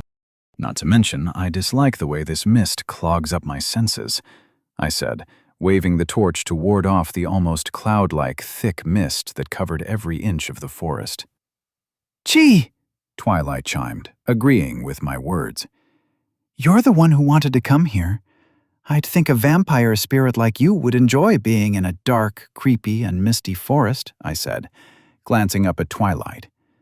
The little flower spirit bent as she sat on my forehead, and I met her deep red eyes. "Gee!" she exclaimed, though this time the meaning was lost on me. "Labby feels like her nose is stuffed," Labby complained, briefly crackling with lightning. She'd certainly not been enjoying our trip here. "Children," Jiju said, and I could almost hear the click of the tongue that would have accompanied the word had the spider been human. "So are you," Lu Shang replied with a light hiss. "Only in physique. Jiju is far more mature than that rat child and the plant infant." "You don't speak like this very often, Jiju. Sounds like the mist is getting to you too," I said, and the spider grew very quiet. "Apologies. It was." Lu Shang nodded lightly in thanks, and I waved the gesture away. "Let's focus on staying on this path. I definitely don't think this mist is going to be the end of our troubles." We walked in silence, with me holding the torch, lighting the way ahead. The forest continued to get darker and darker as we proceeded, and soon visibility was limited to only a few steps ahead before everything became a blur of misty white. I stopped walking when Twilight pulled on my hair, chiming as she pointed to a side direction off the path. "I'm not so sure about leaving the path, Twilight," I said. The little plant spirit let out a frustrated chime. "Perhaps it might be worth a look? She was the one who brought us here," Lu Shang said. I gave it some thought. Walking over to one of the nearby trees, I sifted through a few broken branches before finding a decent one. I trimmed off its branches, tearing a strip of my already torn robes, and wrapped it around the twig. I touched my torch with it, transferring over the fire. "Hold this. I won't go too far," I said, handing the torch over to Lao Shang. I followed the direction Twilight pointed, keeping the torch in front of me to light the way. I kept one eye set on the path, just in case some formation of misty wood shenanigans may happen, keeping a thread of qi attached to the way back. "Qi!" Twilight pointed excitedly. "Tasty!" I pushed through some bushes ahead and found myself stopping to gaze at the sight. A field of flowers wrapped around a massive tree that had fallen. They all glowed with a dim blue light, shining with sparkles like stars in the night sky. It was a mesmerizing sight, made all the more powerful by the wave of qi that was washing over me. I had a feeling that a single bite from those flowers would fill me with more qi than any of the spirit herbs I'd gathered. Walking ahead, I touched one of the flowers. Twilight jumped down from my head, landing on the ground as she bit into one of the petals of the flowers. The glow of the flower she'd bitten started to dim, and the flower on top of Twilight's head began to take on a shimmer, lighting up with a dim red. Crouching, I began to pick a few flowers, deciding to leave some to not ruin whatever ecosystem had been formed in this location. If this counts as a spirit herb treasure, then I probably just won the tournament, I said, setting the flowers in my pouch. I was so lost in gazing at the beautiful flowers, I didn't sense the shivering mist that was swirling all around me until the last second. "Master, behind!" Labby screamed, shooting a bolt of lightning behind me. I rolled to the side, feeling a large mass pass over the area I'd been standing in. Turning over, A massive owlbear of mist glared at me with glowing red eyes. A scar ran through the earth where it had swept by. "Chi!" Came a panicked chime. "Help!" The voice slammed into me with a daze of panic and fear. My gaze wandered in panic before settling onto the bear's claw, where Twilight was clutched, and my heart dropped into my gut. With a roar, the beast lunged. I rolled, dodging the attack. The owlbear dashed farther into the forest, and I rushed after it. "Go to Liu Shang, Labby!" I shouted, chasing after the owlbear with everything I had, swearing internally. If Twilight was hurt, I would make the beast regret every choice it had made leading up to today. Chapter 89. Hidden Trial. The owlbear slipped through the trees, shifting and contorting as it moved at high speeds. I cursed as the mist became denser and denser the farther I ran. I ditched the torch, throwing it aside, to chase after the beast with all I had. Wind whirled around my feet as I poured chi into them, using wind step. I kicked off the ground as hard as I could, fire rising at my fingertips that I shot forward. The owlbear merely twirled through the air, dodging the blast of flame. It took all my attention to prevent myself from losing the misty creature through the dense foliage and mist. "Chi!" Twilight shouted. I tried to keep track of the beast through my bond to her. Kicking off a tree branch, I dug into my pocket and took out a drug nade. I couldn't throw it at the beast directly in case it hurt Twilight, but I could startle it and possibly slow it down. Winding up, I threw the explosive. The drug nade shot through the forest, tearing through trees, and I detonated it near the creature. A tremor shook the ground, followed closely by a whirlwind of fire that momentarily parted the mist. I wondered if I'd gotten the creature, but a resounding cry with spread-out wings dashed my hopes as the owlbear began to make true of the owl part of its name and flew through the sky. At this point, I wasn't even sure if it was an owlbear, but there would be time later to worry over that. Digging through my pouch, I tossed drug nades one after the other behind the creature, exploding them. My plan worked, gradually gaining ground. But before I could catch up to the monster and free Twilight, the path ahead suddenly ended, interrupted by a massive cliff rising up from the ground. The creature dispersed into mist as it flew into a crack, dragging Twilight with it. "Stop!" I shouted, chasing the monster into a dark cavern. My steps halted when I found myself standing in front of a massive gate.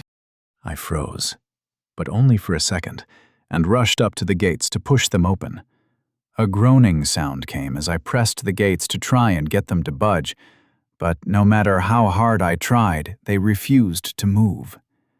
My panic went in overdrive when I stopped being able to sense Twilight. I poured every punch of chi I had to try and get the gate to move. "Lu Jie!" Liu Shang's shout broke me out of my struggle. "Did you get the beast?" "No," I replied, clenching my fist, glaring at the gate stopping me in my path. "It went in there. Twilight's still with it." I had not felt this sense of frustration in a long time. The helplessness caused by my own inabilities. Never before had I wished to be like the average murder-minded main character, if only to have had the strength right now to protect my spirits. The closest things to family I had in this world. My hand drifted to the gunnuke, but another grasped my own, and I turned to look at Liu Shang. He shook his head. "You're angry, and it's making you blind.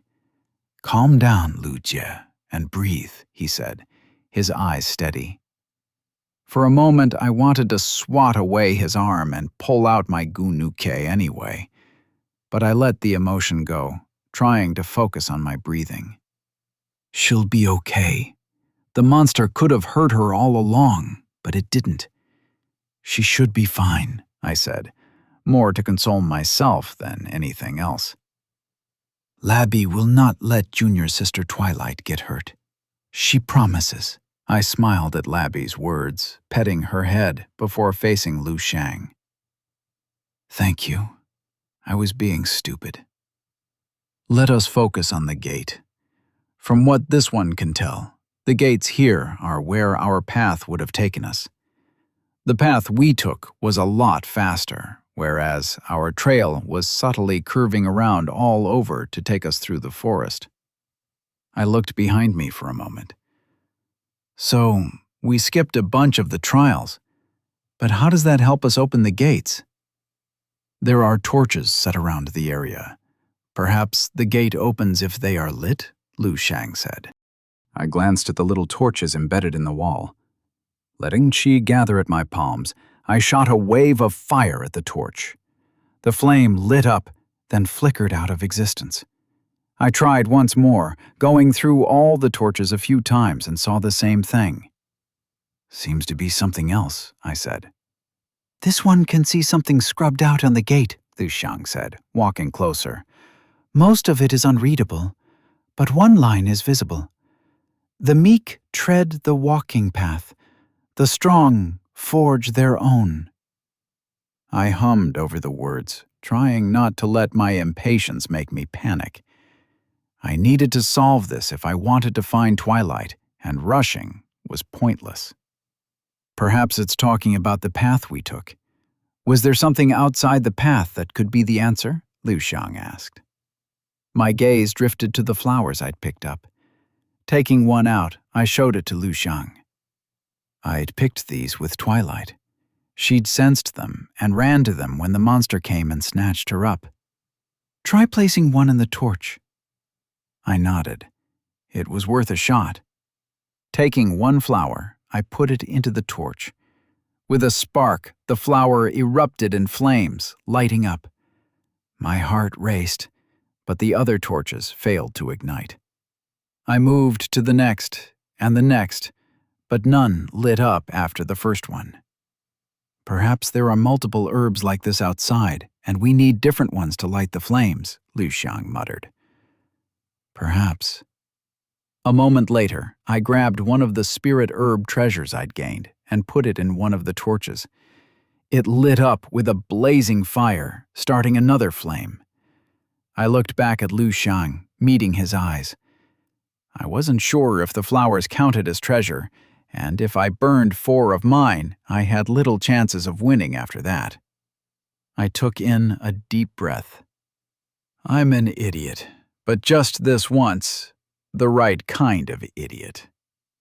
I placed one of my spirit treasures into each torch. A slight pang of regret hit me at substantially lowering my chances to win, but there was no way I was going to leave Twilight in there. One after the other, the flames lit up, illuminating the dark chamber with much-needed light. Qi gathered around the gate, and a groaning noise resounded out. With a cloud of dust, the gates slid open, and I peered into the dark chamber awaiting me on the inside. "Let's go," I said. With a nod, Lao Shang followed as we stepped beyond the massive gates and into the dark chamber inside. "Wait for me, Twilight. I'll be there soon." The door closed behind us with a loud clang, and the darkness swallowed me whole. Chapter 90. A Forgotten Past. Walking through the dark chamber, my steps were unsteady in this all-consuming expanse of nothingness. It reminded me of the time I'd spent in the eternal darkness after my tribulation, and the sensation when grounded in the awareness of a waking mind was far more unsettling than I'd imagined it to be. "Twilight, are you there?"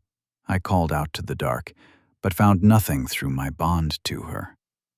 My concern started to grow as I stepped deeper into the chamber, when a sudden realization reached me.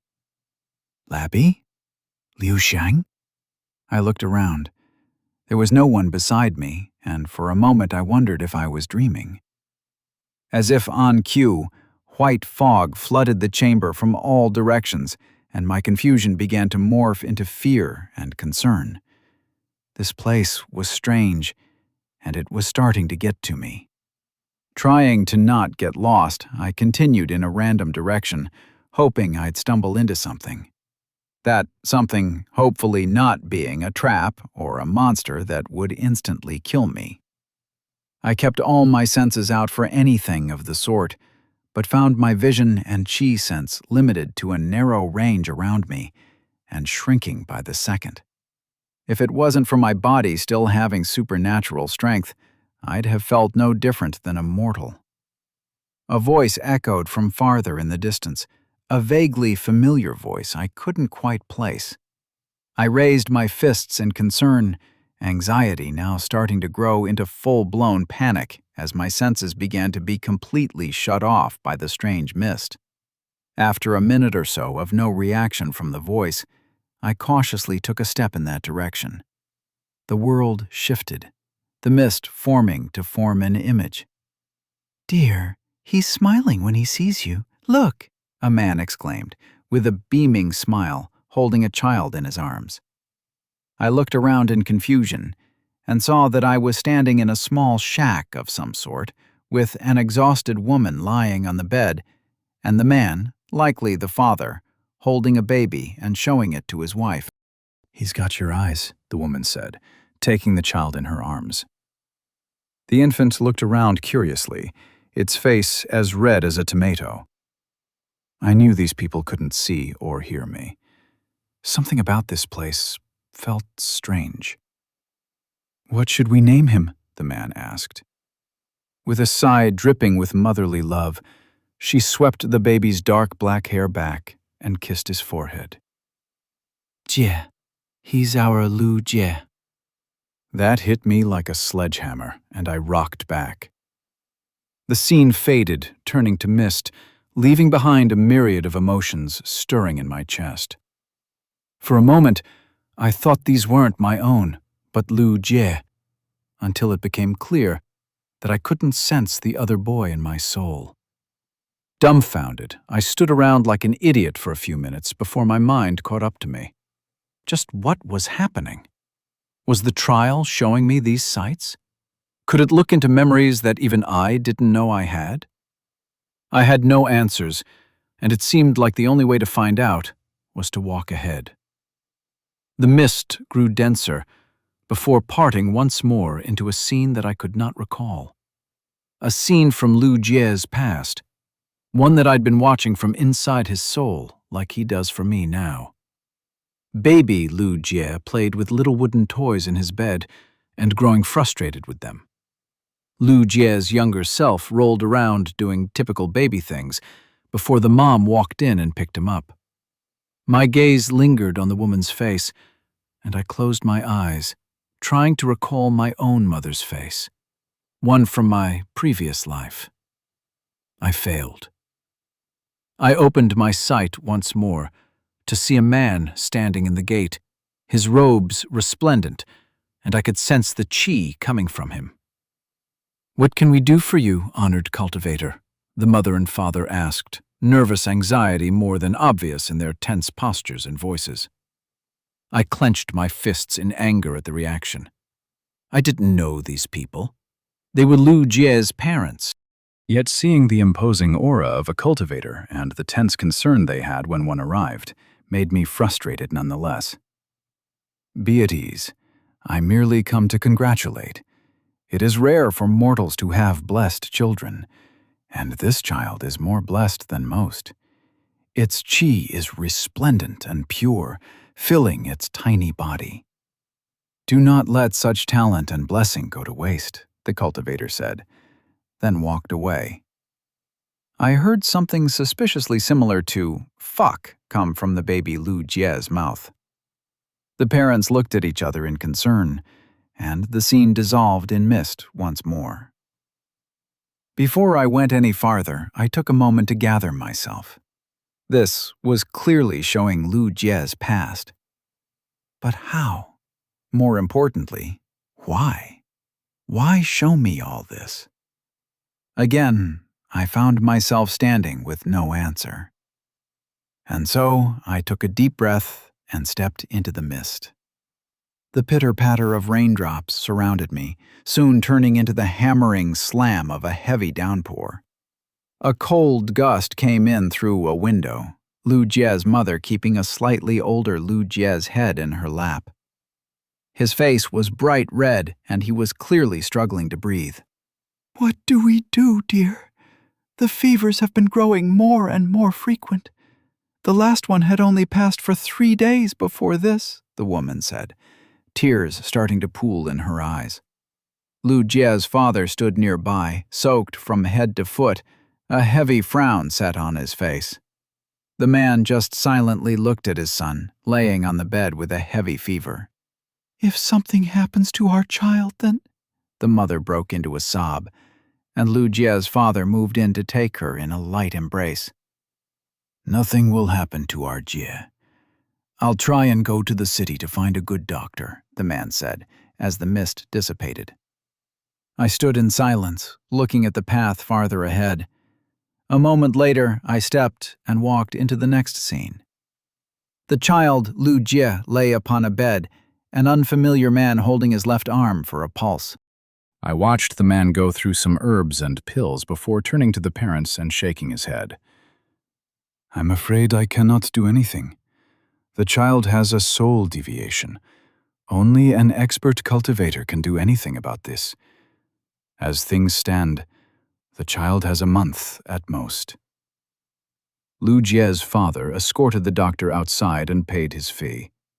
He returned and sat on the bed, gently caressing Lu Jie's head.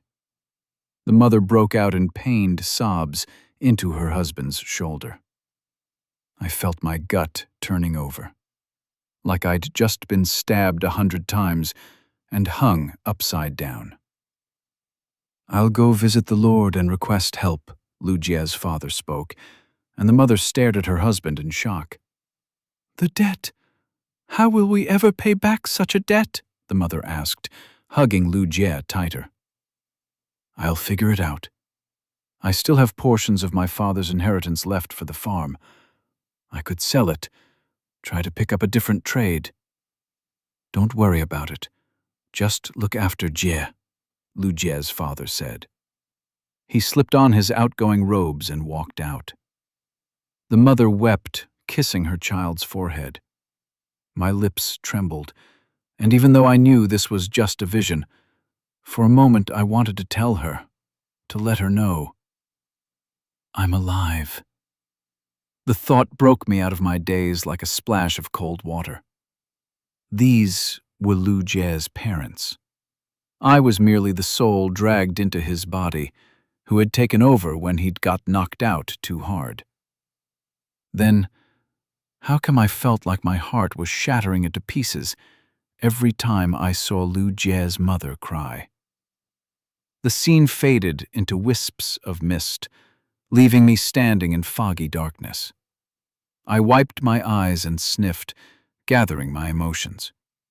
As always, the answer lay beyond the fog, and so I walked farther inside. The visage of the Lord, seated on his throne as Lu Jie's father kowtowed, asking for a cure for his child, bled into existence.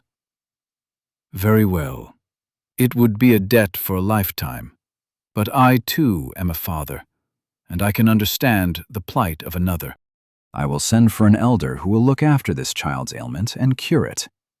In return, I will ask that this child be sent to us when he has turned 20.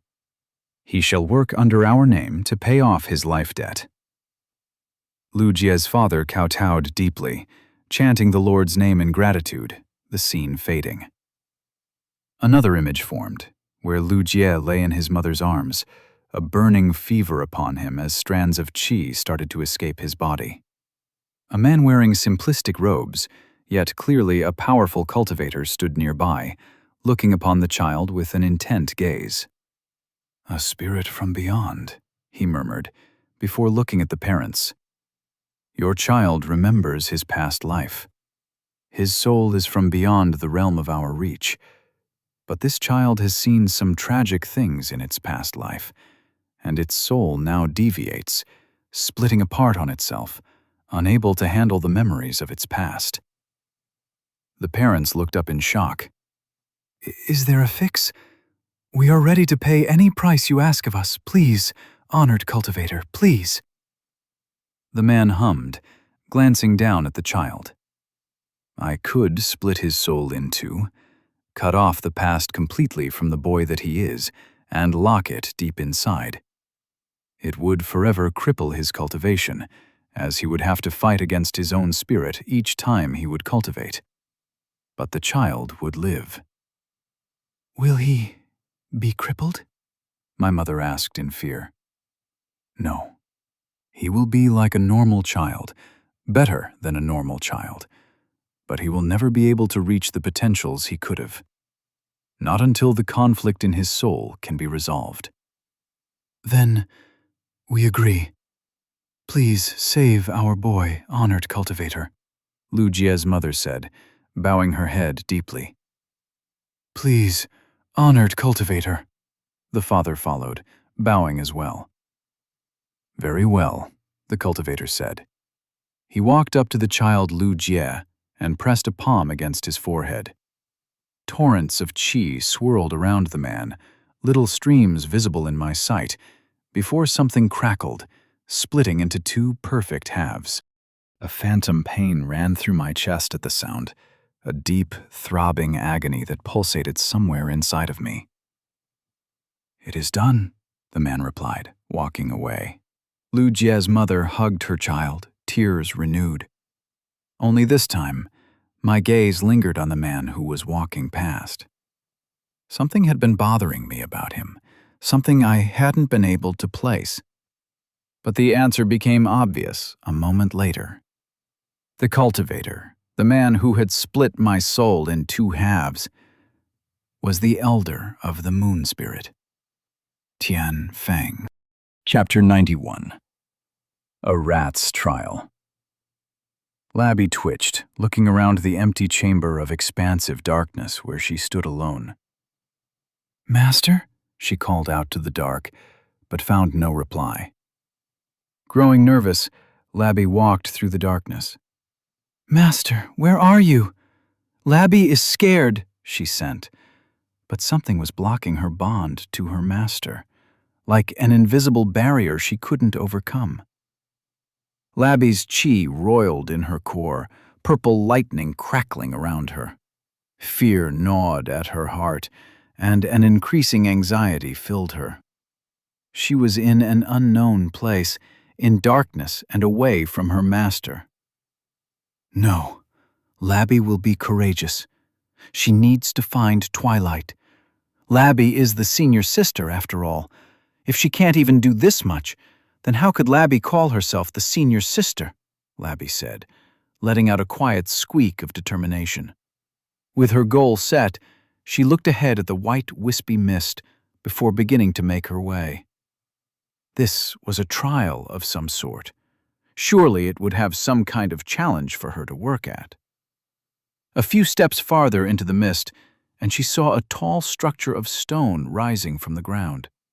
It shimmered with qi, and Labby stared in wonder, edging closer. Touching a paw, she sent a little crackle of lightning to make sure the pedestal wasn't dangerous. The lightning fizzled out, but other than that, she saw nothing wrong with the pedestal. Gathering her courage, she climbed atop the structure onto a little scroll of stone that lay on top. Qi gathered around the page, shining in words of gold in front of her eyes. Seek the 9 pillars. The first of each will light the path ahead. Labby was confused by the words before her gaze drifted to the open, misty arena behind her. She walked around the area. The pedestal had told her to seek the 9 pillars. Wandering around aimlessly for a while, Labby soon spotted a pillar. Crackling with lightning, she rushed over. Made entirely of stone, the pillar jutted out of the ground, seeming from nowhere, with little swirls of mist surrounding it. Labby found words engraved on the pillar. On New Year's Eve, we are a course at a great banquet. Here we lie, painted on a pair of dishes. What are we? Labby squeaked at the words. She circled the stone pillar, trying to find any plates, but failed to find anything. "How is Labby supposed to solve this if she can't even see the plates?" she said, crackling with lightning. A moment later, an idea came to her, and she jumped onto the pillar and climbed atop it. Making her way up, Labby looked down upon the flat, rounded top of the pillar and found it strikingly similar to a plate. 2 fishes were painted onto the dish, one black and the other white, with both swimming around one another in a circle. "Fish," she muttered. The pillar shuddered beneath her feet, and with a squeak, she jumped down. Chi swirled around the pillar, and the image of a pair of fishes swirling around in circles formed onto it. Squeaking in satisfaction, she ran off to the next pillar. "I burn on the ancestral altar. I make everything sweet. What am I?" Labby read the altar, thinking it over. "Incense!" The pillar shuddered, and an incense was carved onto it. A little laugh of delight escaped Labby's at being able to solve the puzzle. She rushed to the next one. "I gallop and never get anywhere. I have a candle inside me that makes part of me revolve. What am I?" Labby stared at the pillar for a while, trying to think of an answer. Something that had a candle inside it. "Lantern?" The pillar showed no reaction. "I gallop and never get anywhere," Labby repeated. Horses galloped, but what could gallop and go nowhere, yet have a candle inside of them? "Running horse lantern?" Labby tried, and this time, with a crackle, the pillar shuddered, the image of a lantern with a running horse on it being engraved. "Oh," Labby muttered in surprise, before taking her win and moving to the next. The pillars went by swiftly as Labby took a few minutes to answer each. "At New Year, I come out of the sea to get baked into dumplings and pastries. What am I?" "Shrimp!" Labby exclaimed. "Dragons climb my side, steam pours from my mouth, but no one is afraid of me. What am I?" The question stumped Labby for a while before it occurred to her. An answer that made her laugh in delight. "Teapot!" The pillar shuddered, and Labby squealed, crackling with lightning as she rushed on to the next one. One by one, the pillars rose. They lit up with chi, marking engravings. She almost forgot her fear of being all alone, separated from her master, relishing the joy of solving the puzzle. As Labby answered the last pillar, a glowing light lit upon the pedestal at the center. She ran back to the pedestal and found golden mist swirling around it. Touching the mist, she felt the chi in it gathering around her palms before words coalesced once more. "I am neither food nor drink. I am neither in the house nor in the yard. I am neither on land nor on sea. Yet I am both in the city and in the country. Without me, there would be no New Year. What am I?" Labby squeaked at the words. Neither food nor drink, neither house or yard. Not in land or sea, but in the city and country? Squeak? Labby stared, stumped at the riddle. Just what could that be? Neither land or sea. In the sky? She thought. But what in the sky? In both city and country, and cannot be. Labby broke off as the answer struck her. The moon, she whispered. A shudder went through the pedestal, yet the path did not clear. Labby sat there, thinking over her answer. The moon was neither food nor drink, neither was it in the house or yard. It was not on land or sea, and without it, there would be no New Year. Her frustration started to build up as she thought over her answer, when an image returned to her. Of the 8 moons, and of the path she'd picked. The moon wasn't one entity, but a fragment of many tied together to a whole. Then which moon was it that started a new year? "The first moon!" she exclaimed, and the gold mist lit up with chi. A bright light flashed all around her, and a gate formed of swirling mist rose up. Labby crackled with lightning, taking a look around the chamber. Upon finding no other good path, she stepped toward the mist and made her way through. Torrents of mist flowed around her, and the world spun. The next moment, Labby stood in a cavern, a serene and beautiful place with ephemeral flows of chi. Carvings and wonders of nature arranged in the most beautiful way she'd seen sat all around her, and a shimmering lake brimming with an absurd amount of chi was in front of her. She stared at the lake, feeling a strange draw to the body. Her lightning crackled as she breathed in the chi-rich air, when, with a sudden tremor, something began to rise from the lake. A flowing figure, massive and covered in scales. Like a giant serpent, but with 2 antlers and flowing mustaches, it reared its head. The world was a storm around it, the chi flowing through it like a gushing river that would sweep any and all in her path. Labby's spirit was being pushed underneath the presence of the majestic creature. A dragon. On instinct, she bowed her head as deep as she could, giving her respects to the creature. Her heart nearly stopped when its gaze went to her, and the majestic creature spoke, imparting its eternal wisdom. A rat. Chapter 92. The Dragon Ascends. Labby raised her head, staring at the massive dragon rising from the pool of water. The chi flowing through its scales smelled of unseen storms and thunder. It spoke to a deep inner desire within her chi, to be let loose and run wild like a fierce storm. It was like watching a deity, and for a moment Labby almost felt the same reverence toward the dragon that she held for her master. In contrast, the dragon looked quite confused. "What brings you to our lair, rat?" the dragon asked, its long serpentine body rising farther out of the water before the massive creature lowered its head down to Labby's level. "Labby is trying to find her junior sister, Twilight," she squeaked, crackling once with purple lightning. "Junior sister, you say?" the dragon uttered. It was only now that Labby realized the lack of any movement of the mouth when the dragon spoke.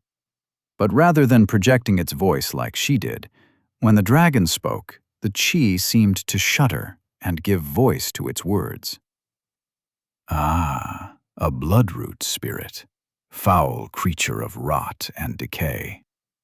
Why do you seek that one, little rat?" the dragon asked, long whiskers flowing from its face. "Labby's sister isn't foul, and Labby needs to find her. She got taken by a mean monster thing," Labby shouted. Water rose around the dragon, a blob rising up to its face that began to reflect twilight within it. "You do not lie. A bloodroot fed on pure essence," the dragon spoke. "We see her. She is safe. Safer than any other place on the 7th peak." A blob of water flowed down, showing Twilight sitting on a tree branch. Labby squealed happily to see her junior sister fine. "Can you take Labby to her?" With a silent plop, the blob of water dissipated, returning to the lake. "Why should this great one give you anything? Tolerating your presence is honor enough to your elders," the dragon asked, its voice resounding throughout the cave.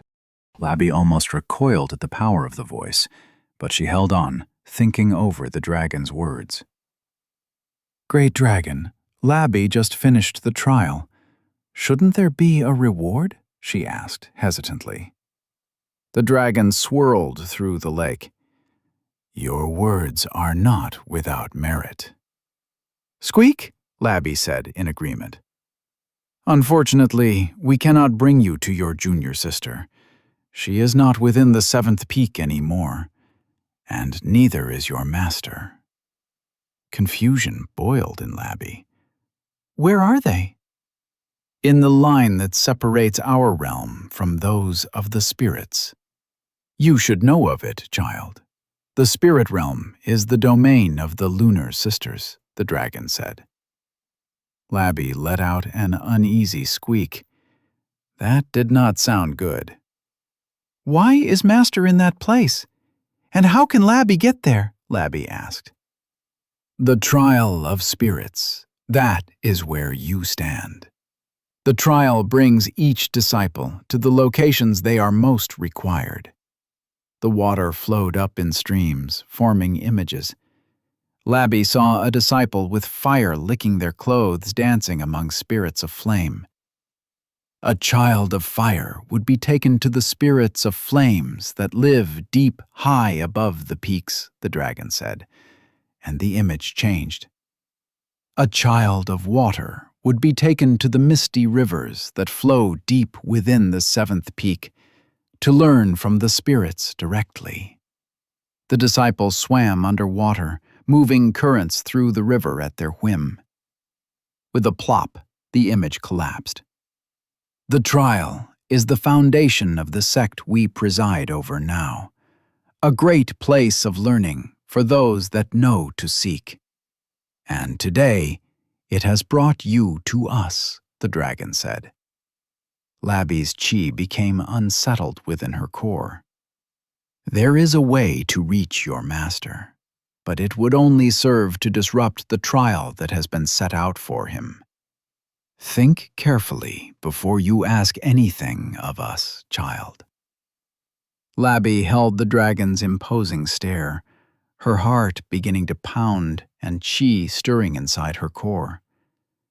This was her chance.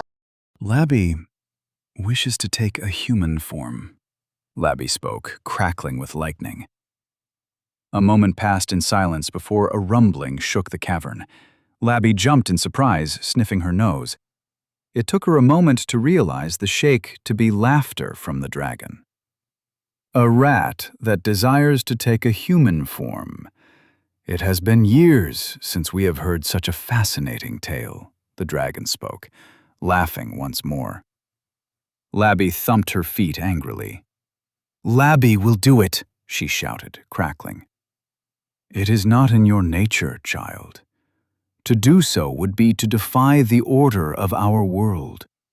But when has that ever stopped those who were determined, the dragon said, in a way that oddly made Labby think the massive creature was smirking. Very well, we shall teach you the path of the dragons. To take on a form beyond yours, you must first ascend like a carp scaling a waterfall. Ascend beyond the heavens and toward the court of the lunar sisters and join them. If you can, you will be granted the form of your desires, the dragon rumbled. But how? Labby cannot fly, and it is day outside. There is no moon, Labby asked. Such narrow thinking from one who twists the light of the moon and coaxes the thunder into its form. The sun does not vanquish the moon, child. It merely hides its presence with its gleaming brilliance. Yet the moon is still there for those who reach out. And as far as flying goes, you have learned the tempest of the dragons, have you not? The dragon asked. Labby squeaked in surprise, nodding. Labby has, but she's not good at it, she said. A moment later, she called upon the chi around her. In a swirl, lightning chi rose from her surroundings as little strikes of purple lightning crackled down around her. You are no dragon. To master the art of dragons is not a simple feat. But to call that a tempest would be to call a flake of snow an avalanche, the dragon scoffed. This is the dragon tempest. One such as you cannot hope to achieve this. Your nature is far too feeble for such. Labby looked up at the rising dragon, her chi swirling. Labby will defy her nature then. Laughter echoed through the chamber. A child of the moon, of course you would be pesky. The blessing of the first moon befits one such as you, a path of new beginnings. It is a path well suited for such yearning. You tame a thunder few ever glimpse, a gentle one, yet just as ferocious. They believe it yang to be thunder, forgetting that balance must precede all things in nature, the dragon said. Let us show you the tempest of the dragons, child. It is a thing of fury, of rage, of the unbending strength of the storms that govern the skies, the dragon roared, and the water in the lake shuddered and quaked. It is the dance of the dragons. The chi burst into a frenzy. Wind swept through the cavern, lifting Labby up into a swirling tornado. Water swirled around the dragon as the magnificent creature rose. Thunder crackled on the wind, lightning gathering and striking down. The world began to shake under the might of the dragon rising like a storm.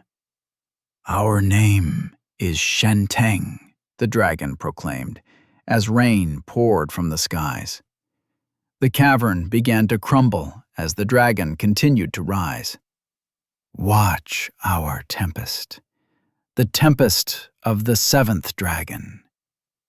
The world flooded with water, a storm shaking everything as the dragon soared. Labby squeaked, crackling with lightning. She cycled her chi, lunar lightning flooding her pathways as she pushed through the howling winds toward the rising dragon. Rushing past the swirling rocks and water, Labby leapt atop the lashing tail of the dragon and clung for dear life. With a burst of chi, the world rippled around Labby, and she found her claws slipping from the scales. Pouring chi through her feet, she kicked and began to run along its tail, the dragon swirling, a hurricane of water following it all around. With a burst, the dragon ascended, rising high into the sky. The wind rushed past Labby. She sank down, clinging onto the scales of the dragon. The heavens! It thunders! The dragon roared, a boom of chi rippling through the sky. Clouds gathered high above, shimmering and rumbling as the dragon soared higher and higher toward them. Labby looked up, her eyes widening, as she felt the chi of the world gathering. Heavenly chi rumbled, golden lightning swirling through the clouds. Memories of her master's breakthrough began to come to her, and her heart began to pound even more. Look at the skies. They stand in your path. Do you fear it? The dragon asked, brilliant light rising from its scales. Swirling waters tore through the skies, swirling in a mesmerizing display. Labby tried her best not to fall off because of the high speeds, or even look down at the ground, falling farther and farther away from her. Little wisps of clouds began to touch her as the world grew colder. The earth seemed to curve at its edges in the distance, and Labby stared, mesmerized. Do you fear it? The dragon asked once more. A crashing bolt of lightning passed by the dragon, painting the world in dazzling gold. The chi pouring outward vibrated with strength and anger. It shuddered and raged with the might of crashing mountains. Hear it thunder! It rages against us for defying destiny, for defying fate. Hear its mighty roar! It tries to stop us from the throne that lies beyond it, the dragon sang, and Labby could hear the heavens turn in anger at the words. Do you fear it? The dragon boomed, its voice shaking the very air. Yes, Labby squeaked out. Laughter shook the dragon's body, almost throwing Labby off to plunge to her death. She clung on as chi gathered on the dragon's scales. Like a rolling tide it welled up, flowing in streams of pure energy. The dragon curled once more into the skies, looking up to the heavens. With a resounding boom, the dragon roared. But has fear ever stopped a dragon? No! Labby screamed with everything she had, and the dragon shot higher in a frenzy of chi. Golden lightning poured towards her, the strike of a tribulation from the heavens themselves. The lightning streamed onto the dragon, crumbling atop the antlers of the massive creature. Yet it wasn't enough. The lightning lashed toward her like a cracking whip. "Squeak!" Labby shouted, churning her chi and called upon the thunder around the world. "Dragon's tempest!" she shouted, jumping toward the bolt of lightning. Purple arcs of lightning welled up around her body, arcing at the heavenly tribulation. They struck the golden bolt, splintering further still. Arcs of lightning struck Labby, coursing through her body. Her limbs went stiff as she slid down the tail of the dragon, falling down to earth. Refusing to stop, Labby swirled mid-air, using her teeth to cling into the gap between the dragon's scale, managing by an inch. Cycling her chi, she fought through her injuries, grabbing on once more as they headed straight into the clouds of tribulation. The heavens rage. It rages at us who seek to defy destiny, the dragon sang, its voice booming, and the world shuddered all around it. Let it rage all it wants, for it can never smother a dragon. The chi sang around the dragon, lightning welling up. Bolts shot into the heavens, striking at the clouds. Shen Teng opened its maw, and a stream of water poured from it into the skies.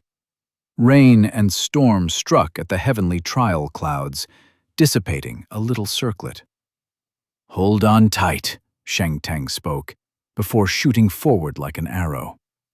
Labby squeaked loudly as the dragon rushed into the sky, flying around the bolts of lightning that shot toward them. Shen Teng swam, twirling through the skies like a dancing carp scaling a waterfall. But a dragon is not mere pride, for we are creatures of both will and grace, the dragon whispered in a soft voice, swimming through the skies past the dark clouds of heavenly chi. And nothing, not even the heavens, can separate a true dragon from its sky, the dragon said, and the clouds parted. Labby watched in awe at the blanket of clouds beneath her and the shining sun glowing brightly within a deep blue sky. Thus the lesson ends, child, the dragon said, slowing down to a gentle swim through the calm skies. Labby looked down and saw a carpet of white and gray with little peaks of the ground so far beneath her that she could barely fathom it. Her gaze traveled forward toward the azure jade empire, to the land she called home and the 7 peaks that presided in it. "It's so big," Labby exclaimed. The mightiest of trees, the largest of sects. They were all but mere dots on the landscape in front of this site. And so you see the nature of the world from the sight of a dragon. Even we are mere whispers of the tale that is the world. And it is precisely why a dragon is proud. For we can partake in this sight and understand our place in the order of the world. Labby squeaked, nodding. She could understand after seeing this. Did her master know of this? Did he know of the vastness of the world? The way the trees looked like tiny motes of grass laid across the land. The way the world curves at the edges, leading to a darker sky. Labby's gaze turned up and outward, to the blue sky and the edges of darkness she sensed beyond. Wisps of something began to flow down, an energy she did not understand. Dark, but colorful. It was chaos personified. and for a moment she felt as if she was drowning in it. Do not look there, child. The primordial vastness is not kind to our kin, the dragon spoke, snapping her out of her daze. Labby took in a breath, nodding. Now, do you understand the world better, child? And the task you are here to perform? The dragon asked. Labby nodded. Very well. Then close your eyes and sense the moon. It lurks beyond sight, but it is there. Call for it. Grasp upon the threads of the moon and hone it into the lightning you wield. Then focus and ask for an audience with the sisters of the moon, the dragon said. Labby closed her eyes as instructed and focused on the lunar chi. She let her senses spread outward, trying to find any hints of it. A myriad of colors splashed in her senses. The world was full of chaos and chi, and she felt as if she could reach out and touch all of them. Yet the one she sought was not here. Labby searched further, extended her reach even outward. She looked for the silver strands of light of the moon that lurked within the bright sky. A little strand of lunar chi reached Labby, before one more, and then another. A few moments later, she was surrounded by silvery light flowing all around and into her. Never before had she felt a stronger connection to lunar chi. Labby relished in it, cycling her chi over and over. She felt one particular strand of lunar chi beckoning her. Labby moved her senses closer, and she felt something shift within her core, as if she had moved a part of herself outside of her soul and granted it to the strand. The strand shuddered and moved, shooting to the sky, and then with a shudder, a burst of light made Labby open her eyes. 8 figures loomed in front of her. 8 faces she could recall from when she had first picked the path of the moon. One of them stepped forward. A silver crescent moon was marked on the forehead, and her clothes flowed around her body. She greeted Labby with a smile. Welcome, child. We have been waiting. Chapter 93. Serpent's Trial. Liu Xiang sensed the familiar rumblings of heavenly qi pulsate through the air around him. Glancing vaguely up through the dark cavern, he wondered if Lu Jie was up to his madness yet again. Unlike when at Granny Long's place, it would be nearly impossible to hide the tribulation from the sect no matter what, and Lu Jie should know that. No, it isn't Lu Jie. It's the child, La Bi, Ji Ju said in Liu Xiang's mind, reaching outward with her senses. Liu Xiang paused in his steps, trying to sense the heavenly tribulation for himself. But if there was some way to tell who it was, then he could not. Isn't she merely in the second realm? Not even at the peak of it? Liu Xiang asked, surprised at the calm in his voice. Yes, insanity. The boy and all his spirits love to defy common sense, Ji Ju said, and Liu Xiang smiled at his spirit's words. They certainly do, Liu Xiang said. He was unsure about what was going on, but there was little time to worry over others. He had his own trial to focus on. Liu Xiang walked through the paved caverns into the thick overgrowth. It was an odd sight, of nature mingling with the work of civilization. He arrived at this place once before. Back when he'd been a mere child, he was taken to visit the line that separates the spirit realm from the mortal realm. Ji Ju remembers it. Liu Xiang was much more fragile back then. I would be surprised if Ji Ju did not remember. We had first met here, after all, Liu Xiang said, taking in the forest pathways. The scent of poison qi lurked within these shrubs, and he knew the potent poison that filled each plant and creature that lived within this place. Memories passed through Liu Xiang's mind as he avoided the worst shrubs that could cause damage even to him. Does Ji Ju wish to meet her sisters? Liu Xiang asked. He could sense the colony of spiders that lived in the tall trees west of this place. If Lu Xiang wants Jiju to give him some space, he merely needs to say so. No need for such games. No, this one means it. Your kin may not share the bonds humans do, but family is still family. If Jiju wishes to pay them a visit, then she should, Lu Xiang replied. Jiju remained silent as Lu Xiang trekked through the bushes, silver needles swiftly piercing any mindless critter that came too close to him. A threatening hiss broke out of Lu Xiang's mouth when a scorpion tried to jump him. The creature froze at the sound, curling up on the ground. Lu Xiang raised a hand to his mouth, surprised at his impulsive behavior. He could not do that normally.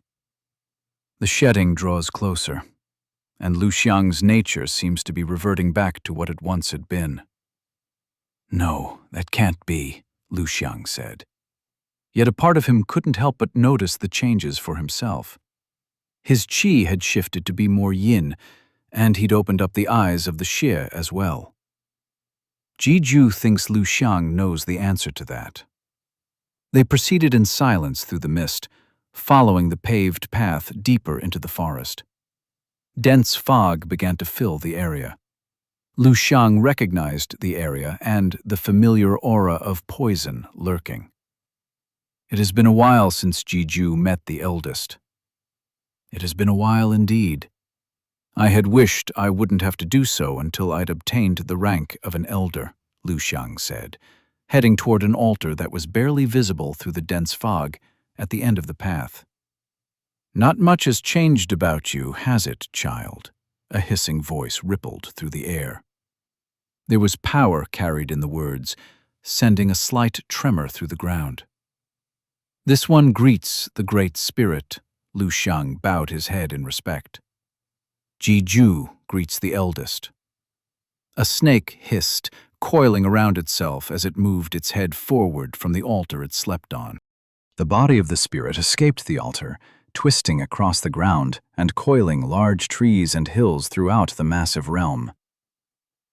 Liu Xiang kept his calm as the giant serpent shifted its face closer, its massive tongue flicking outward with a hiss.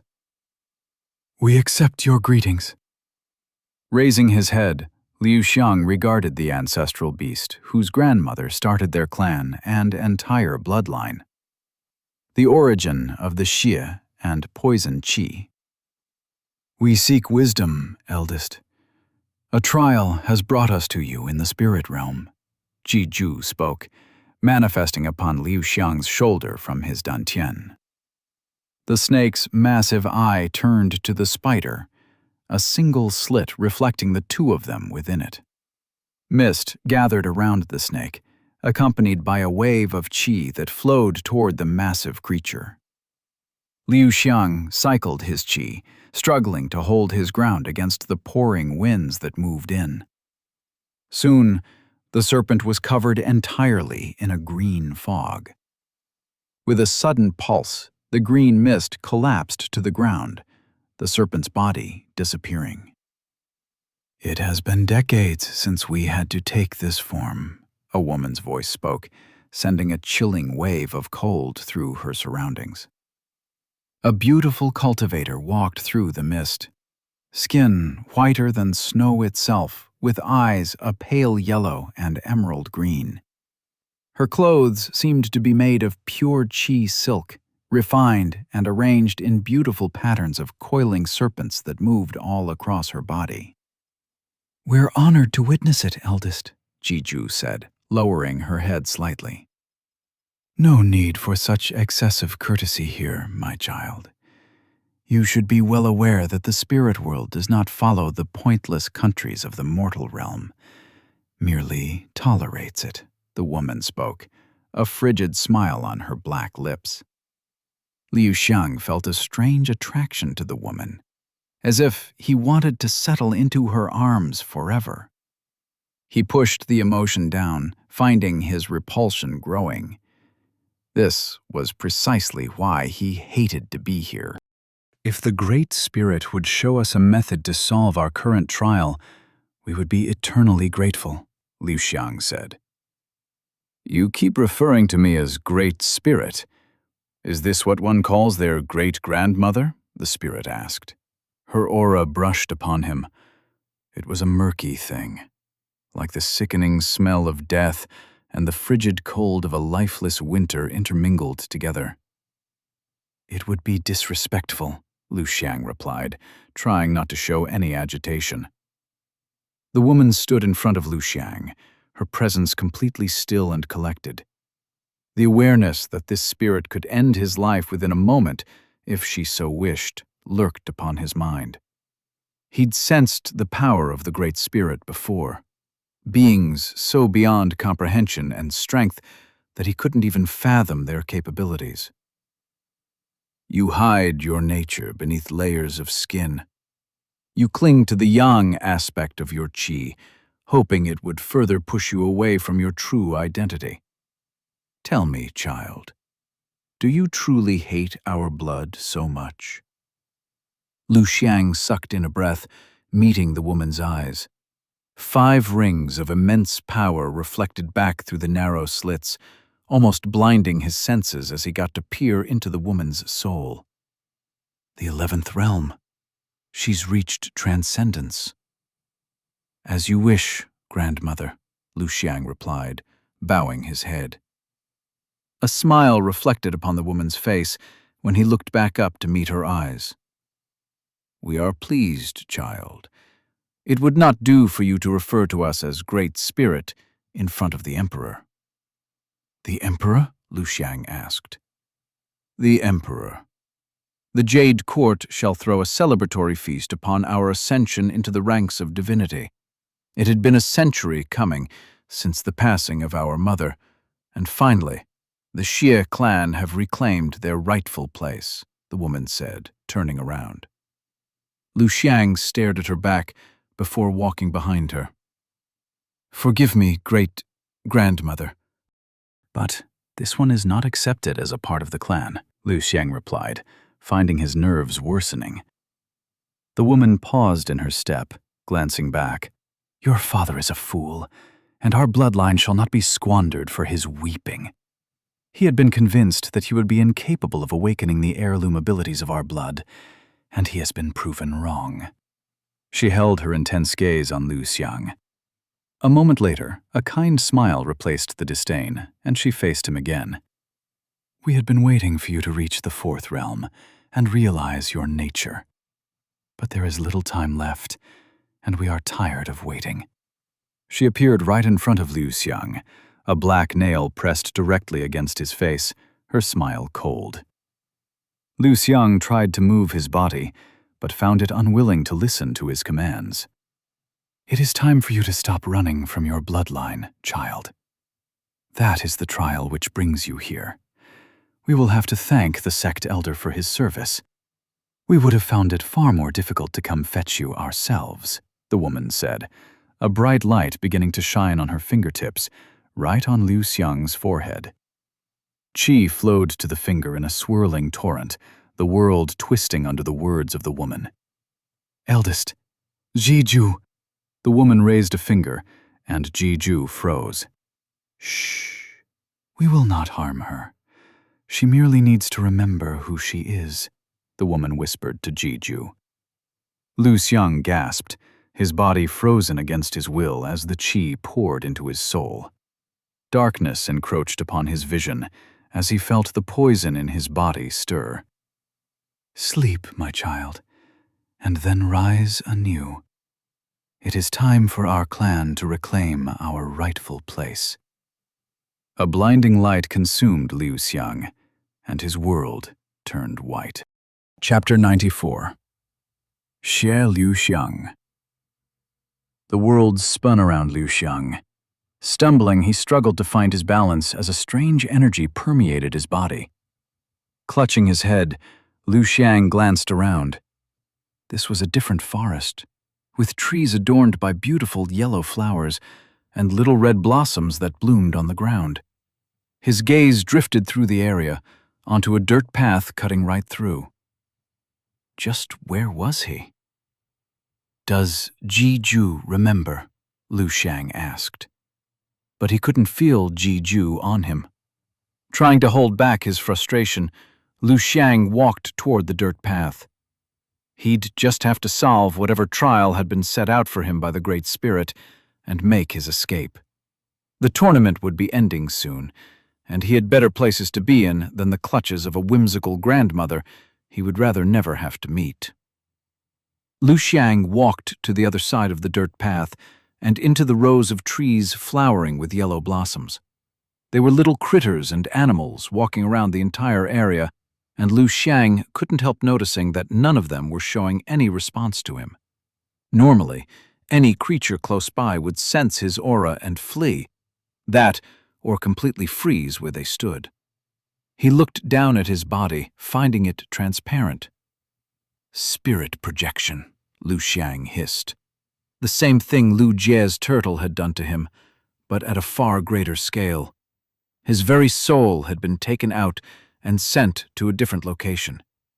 He'd thought the feat impossible, but it surprised him little that the Great Spirit could pull something like this, especially after she'd reached the 11th realm, the greatest height any cultivator had reached in eons. Putting the thought aside, he continued to make his way through the forest, trying to find where it led. There was something suspicious about the location that he couldn't quite place, and it was irking him. "No, you're scaring her," a young boy's voice echoed. Lu Xiang turned to face the voice, caught off guard at not noticing the child earlier. Putting off his lack of spirit senses as a quirk of the spirit projection, he headed toward the voice. Standing behind a tree, he glanced around it and watched a child sitting on the ground with a little squirrel cupped in its hand. He couldn't have been any older than 5 from his height. "You shouldn't grab them by their tail. That will spook them even more," the boy instructed a girl who was looking on with an angry expression. "They hate me anyway. No matter what I do, they all hate me. There's no point," the girl complained, tears welling up in her eyes. Lu Xiang's eye slits expanded to be round circles as he stared at the girl. Her skin was pale, her features just subtly off. Her jaw was a bit too narrow, and her limbs slightly too long. White hair adorned her head, with emerald green eyes containing 2 eye slits. He watched his younger self, and the only boy he'd ever truly called a friend in his home. "That's not true," the boy continued, undisturbed by Lu Xiang's realization. "Your aura is scary, but they can ignore it if they know how to. If you show them that you do not mean them any harm, then they'll come to you on their own." Wiping her eyes, a younger Lu Xiang looked on curiously at the squirrel cupped between the boy's hands. "Really?" she asked, staring in wonder at the little creature. The squirrel remained settled in between the boy's hands, comfortable and safe. "Yes, really. Now, slowly come closer and extend your hand to it," the boy said. The young girl stepped hesitantly. Slowly, she neared the squirrel, pausing every time it seemed as if the creature was about to run. Eventually, she was close enough to crouch, and she extended her hand. "Now let it come to you instead. Just put your hand forward gently," the boy said, smiling as he opened his hands. The squirrel sat there brushing its ears and body as it looked around curiously. Soon, the extended hand caught its interest, and it sniffed the palm. A moment later, the squirrel jumped onto the extended hand, looking around and sniffing with its tiny nose. The girl's eyes were shining in wonder as she touched an animal for the first time in her life. Lao Xiang's heart began to wrench in his chest as the memories of the past returned. "It's not running," young Lao Xiang said. Her eyes widened in surprise. Gently, she extended her hand to pet the squirrel when the creature jumped off and sprinted away. A small pout came upon the girl's face, but it didn't last long, soon replaced by a bright smile. "I told you, you aren't scary," the boy said, grinning brightly. "Thank you, Li Yuan." Young Lao Xiang let out a radiant laugh, 2 fangs peeking from the corner of her mouth. Do you want to find some more squirrels? He asked. Young Lao Xiang thought it over before turning to the pathway heading deeper into the forest. The servants in the clan were talking about some spirit animals in the forest. Maybe we can make friends with them too? I don't know. Mother said not to bother the spirits. They're dangerous, he said, glancing nervously in the pointed direction. Please? I hear they're really pretty, young Lao Xiang exclaimed. All right, but only for a little while. With a cheerful exclamation, the two children began to head farther into the forest. Lao Xiang remained where he was. Did he truly wish to relive his memory of what happened? What was the point of all of this? To make him miserable? Lao Xiang turned away and made his way in the opposite direction. There had to be a solution to this, a way to escape. Taking a deep breath, Lao Xiang rushed for the inner walls of the courtyard, to the place he once called home. Trusting his memory, he made his way unseen across the massive courtyard and through the inner walls. Walking slower now, Liu Xiang followed the path based on faint memory as he explored the clan grounds. Poison qi filled the area, little denotations of serpents and their ancestor marking every nook and cranny, alongside the symbol of the Xia clan itself. Liu Xiang ambled aimlessly, taking in the sights. Memories of a forgotten childhood returning to him. "Has anyone seen the young mistress?" a voice called out. A woman wearing servant clothing. "Isn't the young mistress playing with your son?" another servant asked. "I had left them in the courtyard inside, but I can't see them anywhere now. The master is calling for the young mistress," the woman exclaimed. Quickly, more and more servants began to run around in search of the young mistress. Liu Xiang ignored the chaos as people ran about trying to find the lost young mistress for one particular thing. His father had called for him.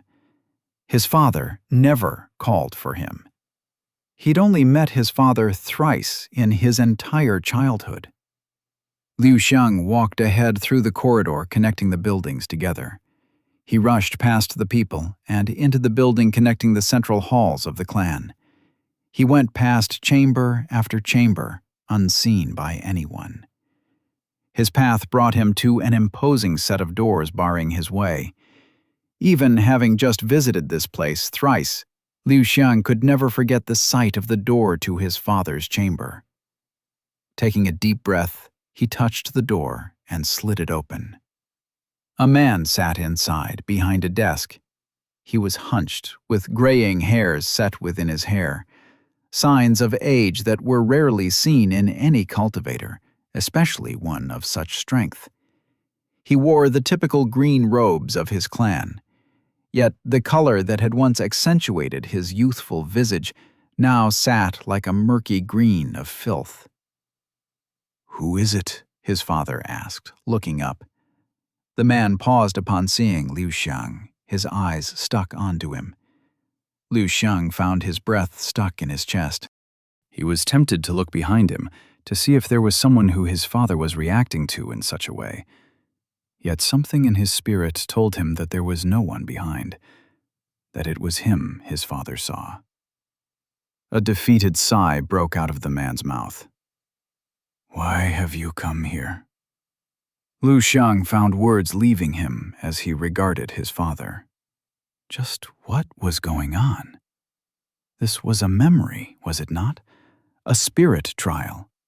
Then how come his father was talking to him? That expression. Grandmother's trial, then. A mere memory fragment to be made a mocking of. That's all that is left of me in the future, the man muttered. Yet there was no emotion in his voice. His father's gaze was tired, his eyes sunken. He searched for hate or disgust, yet the only thing left in his father's eyes seemed to be apathy. "Why?" Liu Xiang asked, his mouth dry. "Why do you just not seem to care?" "Why should I? What point is there to any of this? Grandmother has long since discarded me as an heir, and after Xiu Ying's death, what's the point of it? Lu Xiang clenched his fists, his qi roiling in his core. He'd thought that maybe there would be anger, hate, something. Yet all he saw was a defeated man who'd given up on life. "Why did you let her die?" Lu Xiang asked, a cold chill emanating from his voice.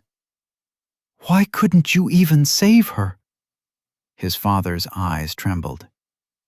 "You think I didn't want to?" he asked, a shiver in his voice. "I could have saved her. I could have lived happily with her. We didn't need any kids. I was happy as I was." "Then why?" Lu Xiang asked, voice trembling. "It would have meant killing you," his father whispered, a haunting expression passing over his features before his face sank into his hands. "If you loved her so much, why did you have me? If you truly loved her so much, you would have never—" "I did not intend to," his father screamed, standing from his chair.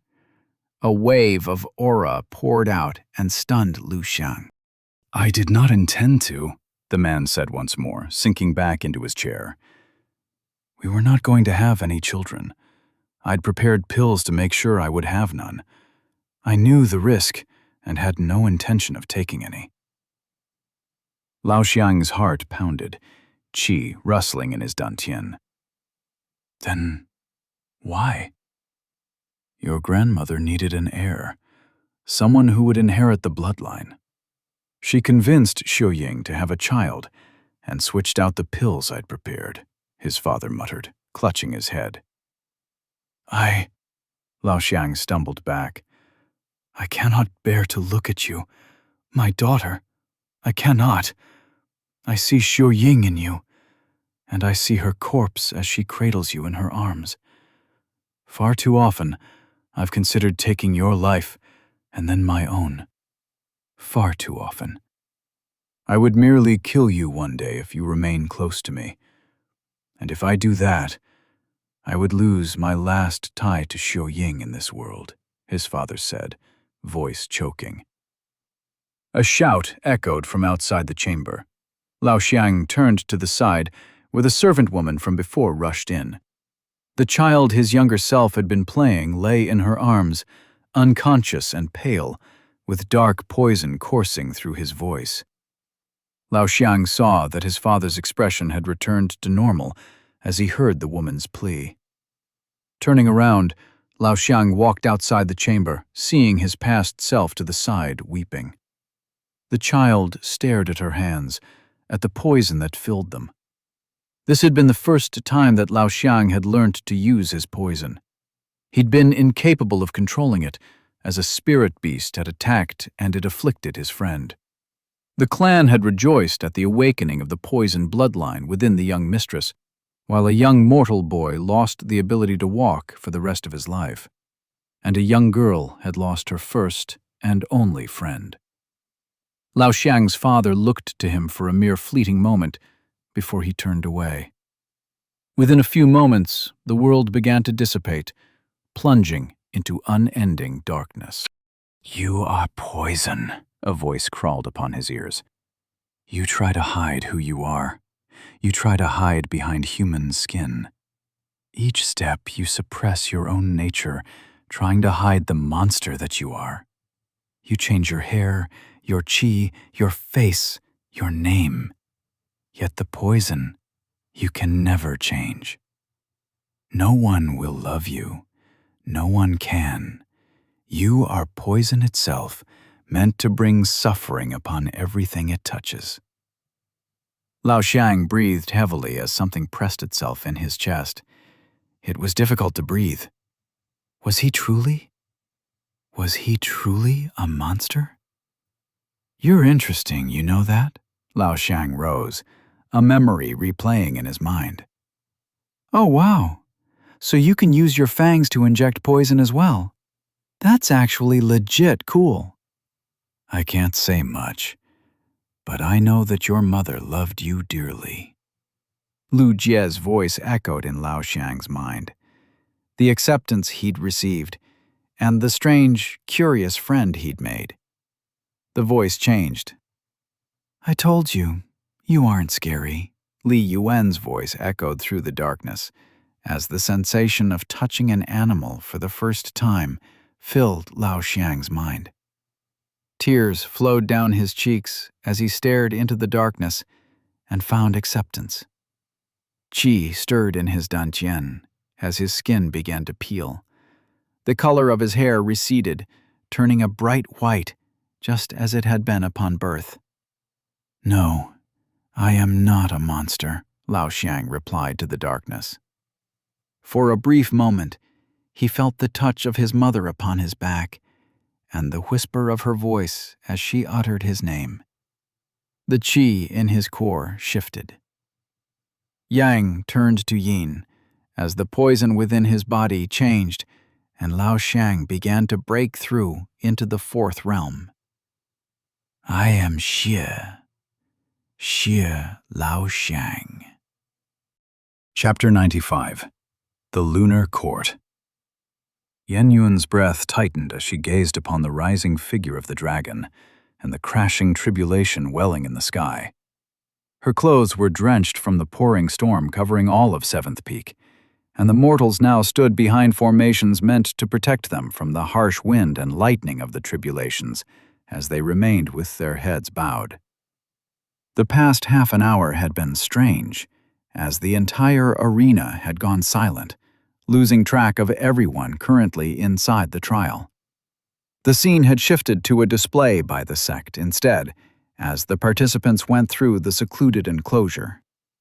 Then, all of a sudden, the world shuddered as a tribulation rumbled around the sky. A moment later, all of Seventh Peak watched a soaring dragon rising into the sky, going head first toward the heavenly tribulation, and then beyond. She looked around at the mortals and cultivators alike, bowing their heads in respect as the dragon soared into the heavens themselves. She couldn't help but wonder what was going on. Her gaze shifted toward the central seats, where she found the Lord of the Peak watching over the rising dragon. An uproar of fear and excitement was going through the crowd, yet knowing Lu Jie and the truth behind his core, Yan Yun found her stomach turning itself over in concern. "You look pale," the boy behind her said. Xiao Lan, the boy Lu Jie defeated. He'd decided to stick by her side, and she'd not seen reason enough to send him away. "Is that any way to speak to a senior disciple?" Yan Yun replied with a calm voice, glancing at him. Widening his eyes, the boy slightly bowed his head. "Forgive this one, senior sister," he spoke, and Yan Yun let out a humph as she moved aside. She never enjoyed putting on the act of a haughty senior disciple, yet it certainly had its uses at times. "An auspicious day to see the seventh dragon rise into the very heavens," an elder announced, gaining cheers from the crowd. "A disciple has gained the blessing of the great dragon," the Lord said, his voice projecting outward on Qi as the arena grew silent to listen carefully. "A child of the sect has truly been blessed today. Many congratulations, sect elder," the Lord said, and the crowd broke into cheers. Yan Yun continued to gaze at the turbulent skies, feeling a similar turbulence rumbling in her own heart. She hoped everything would be fine. Tian Feng opened his eyes, his gaze rising to the sky. Even with all his divinations, he'd not expected for things to turn out this way. "Perhaps I see why you took an interest in her, Xian Yue," Tian Feng said. "It was a whim, and being the spirit of the moon, I never fail to act upon any of my whims," Xian Yue replied, her gaze also focused on the sky. "Do you wish to head to the court? All lunar spirits will be watching our dear rat rising atop a dragon beyond the heavens themselves. It would be a tale most of your kin and sisters would hate to miss," Tian Feng said. He knew how the spirits of the moon were. This was a tale that would be told for at least a decade to come, centuries in the spirit realm. As amusing as it would be to watch my sisters' reactions when they realized that I'd guided the little rat from the start of her journey, I think we both have better things to be doing, Xian Yue said, chiming. Tian Feng saw a smirk hanging upon her lips and knew to leave things there. Chirp! Sheldon chirped from behind, his chi expanding outward. Streams of water flowed around the area as Tian Feng's chi mingled with Sheldon's.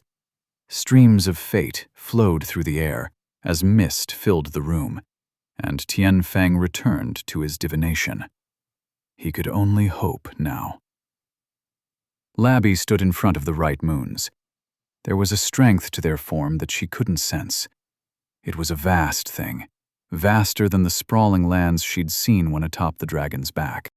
Her gaze shifted through the many moons, watching the marks upon their foreheads and the ornaments they wore reflecting that. Each moon looked like the other, sharing the same face, yet they couldn't have been further from one another in demeanor. The dark moon made Labby nervous and afraid. There was a deep hunger in the moon's gaze that made Labby fearful.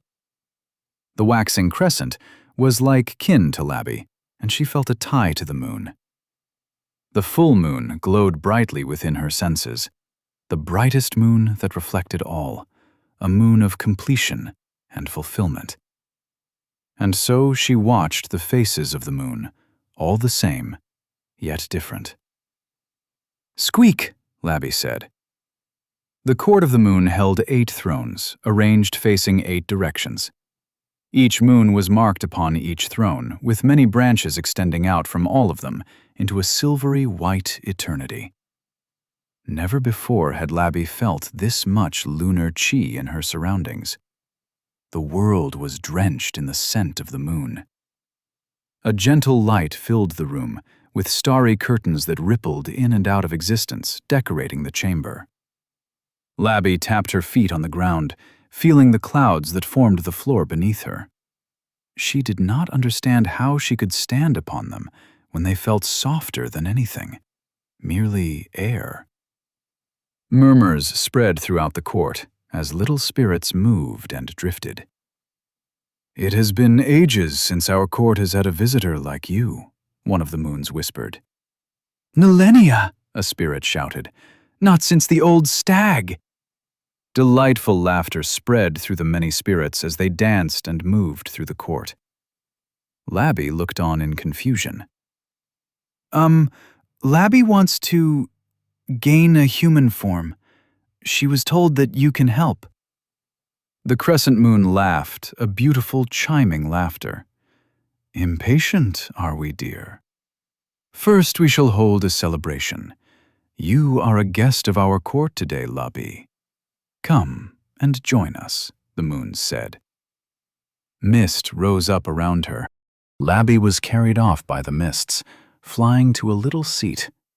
The moons sat on their thrones, watching as the spirits of the moon came. They sang and danced, as laughter and wine flowed like a river. Rare delicacies passed in front of Labby, brimming with the scent of lunar chi. Yet something in Labby's soul told her not to eat anything, or she'd be stuck in this place. Time passed by in a blur in what felt like a week of celebration. The spirits told magical tales with vivid illusions. They sang melodious songs and the melody of the moon. It was a celebration grander than any she'd ever fathomed. "Ah, what a shame. The time to part has arrived," the waxing crescent moon spoke, her eyes lingering upon Labby. The court shifted, the spirits sweeping past as the thrones faded. Mist covered Labby through the silvery room, the 8 moons standing in line, the waxing crescent moon front and foremost. "My child, you have sworn yourself to my path, to the path of growth and journey. Now, it is time for you to pick another moon, or walk further along the path you already tread," the moon said, her voice resonant. Chi wavered and pulsed, power gathering within the words. The 8 moons regarded her as one. "Tell us, why did you pick this path?" The weight of the moons pressed upon Labby's shoulders.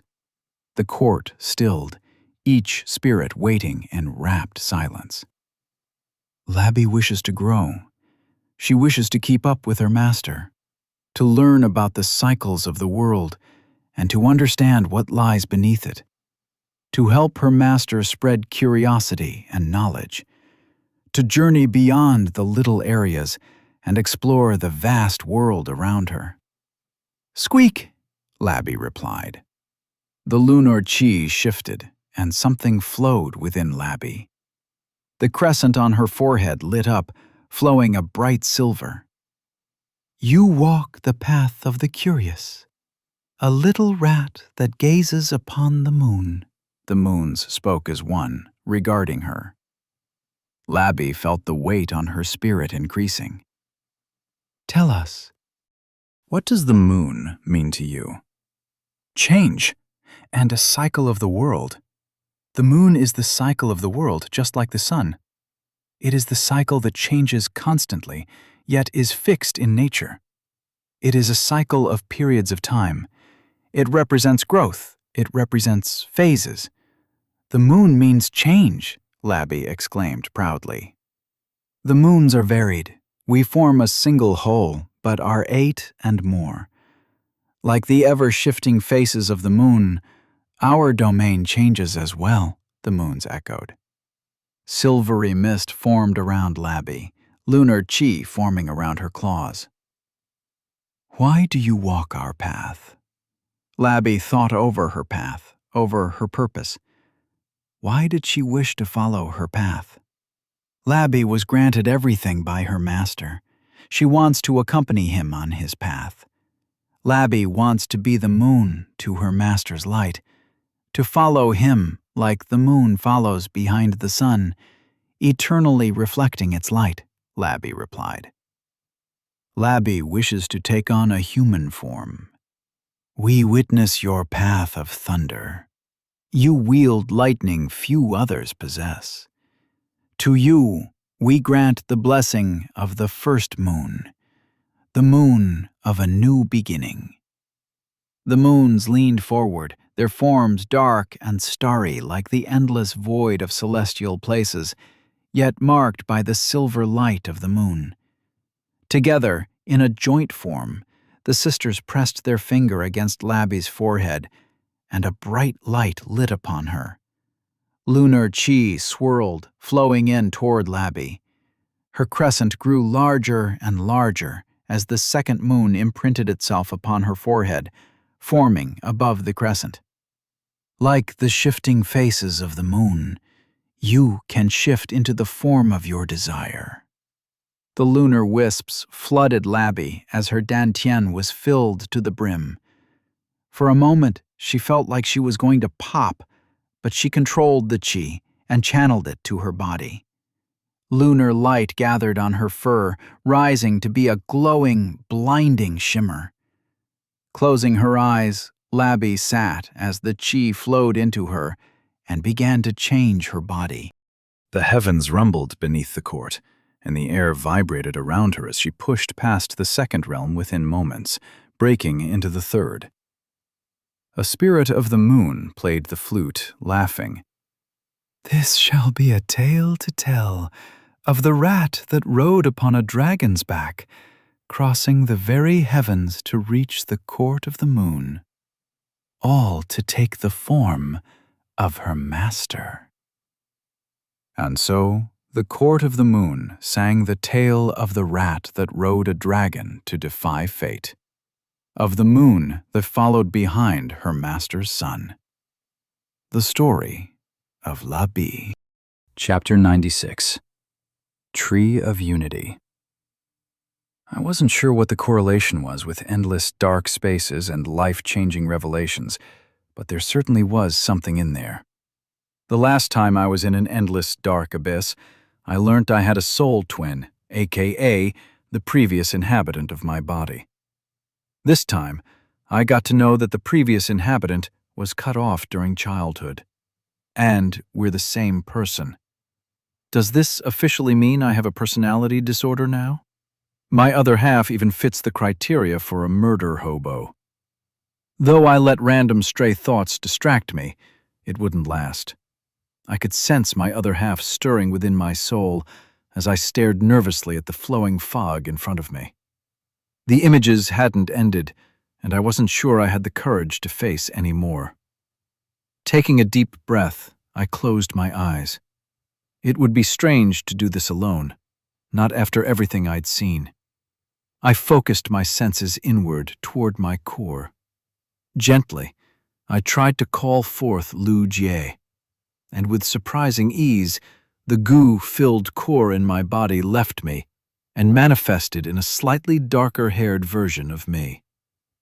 "So, we meet again," Gu Jie said, which is the nickname I should have given him a long time ago, but anyway.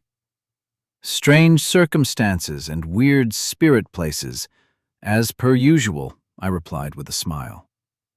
Gu Jie did not seem as cheerful, and I sighed. "Can you not tell that I'm trying really hard to not act bothered by everything? Just play along for once, damn you." "And what? Pretend that this didn't happen? That we weren't led astray and lied to for years? That the elder didn't try to play games with both of us?" Gu Jie said, his eyes changing colors as dark wisps of goo licked his body. Whoa, calm down, Mr. Demon King. How did the elder betray us? Didn't he save our lives?" "He crippled us, and he could have cured our soul, made us one again. We could have grown so much. I wouldn't have had to suffer for so long." Even the old man. "Wait, what? The old man knows? How?" I asked, baffled. Gu Jie regarded me with the typical "shit, I messed up" expression of someone saying something they weren't supposed to. "The old man is a powerful master, and his grandson turned into a powerful demon. Yang Shun, the fire demon of the West." "Of course he is. Why wouldn't he be? Hidden masters everywhere can't catch a break these days," I replied. So the old man knew, and he was even aware that I possessed goo. Perhaps it really was time to confront Granny Long and Old Man a bit more about their past once the tournament ended. There were too many tie-ins for me to ignore things any longer. "Do you think he wouldn't if he could? Do you truly believe that?" I asked Gu Jie. "No," he said, looking away. "Exactly. I think they couldn't, for whatever reason. We'd tried it ourselves and it didn't work." "Because we're not equal," Gu Jie said, returning his stare to me. "Because if we were ever to join our souls into one, I will be gone." "I don't think you'll be gone, merely a part of me instead." "Would it be the same? We're so different, you and I. I don't remember my past life. You did not live the life I did. We're different people now. Can we ever truly be one?" Gu Jie asked. I faced the cloud of fog. Only one way to find out. Glancing at Gu Jie, I stepped forward into the foggy cloud. The world faded in through the white fog. The sight of a young Lu Jie playing came to me. The young child was older now, looking to be somewhere around 3 years old. My mother sat nearby, watching over me as she did some chores. Scenes continued to shift, my younger self growing without any issues. "There has been news of an attack to the nearby village," my father said one day. Mother held my sleeping form close to her. "Spirits? Has the sect not sent any cultivators?" A cultivator had arrived, but there has been no news. You two should stay inside tonight. The men in the village will be keeping a watch, just in case. My father moved around, grabbing whatever he could find to use as a weapon. "Stay safe, dear," my mother whispered, hugging me too tight as my father walked out. She closed the door, locking it. I remember this, Gujie spoke from beside me. I had woken up from the noises. His voice broke off, his breathing growing heavy. The scene continued to shift. The wind blew past in harsh, howling gusts, while the men of the village patrolled the perimeter. A shout came from a man in the distance. The fog solidified as I stepped beyond the perimeter wall, seeking him in the darkness. Something was shifting farther ahead. The ground trembled and shuddered as dark wisps began to pour from the ground. The men of the village raised their weapons, aiming at the creatures. Dark wisps of blackness continued to accumulate, and my heart sank. Malformed creatures broke through the earth. They rose like an army of shadow shrouded in death. The land withered in front of my eyes on the tide of these creatures. Some stood on two legs with long fangs and sharp claws. Others were malformed, bent at odd angles and distorted. It was a scene from a twisted nightmare, and the ranks of the villagers broke at the sight. "Demons!" the men shouted, running for their lives. My heart pounded when my father rushed through the crowd. The demonic tide was breaking at the surface and spreading in all directions, chasing after everyone they could. A slaughter began. Blood flowed freely to the earth, coating it red. Screams rose to the sky of agonizing pain and the chilling quiet of death. My head spun, horrified at witnessing the sight. My gaze shifted back to my father, stabbing a demon through the heart with a broken plank. Screaming as loud as he could, the man rushed the demon into a wall, plunging the plank farther, even as it rotted away from the goo emanating from the creature. After ensuring the demon was dead, he rushed back to his home. He kicked the door open, grabbing my mother and me, and ran. "Demons! Don't say anything, just run!" he shouted, rushing out of the village. My gaze shifted once more as I saw an eerily humanoid figure standing at the center of the goo cloud. The creature resembled a person. The only sign of its demonic origin were the black irises and the flowing goo all around it. With a speeding step, the demon moved. A single wave of the hand parted the earth, and fire rose from the ground. Dark flames covered the village, burning everyone in their proximity. My father was shouting, fighting back against demons. He held the beasts back as my mother ran with me. Then a claw pierced his chest, and another, then one more. Despite it, he stood his ground, pushing through the demons, until a pillar of flame erupted, and all that remained was ashes. Yet the slaughter didn't stop. My mother ran, bleeding from her gut, injured by the swarming demons as she clutched me close to her chest. Rushing, she went inside a shack and hid amidst a pile of corpses. Tears poured down young Lu Jie's eyes, my blood-soaked mother holding his sobbing form close, calming him down. She remained there amidst the corpses all through the night until it gave way to morning, and the demons made their way through. Upon her last breath, when a cultivator arrived, she handed a sleeping, blood-covered child to him and joined the pile of corpses she hid in. The images faded, plunging me into darkness.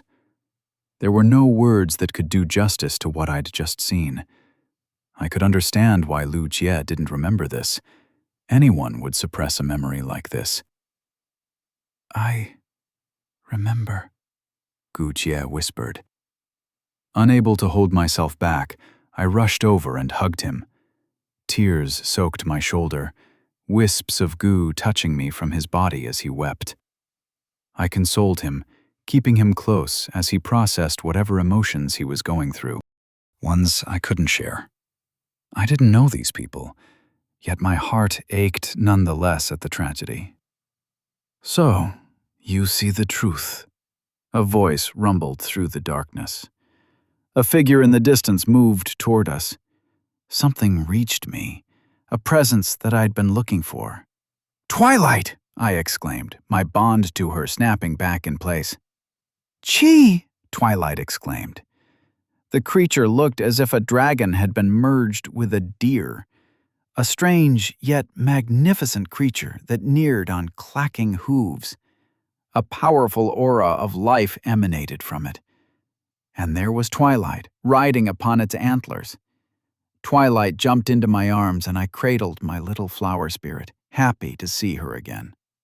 In thanks, I turned to face the spirit, but my eyes widened in surprise when I saw the eyes of the creature. You're the world spirit? If you speak of the name you call us by, then yes, we are. But our name is Ki, the creature said, snorting as it stomped its hooves. A Kirin. That's what it was. I bowed my head to the giant Kirin in front of me. Apologies, Ki, I said. Blessing. Life, Twilight chimed, pointing to the giant Kirin. I suppose she wasn't too wrong about that. I could feel myself growing more energetic just being near the Kirin. Let us not tarry. The cycle needs mending, and we find you ready to proceed. Follow us, the Kirin spoke, leaping into the air and rushing ahead. I looked behind at Gu Jie, and we began to follow the creature. My eyes were soon hanging upon a massive tree trunk with glowing branches rising farther up ahead. Yet the tree was broken, cracked from the center with rotten roots infested with disease. What is that? I asked, walking closer to the massive tree. The tree of unity, or what used to be such. Ki gently brushed against the tree, looking to me. The one whose seed now grows within your soul. Excuse me? Chapter 97. Breakthrough. I stared at the Kirin, confused. Do you not sense the sprout within your soul? The deep pool of essence that fills you? The thing tying your two cores together, preventing a horrifying death at any given moment, the Kirin asked. I do? I replied, before pushing my senses inward. The familiar little sprout at the core of my dantian reached out to me. Indeed, the fragile little sprout born between your soul, born from the partial union of order and chaos. Partial? I asked. The majestic creature glanced to Gu Jie. Its mane flowed as it jumped into the sky, landing beside the boy. You would understand what is lacking, the Kirin said, leaning in close to Gu Jie's face. Gu Jie turned his eyes away, not meeting them with mine. Hold on, I'm getting incredibly confused. Can you please explain why or how Twilight got here? Let's start from there, I said, patting Twilight sitting on my head. The Kirin glanced at me. Twilight, Mu, the meeting point of day and night, an apt name. That was a surprise. The Kirin wasn't saying a broken form of Twilight, but instead a translation of the word. You understand English? I asked, baffled. Even the heavens hadn't caught on to English. We are not hindered by any language, child, but we are aware of some that you lost souls bring to our realm. The old cycle was responsible for handling birth and rebirth, to take the souls from those buried in the earth up toward the heavens and back into the mortal coil, the Kirin said, a green glow lighting up its antlers. We did not find your spirit. She found us on her own. All we did was guide us to the path that would bring her here. She is one of the few creatures which still preside in an older order, capable of touching both death and life. Now death remains devoid of life, and life has little comfort in death. The world rippled around me, and a massive tree rose into the sky. Glowing brightly, Gu spread around the roots of the tree, being pulled in by plants. In there, death would change, form life, and then be released up into the skies. If the tree is gone, how is rebirth handled now? You called me a lost soul. Is the tree breaking why I'm here? Because it messed up with the rebirth cycle or whatever? The cycle is broken, and so the dead stir, rising from their graves if left unattended. A ritual must be performed to send the spirit to the heavens. The journey is perilous, preyed upon by the shadows of the void that lurk. Death runs rampant, goo spreading unchecked through the earth, leading to abominable creatures. You call these demons. Creatures submerged in goo, formed from feasting upon the dead. The image of the wraiths filling the void that struck came back to me, the twisted, malformed creatures screaming in eternal agony and pain.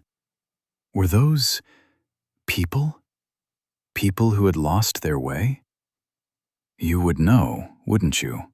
The Kirin asked, but not to me. The darkness had lurked within your spirit, corrupted. Yet your soul was tied to your other half, which yet remained pure. So you remained stuck, half wraith, half human, unable to find release. Gu Jie's fists clenched, still refusing to meet me eye to eye. The first step is acceptance, child. Accept the death that fills your spirit. Make it a part of yourself. The Kirin breathed, moving closer. You saw the creatures that killed your parents. You saw the twisted nature of our world. The cycle remains broken. The children live in eternal dispute. You can mend that. You merely need to accept who you are.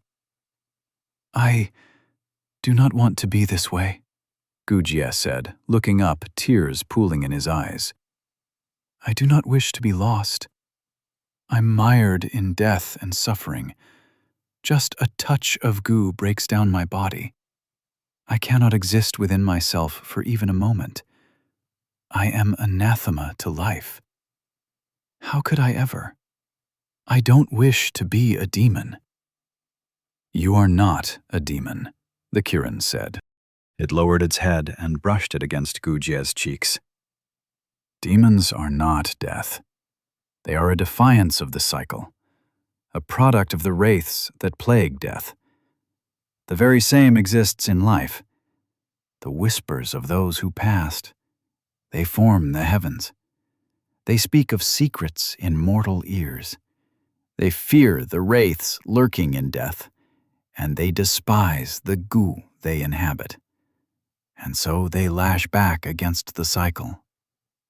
The cycle of Gu and Qi is not merely one of life and death, but one of order and chaos.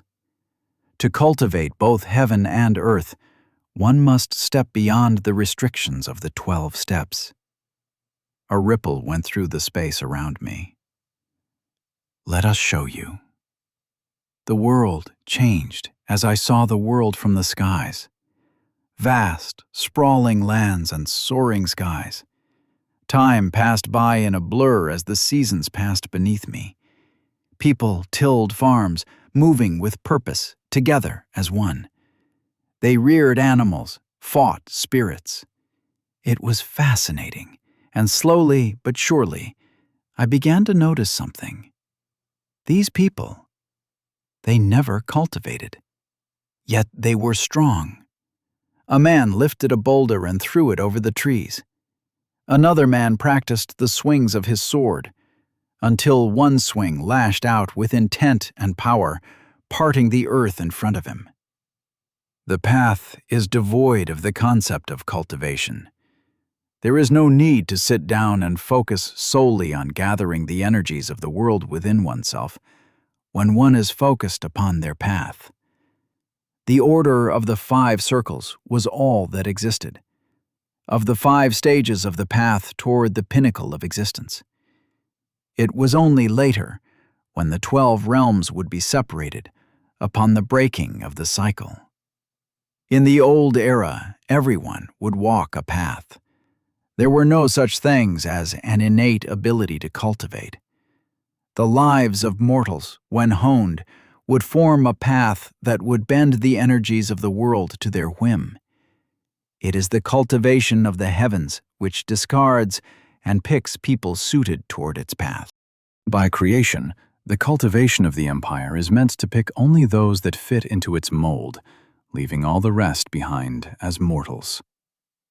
But the demons, they have no such qualms.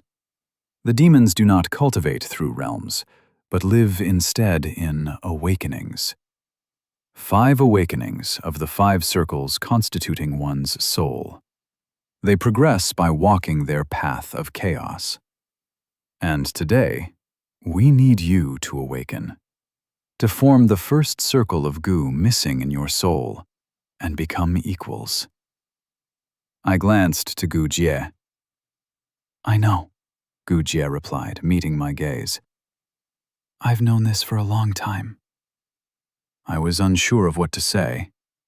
Here was my other half, the one to have lived in this world without any of my memories. He was arrogant, like any typical cultivator, and he'd made many of the same mistakes these people had. It made little sense for me to wish to merge back with a part of me that was this way. I don't think we should run away from ourselves, I said. We will never be completely separate. We are already inherently tied. I sense your thoughts, your emotions. So often the difference between us blurs. But if we remain like this, then our path will be incomplete, unable to progress any further. We will never be able to discover the other laws of cultivation. I have so many ambitions, and there are so many things to see. I want to grow. I want to see everything this world of magic has to offer, and find the secrets behind them. I will ask you what I have asked every other friend I wish to bring along this path. I want to bring change in this world, spark revolution, spread knowledge, and generate a new way to think, a new way to understand. And since we're popping pills like maniacs anyway, we may as well form a drug empire. So, would you like to help me with that? I asked, extending my hand to Gu Jie. He looked at my hand, slowly extending his own. We will never be the same again after this, he whispered. I won't be me. You won't be you. There will only be one. I know, I whispered back. Dark wisps rose from Gu Jie's body, swirling in a torrent of death around him. The energies of death flowed freely through his spirit, changing him. His hair turned pitch black, eyes dark as an abyss with a glowing white pupil in the middle. Within our soul, I felt something forming. A second black circle behind my dantian, linked to the first one formed by qi. A circle of goo. Now death lags behind no more. They exist in harmony, order and chaos, together in unity. I watched Gu Jie, feeling the goo flowing through him. There was a strength in there I hadn't felt before. 2 souls, divided, yet joint. 2 halves, representing order and chaos. In this cycle, the tree of unity. It awaits your union, child. It is time to be whole. My heart was thundering as Gu Jie stepped closer to me, and my qi flared to match his goo. I guess this is it then, Gu Jie said. Yeah, even if we won't be able to talk like this. You'll be there, a part of me, just like how I'll be a part of you, I replied, my voice starting to choke. I hadn't felt anything so far, but now that I stood here, my nerves were rising. My palms were sweaty, my throat clammy, and my chest was tight as I struggled to keep my calm. I'm scared too, I told Gu Jie. But I really think that this is the best way forward. Gu Jie returned a nod. I extended my part as a white circle formed beneath my feet. Life steps ahead. Gu Jie extended his hand as a dark circle formed beneath him, merging with mine. And death follows right after.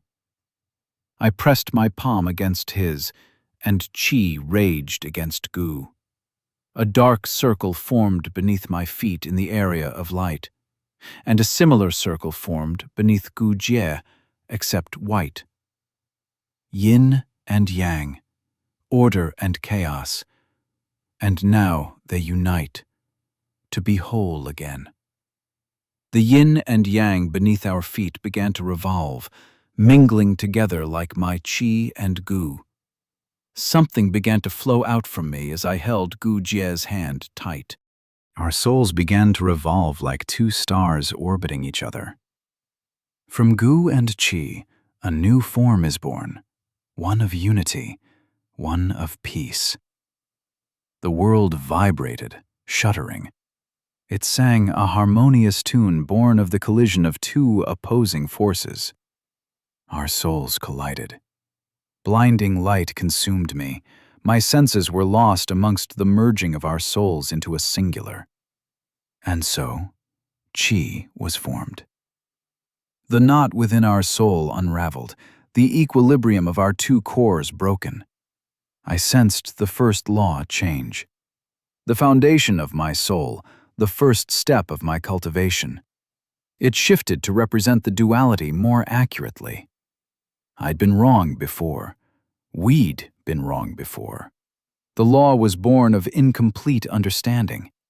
It was imperfect, but no more. Now we understood. As one whole, we opened our eyes and uttered the words imprinted on our very being.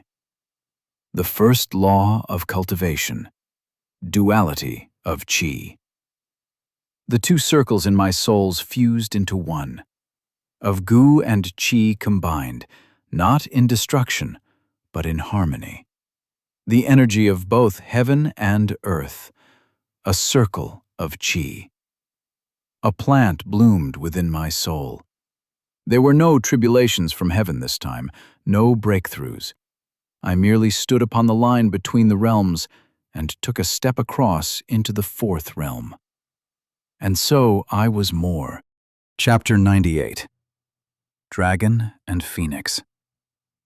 Liu Xiang opened her eyes, finding a completely new myriad of senses present within them. Where before she had to focus upon her sight to see through the life energy permeating each creature, now it was a part of her sight, naturally present at any moment like her sense for Qi. Her gaze shifted toward her great-grandmother, a glowing beacon of life so bright that Liu Xiang had to lower her eyes for a moment. "So, you have succeeded," the woman said with a trailing hiss, a cold smile upon her face.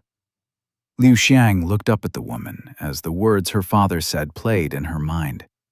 The truth about her birth and the reason behind her father's suffering. "I have," Liu Xiang replied with a bow. Her voice was lighter now, free of the touch of yang, and her body had already begun adapting to its yin alignment.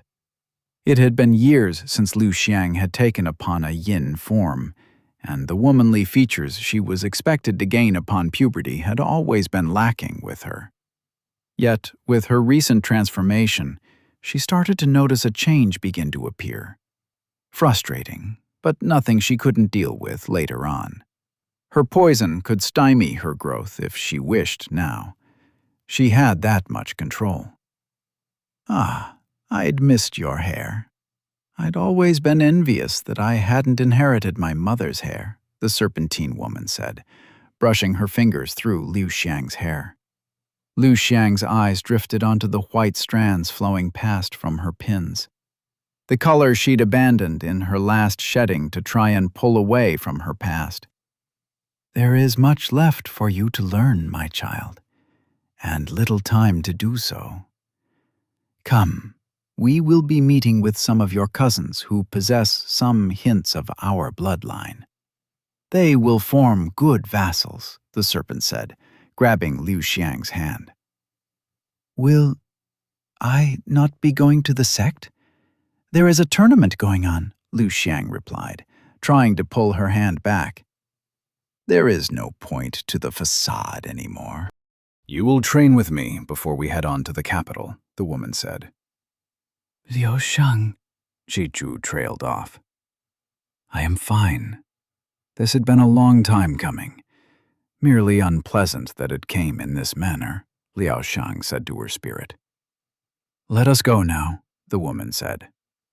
Liao Shang took one last look back. She would have to break her promise to Lu Jie to help him with his ambitions. The boy will be fine, and so will you. After gaining the training from a divinity, you will be far more equipped to help him if you so wish, Zhu said. Liao Xiang nodded and turned forward. Taking a deep breath, she nodded to her great-grandmother.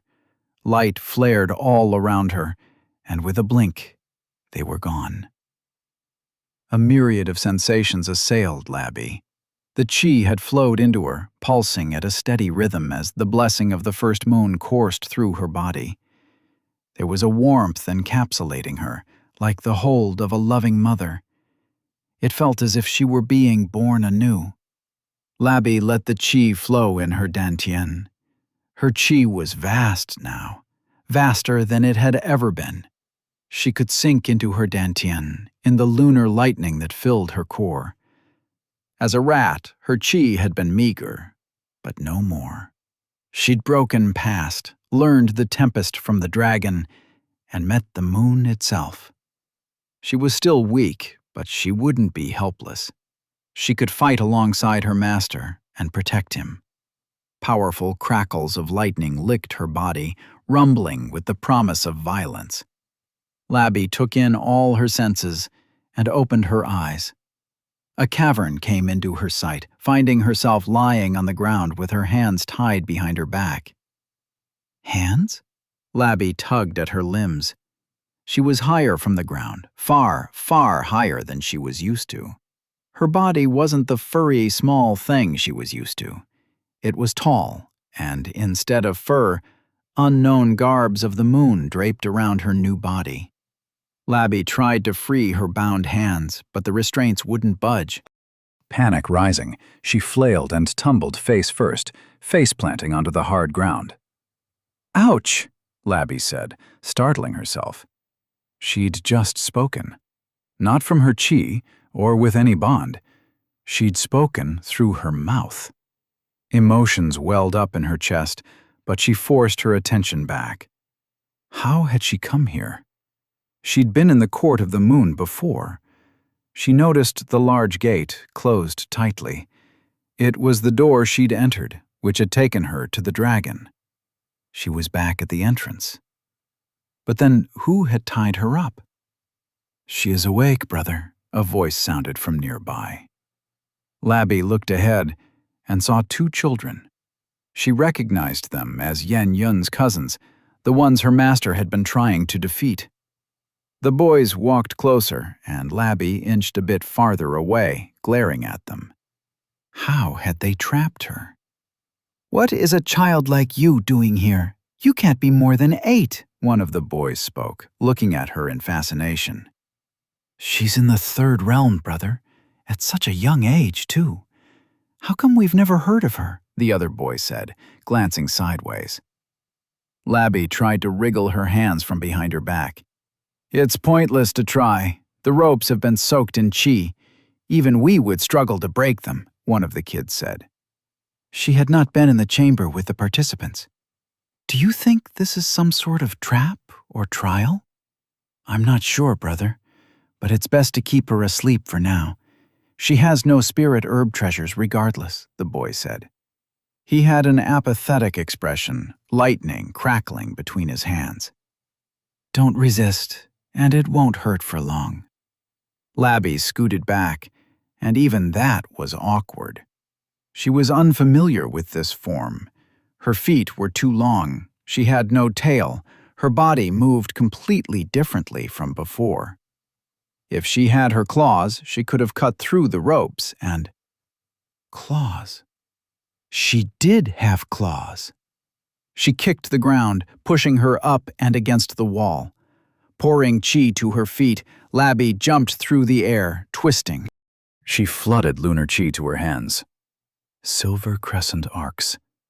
Claws of silvery moonlight formed upon her fingers, and she cut through the rope tying her wrist. Flailing her hands around, she fell and broke into a roll, somehow managing to stand up and raise her fist. The methods to move her body filled her mind, the blessing of the moon imparting the knowledge upon her. Labby followed its whispers, taking a stance. "Labby's gonna beat you up!" she shouted, lightning crackling between her fists. The twins glanced to each other before laughter burst forth from their stomachs. "Brother, let me take care of her," the second twin said, patting his brother on the shoulder. "Let us trade some pointers, Junior sister," the boy said, raising his own fists. Golden lightning arced between them. Labby closed her eyes, sinking deep inside her mind. The moons had left instructions for her, how to move her fists and her feet, how to channel her chi through this new form she'd gained. She let the chi guide her, honing her senses before she opened her eyes. There were no words exchanged. The boy just kicked off, his feet crackling with lightning. Labby raised her fist, letting her arm deflect the incoming strike as she pivoted. Turning around, she let the flow of her body guide her into a spinning kick. Chi gathered at her feet, scythe-like claws of silver growing as she swung. The boy raised his arm, bolstering it with chi, and blocked her kick. Her claws remained an inch from his face. With a sudden fall, the boy swept his leg out, kicking her legs from underneath her. Labby yelped, her concentration broken. She pulled her arms inward, blocking a lightning-coated punch that took her in the chest. The ground collided with her back, lightning chi coursing through her. Another strike followed, and she rolled to the side. The ground splintered where she'd been. The tang of blood filled her mouth. Pulling herself to her feet, Labby flooded her feet with chi. A push had her shooting at the boy. She gathered a bolt of lightning upon her fists, collecting her chi in one small section. With a pulse of chi, she swung. Purple lightning arced, crackling with booming thunder. Golden lightning swirled, striking her bolt of purple lightning, and the two burst apart in a rain of sparks. So much skill at such a young age, plus a strange kind of lightning. "I'm Yen Li. Who are you?" Labby kept her fists raised. She breathed hard, trying to keep herself from falling apart at the disjointed sensation of her new body.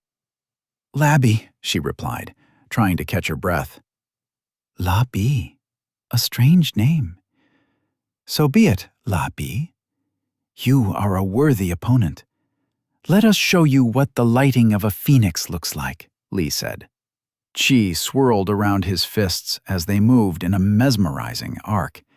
Sparks crackled, and the air turned static as pure lightning chi began to gather at the boy's fist.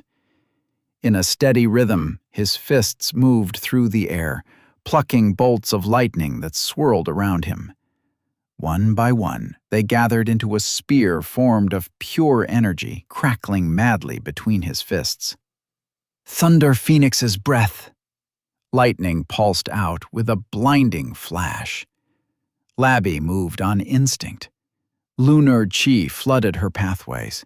She guided her lightning, gathering the lunar lighting around her fist. Stomping her feet into the ground, she shot her purple bolt into the blazing shot. Lightning struck lightning, a blinding flash resounding through the cavern. Yet it wasn't enough. The golden bolt tore through her purple lightning, heading right for her. Moving her hand forward, a pulse of lightning struck her finger. She let it enter her body and course through her. Lunar lightning stirred in her core, guiding the lightning down into her chest and then below, down to her feet and out into the earth. Smoke rose from her body, her newly formed gray hair smoldering as burnt skin and blood singed her.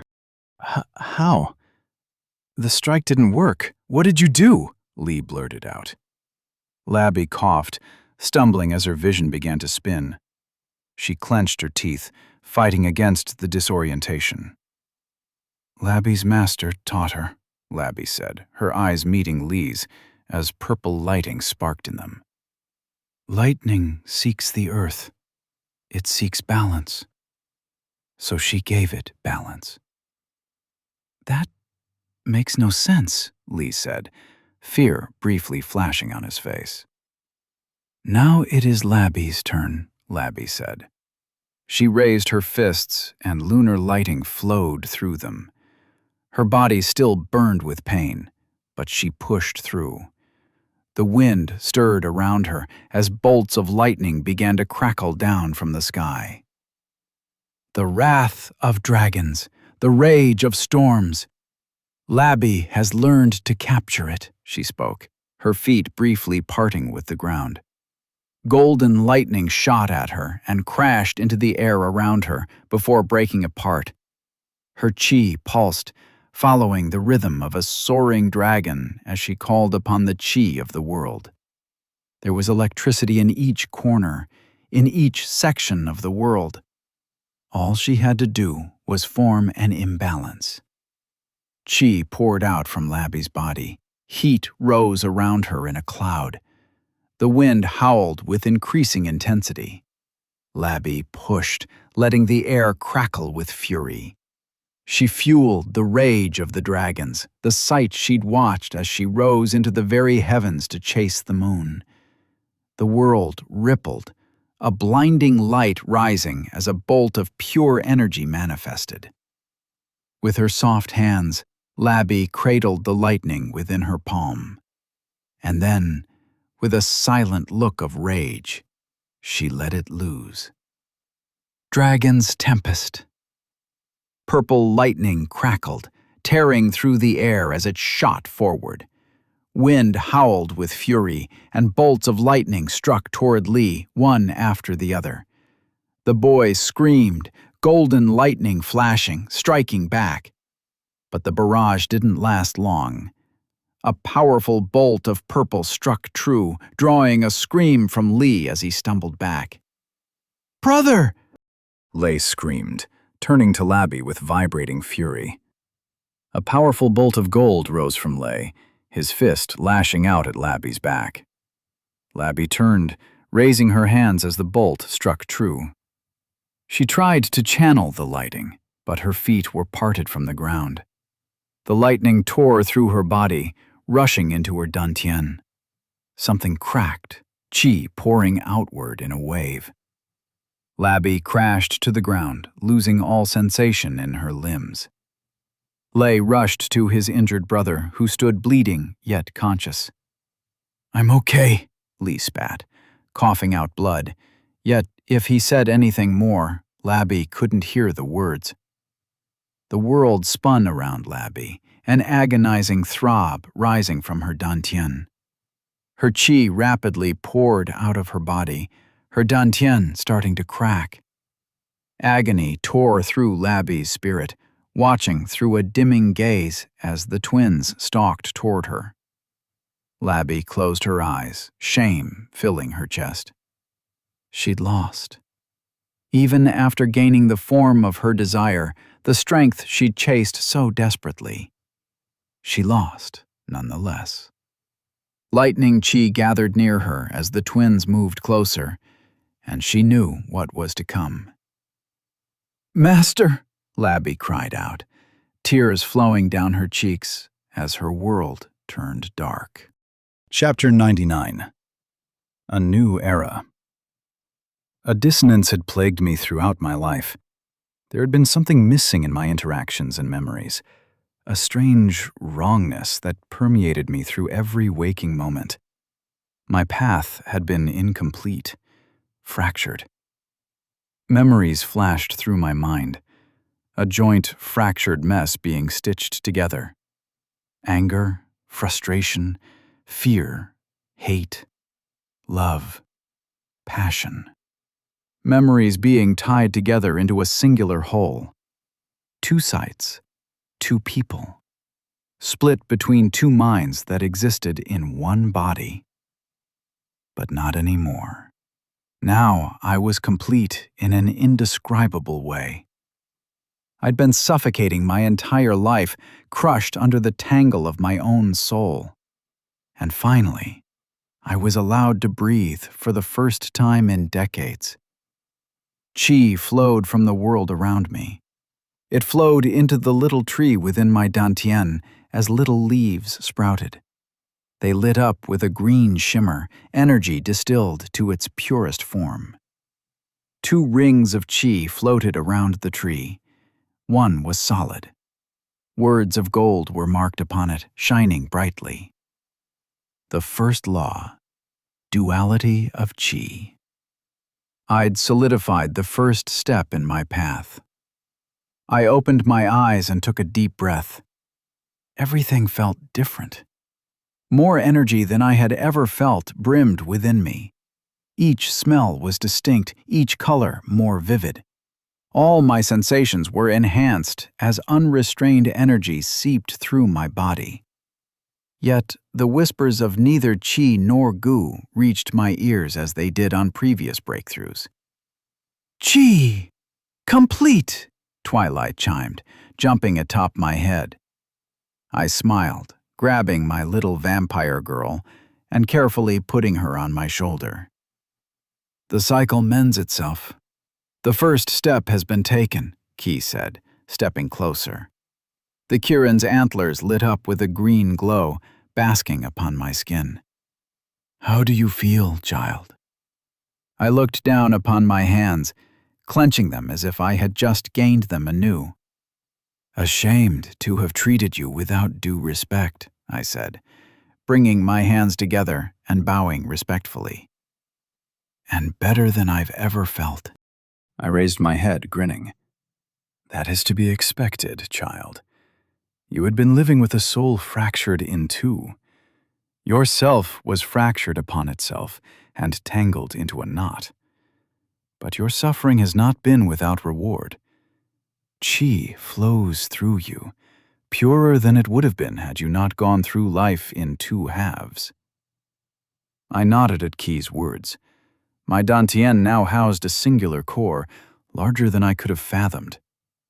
I called upon the qi, and flames licked my fingertips.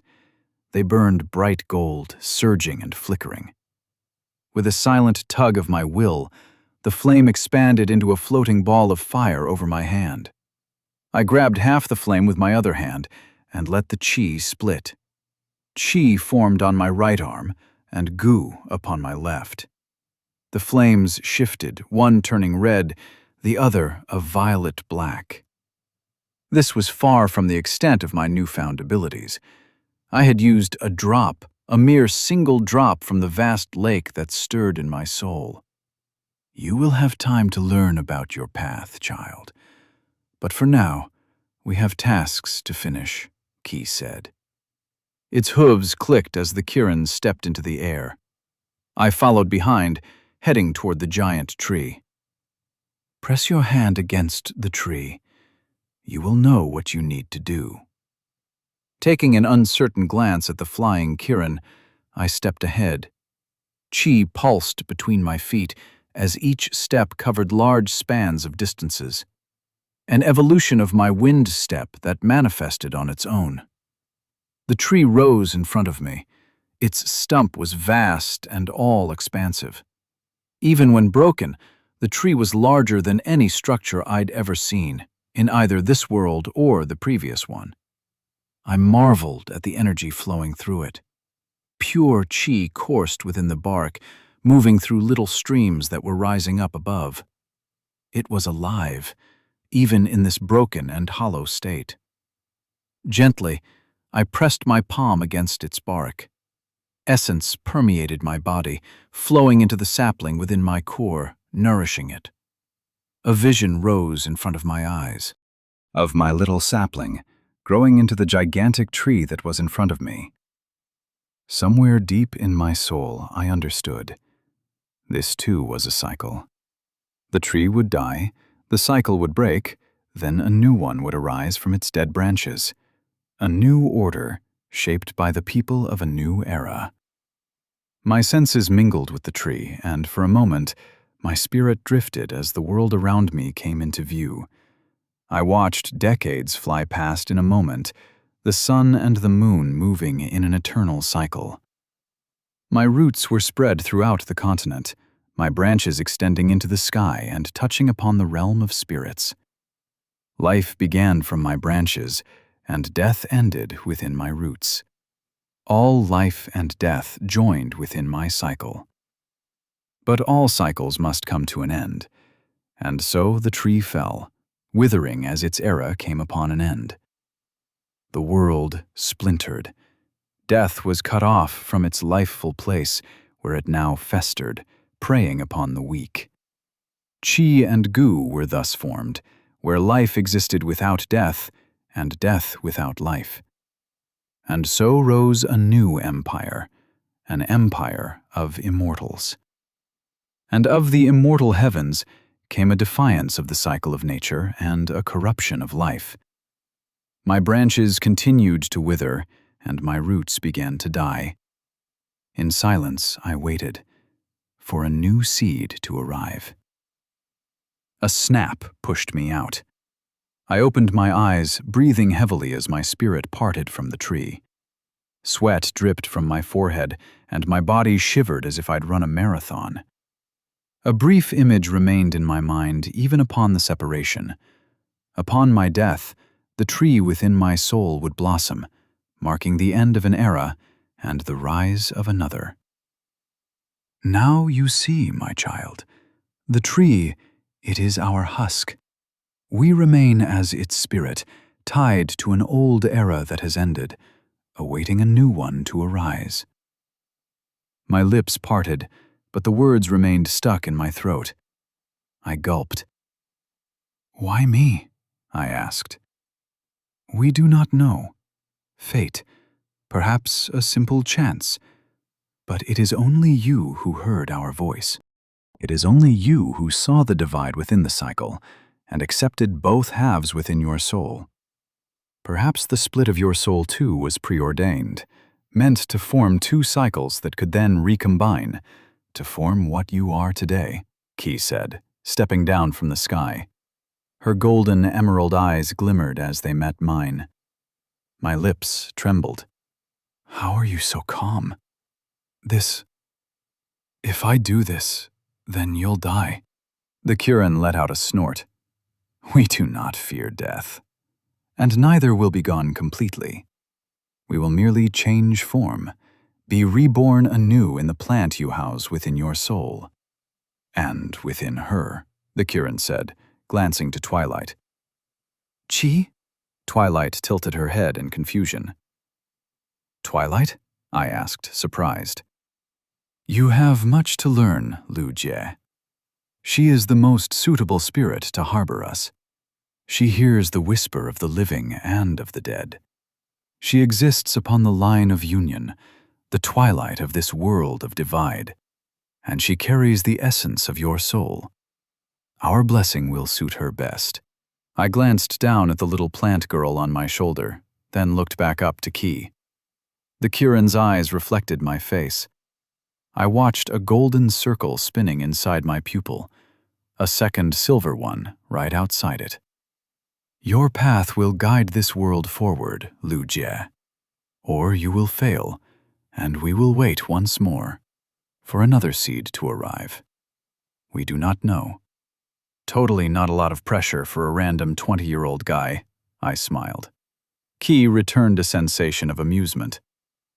We trust you, child. Your path is fascinating. And haven't you been stifled enough? Now is a new beginning for both you and this world. Walk your path in freedom and bring this world to a height it has never seen before. For you walk the path of knowledge and of learning. The rings within my soul stirred at the Kirin's words. Now go. Think not of this as the end, but the beginning. We will watch over you from within your soul, and we will await the day for our rebirth in a new era of knowledge and understanding." The Kirin nudged me ahead, and I stumbled toward the tree. Taking a breath, I pressed my palm against the tree once more. A vast cycle spread out to my senses. It spread throughout the lands of the azure jade, through the depths of the demons below the earth, into the heavens and the spirits beyond it. I watched the cycle of the world and made it mine. My roots spread infinitely through the earth, pulling upon death, and my branches, spanning the sky, called upon the chi. The energy of an entire world stirred around my senses. It was impossibly vast. I let the feelings wash over me, settling down into peace. This was my cycle, and I would not be consumed by it. With a tug of my will, I called upon the energies of the world. Goo flowed from deep within the earth, a tide that flowed into my body and in my core. Chi stirred from the sky, sinking down from the heavens before it, too, settled inside me. I let it all flow into the seed that resided within me. The tree in front of me withered, its branches cracking. Its roots shriveled up, and its bark began to peel, crumbling as the forces of the world permeated through it and flowed inside of me. The cycle of the world settled within my core. Gu and Chi turning to Chi as they unified within my order and within the first law I defined. A spirit anchor formed. A loud crash came as the tree in front of me turned to dust. A swirling storm of energies now collided within my core, but they remained unified, each flowing within the plant inside my core that consumed it all, nourishing itself. A voice crawled upon my ears, a fading whisper. "We will watch you, child. Watch the era your path will bring." Ki's spirit dissolved, swirling within my soul. A strand flowed from me and into twilight, and the Kirin was gone. I opened my eyes and found tears pooled inside of them. Grief filled my heart. I wiped my eyes, letting the emotion pass. A crumpled pile of dust was all that remained of a once massive tree. I bowed my head in respect. "Thank you. I will not disappoint." My gaze turned to Twilight, and I noticed the spirit had changed. A little green diamond mark was glowing on her forehead now. I picked up the little flower spirit and set her on my head. The darkness stirred. A door made of light opened, showing the way out.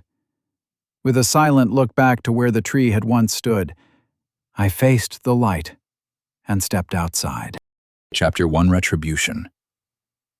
Lee coughed blood, feeling the strange lightning coursing through his limbs. He licked his lips, wiping the blood coating them. A throb of pain went through his chest, and he tore at his burnt clothes. A black burnt patch let out smoke, blood, skin and flesh melting into a smoldering patch. Channeling his chi, Lee stumbled ahead, to where his brother stood over the girl's unconscious form. "Brother, stay back. You're injured," Lei said, lightning crackling between his fists as he watched the girl squirming in pain on the ground. Lei gathered golden bolts within his fists, raising them high above. "No, let me," Lee barked, limping closer. Blood dripped down his chest, coating his chest. A pang of pain spread through his chest upon each step. Some of his ribs had broken from the strike. "It's refreshing," Lee panted. The girl remained clutching her gut, tears flowing freely from her eyes. "I haven't felt this much pain since grandfather's training." "Are you sure, brother? You look distressed," Lei said. A grin rose upon Lee's face. "Distressed? Brother, we have met a child more talented than us. How can I be distressed? He stood next to Labby, watching the girl gasping as agony rendered her immobile.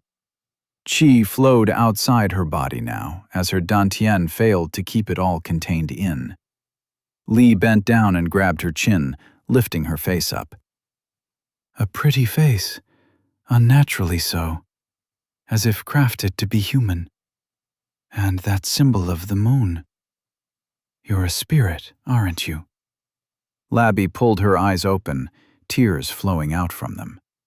Li pushed down upon his impulse to twist her neck, containing his anger. He would teach her a lesson, but first he needed to know. Who are you? And how did you learn such strange arts? Li asked. The girl grunted, clenching her teeth. He knew she could speak. The pain would not be enough to render her incapable of talking just yet. A spirit. So your master must be inside, Li said, leaning in closer.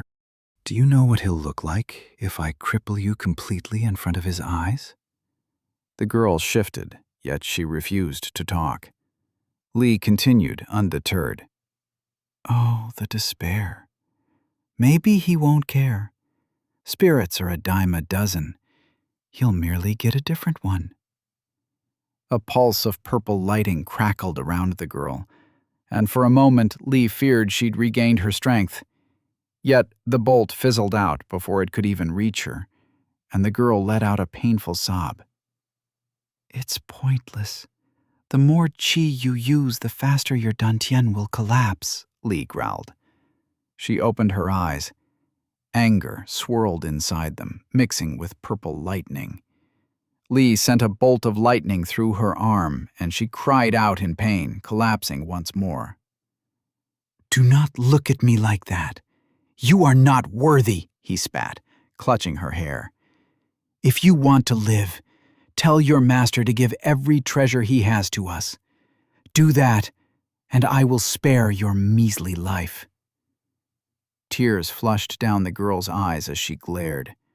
Something grasped upon his feet, and he saw the girl's arm grabbing his ankle. Another arm moved to Li's chest, to where he'd been struck. A bolt of lightning pulsed in. The girl screamed, her dantian shattering in pieces as the bolt of lightning coursed through Li, pushing him back. Agony tore through Li's limbs as his body lost control. "Stop!" he screamed at his brother before he could retaliate. With a force of will, he clawed upon the earth, pulling himself up. We will keep her alive till her master arrives, Li spat, limping closer. Lei grabbed his brother's shoulder, knowing not to do more. Brother, do you plan to spare them? No, Li said, returning to the sobbing girl. Slowly bending down, he grasped her hair. All of this? This only ensures that I will do everything I can to make both you and your master suffer as much as I can, Li growled, letting her fall. She writhed in silent sobs until they settled down, as the girl lost consciousness. Scourging through his pouch, Li bit down a pill.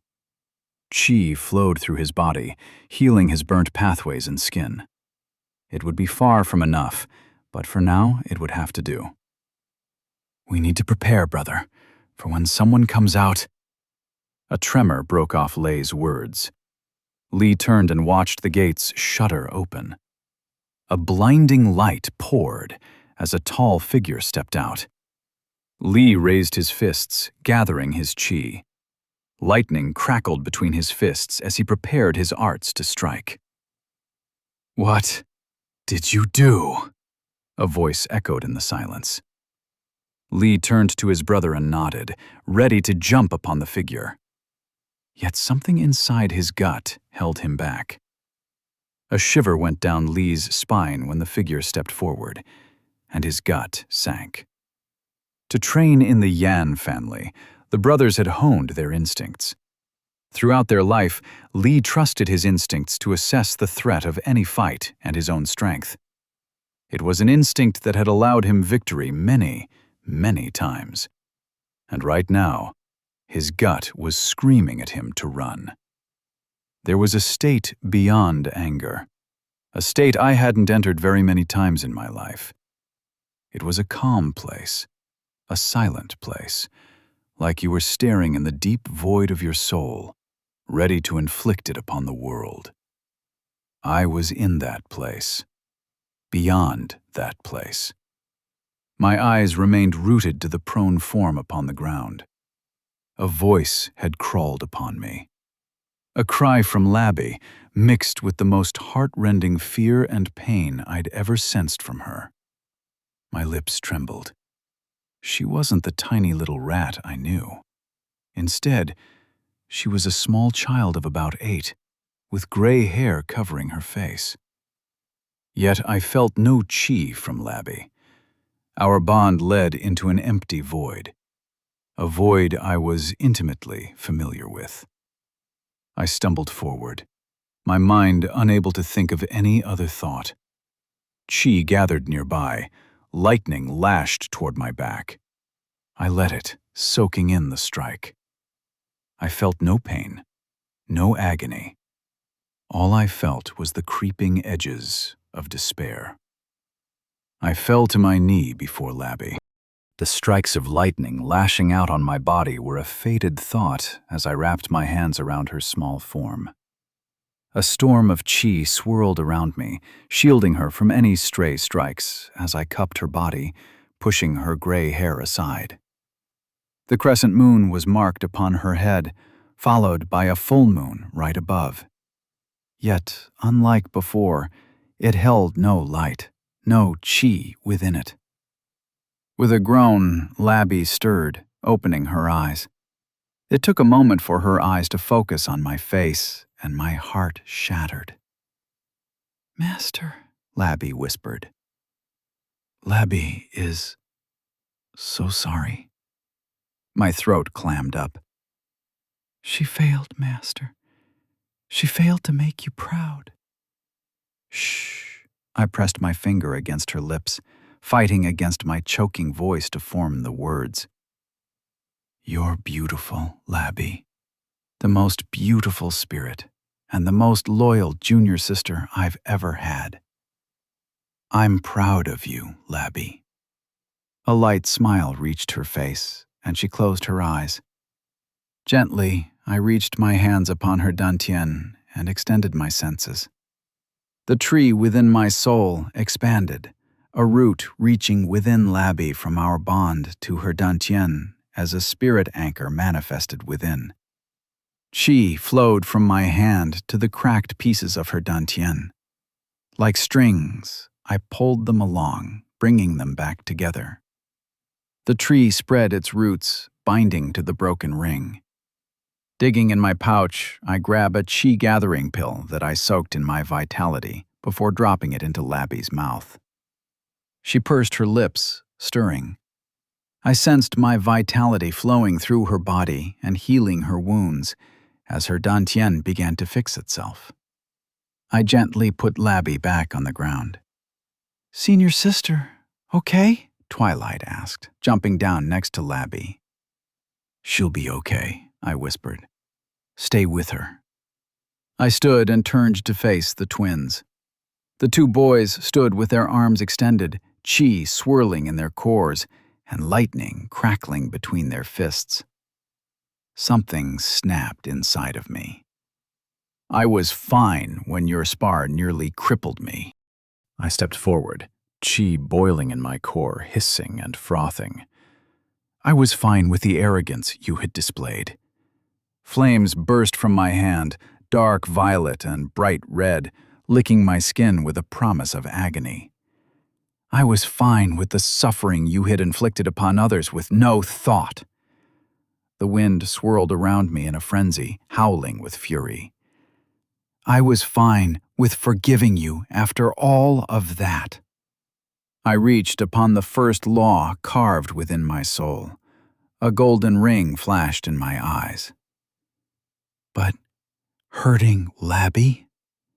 I kicked off, my feet leaving the ground as my fist slammed into the left twin's gut. Flames of chi and goo mingled within my fist, a blinding light rising from the collision. The cavern shuddered around me, crumbling from the shockwave as the boy was slammed into the wall. A crack echoed through the cavern as his dantian shattered into pieces. How dare you? Chapter 101. The Hunt Ends. A resounding crack echoed through the cavern.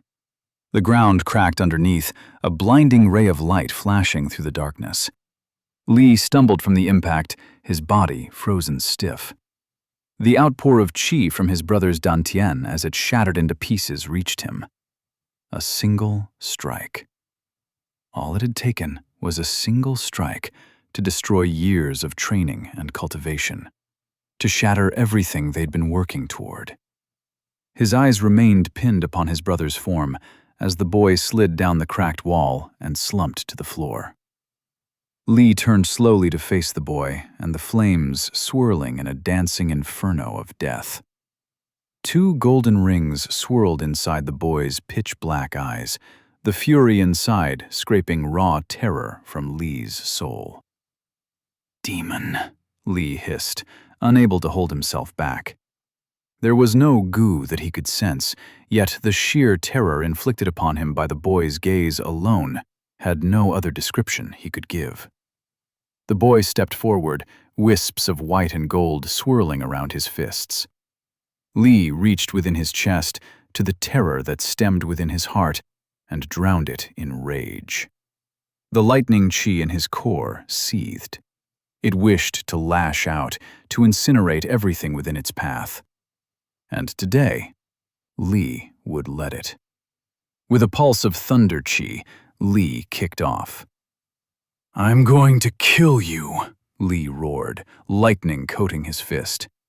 He aimed for the boy's gut, moving within an eye blink. But in a motion almost too fast for him to see, the boy turned to the side. A fist descended on Lee's skull. The blow sent him flying into the walls collapsing around him. Lee pushed through the pile of rocks, trying to free himself. Before he could escape, the boy took another step, arriving right in front of him. A hand grabbed him by the throat, raising him up into the air. Lee grabbed the hand, clawing to free himself. His legs dangled, thrashing as his eyes stared into those swirling black pools and the ring of gold contained within them. With a silent turn, Lee felt himself being pulled back and then tossed like a sack. He screamed, chi flooding his feet as his arms pulled up, ready to take on the impact. The ground met his face, and Lee tumbled, crashing into a tree outside the cavern. Groaning, he coughed up blood, pulling himself to his feet. He dug into his pouch, taking out a pill that he bit between his teeth. The trees rustled around Lee as a figure moved through them. His assailant was silent, eerily silent. Lee's arms shook, trembling without control.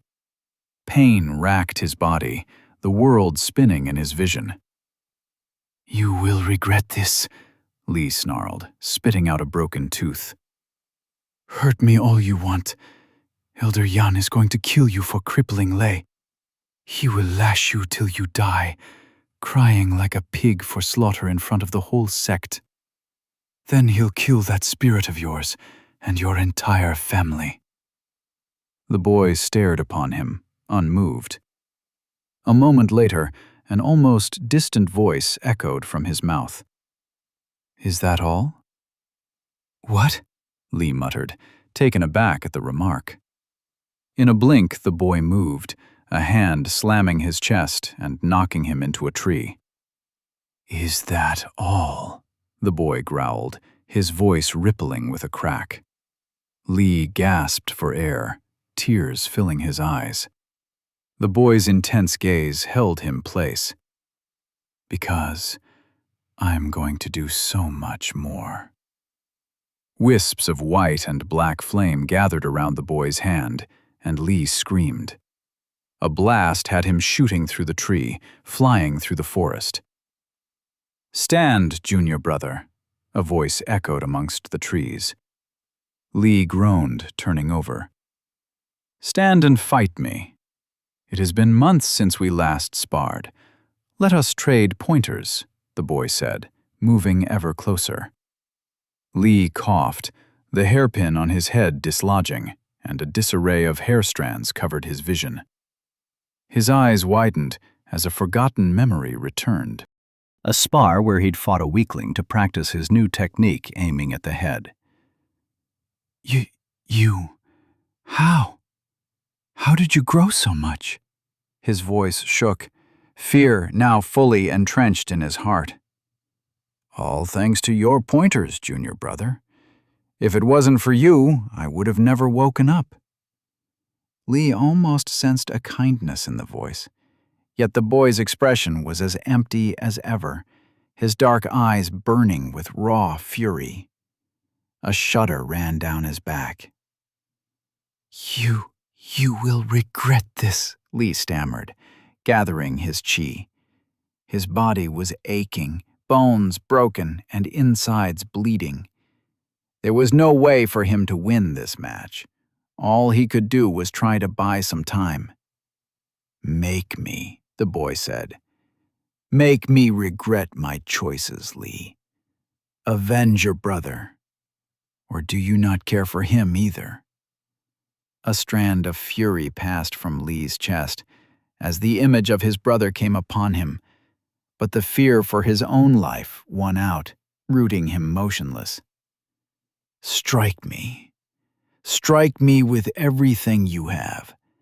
I will not move. I swear this on my path." A pulse traveled through the world at his words. Lee grinned. "You are a fool. I don't know how you have achieved such strength, but your arrogance will be your end. For daring to strike against me and my brother, I will make sure you suffer this strike." Lightning chi pulsed in his core, glowing into his fists. Golden bolts crackled around his body. Lee pushed himself to the edge. His blood boiled, the fury of the phoenix building inside of him. He was less now, less without his brother, but he would not let that stop him. Golden bolts flew around Lee in a swirling dance of fury, aching to be released. His fists moved through the air, plucking each bolt out, gathering them in his palms. Not enough. He called for more, draining his dantian to the absolute limit. The bolts roared in a frenzy as he moved faster and faster, gathering them all around his body. A bolt of pure gold pulsed within his hand, the air crackling with static, as a blinding light grew near Lee's fists. It wasn't enough. He needed more. A lot more. Lee's gaze lifted to the sky. Storm clouds drifted upon them, rays of sun peeking through from a tempest that had passed. He raised his fists to the sky and called upon the heavens, sending a pulse of chi up into the sky. The air vibrated around him as his bolt shot into the sky to the heavens itself. The bolt of gold flashed, rising like a phoenix of gold as it crashed into the clouds. Lee panted. His heart drummed within his chest. The world remained silent, edges of despair crawling upon his heart that he'd failed. Then the heavens rumbled. Lee barked a laugh, his joy spiking and mingling with seething anger. He would put this peasant in his place. The very heavens were on his side. The skies turned and rumbled, golden bolts of lightning flashing among them. A tribulation brewed within the air as the heavens answered his call. A brilliant bolt of light flashed down upon Lee, the strength of the heavens flooding his pathways, bursting through them. He screamed in agony and exhilaration as the thunder filled his body. The words of an art of the heavens formed within his mouth. "Heavenly phoenixes, strike!" A roaring phoenix of lightning shot out, covering the world in heavenly lightning. The ground singed, turning bright red, the heat burning the very air. "The first law," Lee heard a voice whisper. "Duality of chi." The world rippled around him. Two orbs of black and white collided. The ground beneath him crackled, a blinding light covering his sight. Pillars of ghastly flame rose from the ground, consuming his thunder phoenix completely. For a brief moment, Lee's eyes met the golden rings staring at him. And as the pillars of flames swallowed him whole, he realized his folly. He'd never even posed a threat. Yen Yung's heart shuddered as she watched flames rising into the sky. Ghastly flames of white and black that mingled together. It was terrifying in a way she couldn't fathom. The scenes had come back into place as the end of the tournament approached. Her grandfather had spread his influence to see what was happening for himself. They'd witnessed Li and Lei fight against a spirit, watched Li lose to Labi before she was struck in the back, and the aftermath of it all when Lu Jie had arrived. Lu Jie walked through a flaming forest and struck Li as if he were nothing. Just what had happened in there to change him so much? For a brief moment she saw the black demonic eyes of goo flash around him, and her heart shuddered. Has he been taken over? Had she condemned Li and Lei to die at a demon's hands? Her heart thundered as her glance shifted around the arena. Most of the mortals, perhaps even the elders, would miss it. They'd never faced a demon, never truly felt the energy of death. But her grandfather would know. The black flames could not be mistaken for anything else. Just what would her grandfather do now? What would Lu Jie do? She clenched her fists. Only time would tell. I stood amidst an ashen forest when I finally came to. Flames ran rampant around me, the ground cracked and marred black.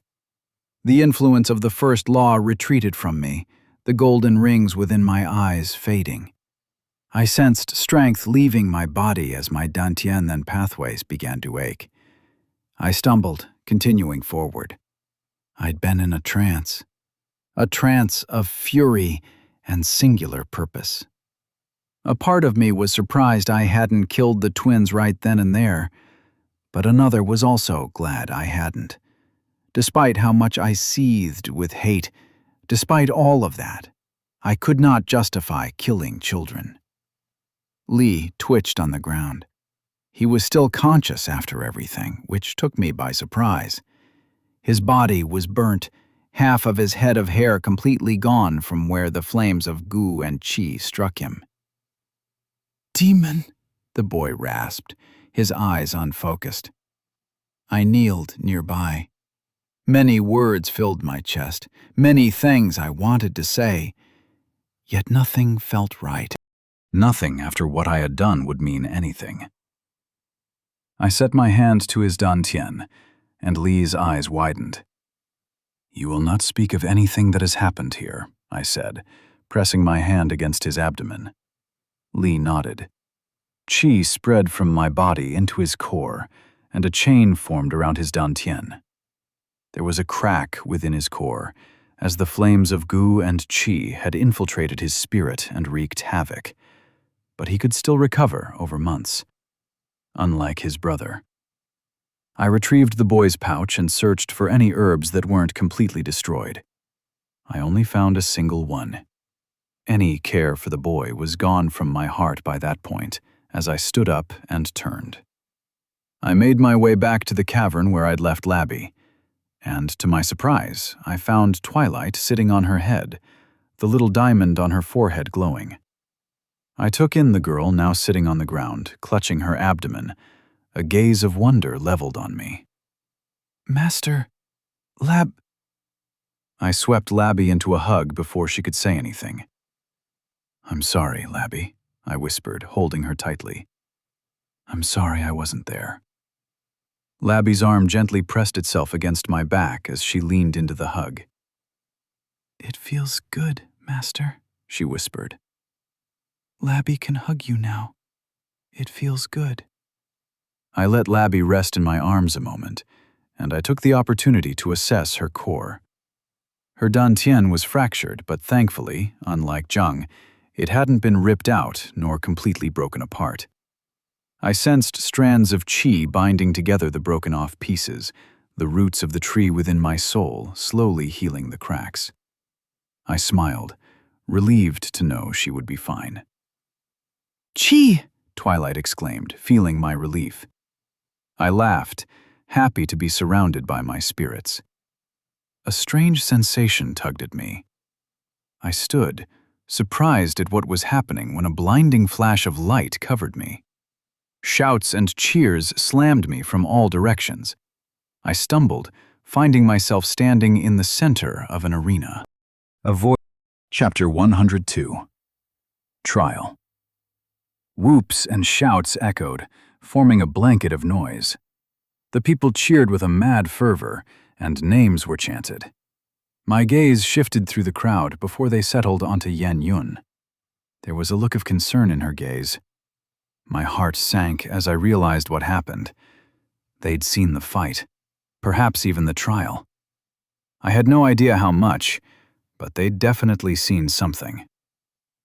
"What an incredible end to the hunt!" a voice echoed through the crowd, causing another wave of cheers. A hand grabbed my sleeve, and I found Labby nervously looking around. They weren't just cheering for me, but for Labby as well. They were cheering for the both of us, chanting our names in a rising fervor of excitement. "A battle of spirit and master, a display of indomitable strength. Who would have thought of such a thing from an unknown disciple of no renown?" The screams were starting to get annoying. As much as the attention pleased me, there was too much anxiety in my heart about what was to come to enjoy it. My gaze went to Elder Yen, seated at the center. Instead of fury, there was an impassive face looking at me with cold, calculating eyes. My gaze shifted to the Lord. A pulse of qi silenced the whole crowd as he raised his hand. I bowed my head deeply in respect. "A marvelous performance by our disciples," the Lord said, and I felt my tense shoulders relaxing ever so slightly. "But to cripple a disciple is still not a forgivable offense, no matter the reason." And there it was. I sucked in a deep breath and raised my head to meet the Lord's eyes. "I was merely delivering justice upon cowards who had struck from behind," I said, my hand grasping Labby's shoulder. "It is not your task to do so, disciple," Elder Yan said. "Or do you think yourself above the laws of our sect?" Though his voice was calm, I could sense the vibrating fury hidden underneath. I grit my teeth, struggling not to spit back at the elder. With a calm voice that I struggled to hold, I replied, "Forgive me, Elder, but I was merely trading pointers. I am but an outer disciple who hadn't broken through even at my age. I hadn't anticipated the prodigious twins to be so weak, and went slightly overboard." Laughter echoed from the arena, quickly silenced by the gaze of the elder. I couldn't help the tug of a smile at the remark. After all, I was using the very same rules the elders lived their lives by. The fault was upon the twins for being so weak. It is the duty of a senior to guide their juniors, not to cripple and forever stem their potential, the elder said. The eyes of the crowd shifted to the Lord. Moments passed as I waited, before finally the Lord spoke once again. "What is your name, child?" Confusion gripped me until I realized it wasn't me he addressed. The Lord's gaze went past me and to the smaller girl partially hiding behind my leg. Labby looked up at me, unsure. I gently patted her head, nodding. Labby, she exclaimed. Labi, the child who had been blessed by the honorable dragon of the seventh peak, the Lord said. And now everyone's gaze shifted past me to Labby. Tell us, Labi, do you think your master should be punished for his actions? For crippling a fellow disciple in a tournament meant to nurture and grow? The Lord asked. A light smirk appeared upon Elder Jan's face. Not reacting in any way, I waited for Labby to answer. No, Labby said, her voice steady. Labby thinks that Master did nothing wrong. Master was protecting Labby. They had promised to kill Labby and her master both, and the sect had said the hidden trial was outside the restrictions of the tournament. Labby thinks her master was merciful. He could have killed them if he wanted to. I almost laughed when I saw Elder Jan's face twitch. Didn't expect an answer like that from a young spirit, huh? The rules of the trial were meant as a warning from the spirits. The act of harming another disciple does not lessen in any way with it, Elder Jan responded. Labby was hurt too, she exclaimed. A mere spirit is not the same as a disciple. I clenched my fist, the chi in my core starting to boil. I brought my fists together. Forgive me, Elder, but I cannot help but notice that you are not talking about the repeated threats from Li to kill me. I'd previously almost been crippled by him in a spar, and had it not been for help from the sect alchemist, I may have lost my cultivation, I said, keeping my head bowed. The man snorted. Spars can result in minor injuries. If you have made such a quick recovery, then it should have been nothing serious. I sensed another pulse of chi coming from the Lord, silencing the arena. Lu Jie, the Lord said, and I raised my head. Do you remember your debt? I held the Lord's gaze, then gave a single nod. Very well. We have decided. You shall be expelled from the sect for the crime of crippling a fellow disciple, and will work under our name for the next year. The Lord's voice boomed through the crowd. Multiple gasps came from the crowd. That was no punishment. It was a boon that many would fight to obtain. And for the Lord to do this so publicly meant he was taking a stance against the sect and showing that I was under his protection. I bowed my head even further. I accept my punishment, Lord Zhou. Then let us not tarry. The hunt has ended, and it is time for the tournament to progress to the other disciples waiting for their turn, the Lord commanded, and cheers took the crowd again. An elder appeared near me, escorting me outside the chambers in a rush.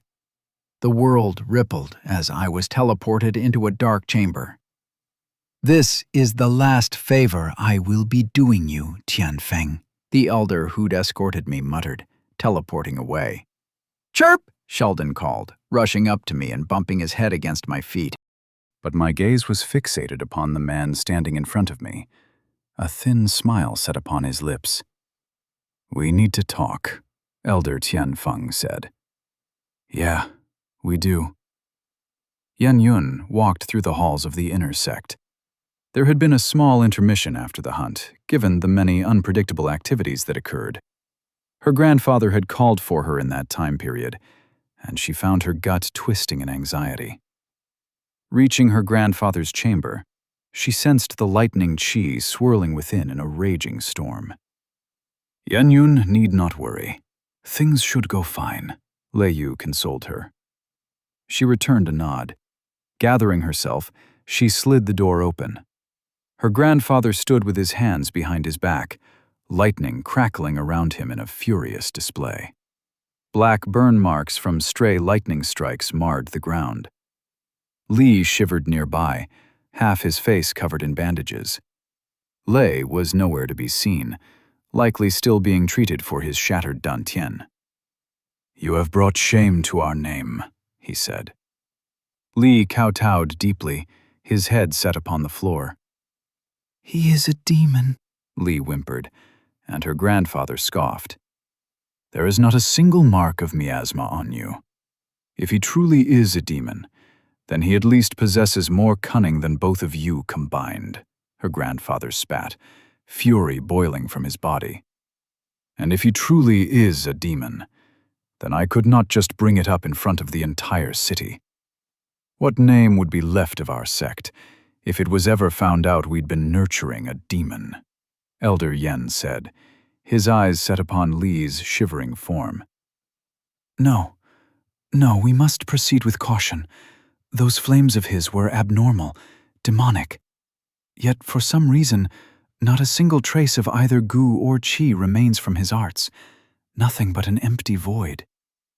The elder's gaze shifted, settling upon Yen Yun. "She knew," Li whimpered, raising his face. A gaze burning with hate settled upon Yen Yun from behind his bandaged and marred face. "She had this book in her chamber, with the same boy in it, deviant tales written inside of them. She knew who he was all along." Young Yun's chest tightened at the words. "Is this true, Yuan?" her grandfather asked. His eyes trembled for a moment, their fury dimming. Yan Yun gulped, clenching her fists as she met his gaze. "I did know of Lu Jie." Elder Yan became passive. His glance shifted to Li for a brief moment, before returning to Yan Yun. "These pesky children are one thing, but Yuan, you? Did you never think to tell us of it? Do you understand what this means?" her grandfather erupted. Yan Yun flinched back. "They Yu knew as well." "It is not merely Yan Yun," Lei Yu spoke up, manifesting on her shoulders with a crackle. "No, Lei Yu had asked me to stop. I knew about Lu Jie. He wasn't going to participate in the tournament at all if it wasn't for me. I asked him to participate. I wanted him to beat Li and Lei, albeit not like this. It was all me," Yan Yun replied, stepping up as lightning crackled around Elder Yen. "Why?" the elder asked, his voice quavering. "Why did you do this?" he asked once again, his fury rising. "Why did you betray me?" A golden bolt of lightning flashed from his hands, shooting toward her. Yan Yun moved before she could think. Her hands lifted and the bolt of lightning curved around them, moving through her fingers as she guided it. The lightning flowed through her hands before shooting back out, lashing at her grandfather. A crackle of fury descended as the elder stumbled back, his gaze wide in shock. His chi rumbled as his gaze leveled itself upon her. All she could see in his gaze was anger at the slight, anger at having lost face. "You don't understand, do you?" Yan Yun asked, her voice choking upon itself. "What do you think these two represent?" she asked, taking a step forward, lightning chi boiling in her core. "Heirs, that's what. You were looking for an heir for our clan after you'd sold my hand to the Lord's son like I was some mere trophy." "Did my struggle ever matter to you? Did all these years of work, all the things I did to appease you, ever matter?" Yan Yun asked, a bolt of lightning crackling upon her fingers. "I could never make any friends, never got to live my life outside of your demands. All you ever saw in me was a tool, a piece to be traded. And even then, I kept on working and working and working, hoping that if I got strong enough, if I got far enough, maybe you would reconsider. Maybe, just maybe, I would make you proud." Something shifted in her core. An answer she'd been struggling to find all this time revealed itself. The step into the fifth realm broke from in front of her as the answer to her path blossomed. Lightning swirled around her in arcs of golden glimmers. Tears flowed from her eyes as she looked at her grandfather. "I cultivate to make you proud," she whispered, and her core shuddered. Yet she took no step forward. The realization stood like a heavy stone upon her heart as her dantian wavered under the weight. If this was her path, if this was her reason to cultivate, then she would rather never again. The chi within her dantian faded out to the world as her path dissolved upon itself. Strength left her body as her path faded from her grasp. Tears flowed down Yen Yun's cheeks, unable to hold them back. She did not see her grandfather move closer, did not see the expression on his face as he regarded her. "If you really have picked that boy over us," the elder said, his voice heavy, "then you need not stay." He walked past her and out of the chamber, followed by Li. Yen Yun was left all by herself. Her knees gave out, and she crumpled to the floor. Her tears turned to pained sobs. Lei Yu's arms wrapped around her body. She crawled onto his chest and let the grief of having lost her family take her away. Chapter 1-3. Leaving Sect. To my surprise, the talk I'd been waiting for so much hadn't happened so quickly. I'd been asked to wait before I could have a proper talk with the Lord. The week had flown by as the tournament progressed, and with the light chill of autumn marking the turn of the seasons, I was finally called to the Lord's estate. The manor overlooked the entire city, residing at its heart, a vast and sprawling structure. I almost wondered if the manor alone was larger than the Cloudy Peaks Sect. If it wasn't, then it was quite comparable in size. I walked for a good few minutes, trailing behind the guards escorting me. Both at the Third Realm, and these were just the guards manning the door. I shuddered to think what the actual troops were like, likely all Seventh Realm or higher. They took me through gardens upon gardens full of various kinds of herbs and plants. I spotted an entire waterfall in a distant pond off the path through some shrubs. The buildings soon became visible, not particularly large, but well-warded and spread out in a pleasing design. The guards parted ways with me, remaining outside, and I was taken a hold of by a servant who also seemed to be a cultivator, albeit only at the First Realm. "Honorable guest, the Lord awaits your presence," the woman said with a bow. She guided me through the corridors, and my gaze wandered, taking in all the sights. Soon, I stood outside the doors of a massive chamber, instructed to stand by for a moment. "Come in," a voice instructed. I glanced at the maid, who slid the door open for me, and I made my way in. Lord Zhou sat on a simplistic seat before a table with papers spread all over. I bowed my head deeply in respect. "It is an honor to work in your service, Lord Zhou," I replied smoothly. Just a bit over a week ago, I would have been incapable of any proper courtesy. "Raise your head. No need to be so stiff," the Lord said. Lord Zhou continued to glance over his papers, frowning. His eyes glanced at me a moment later, assessing me. "Here, have a look," the Lord said, handing me a parchment. I visibly grimaced. They were accounting for taxes, though the math itself was fairly simple. "Does the Lord ask me to solve this?" I asked, looking up in confusion. "Can you?" he asked, raising an eyebrow. I nodded. "Very well. In that case, show us," he said. I picked up the quill nested within the parchment sheet, noticing that it continued to run ink without any need to dip it in a pot. Spending a few minutes, I added the math for the numbers, cross-checking them by converting the characters into English numbers. Satisfied, I handed the paper back.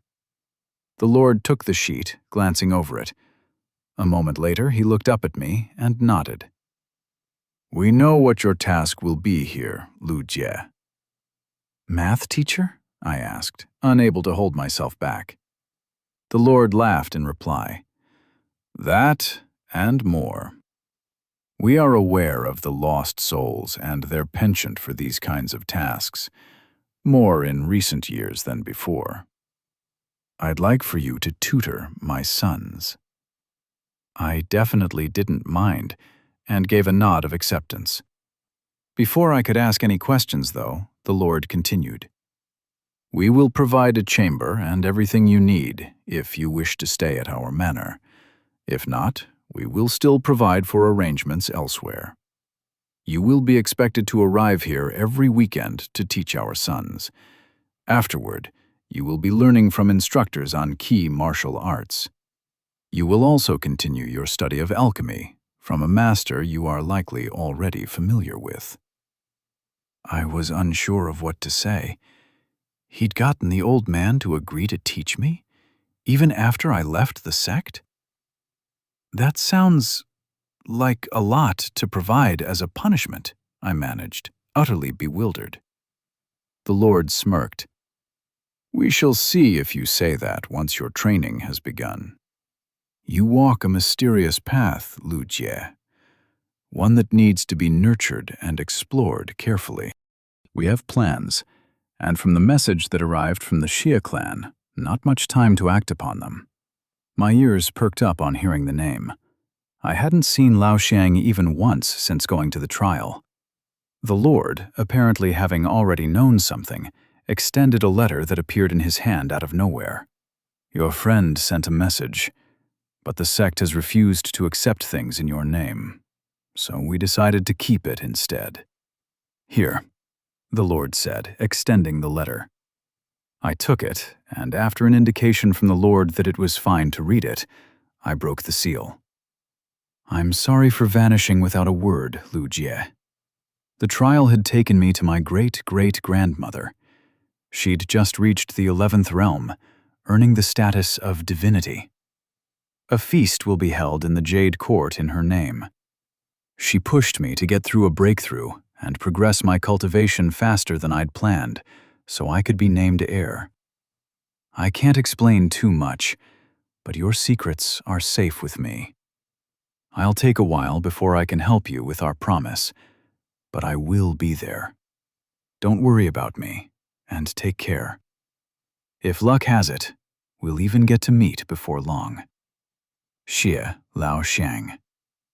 I dropped the letter when it began to corrode all of a sudden, vanishing into smoke before it even hit the ground. In surprise, I looked up, trying to process all the information. "You have interesting friends," the Lord said. I gave a light nod. "Is there anything you would like then? About where you wish to live and what you plan to do from now on?" I gave the question some thought. "I'd like to stay in Taizhou." "Very well. And before we forget, here, the reward for your efforts," Lord Zhou said, putting his hand to the side. I watched in surprise as a spirit sat in his palm, a flower of silver, looking at me with beady eyes. "See?" the little plant said, stumbling over to me. Even though Twilight wasn't with me, I could somehow still hear her shouting in delight. Gently, I picked up the silver spirit lily. The spirit sniffed my hands and began to chime happily and rub itself against my palm. I smiled, putting it on my shoulder. "Make your preparations, Lu Jie.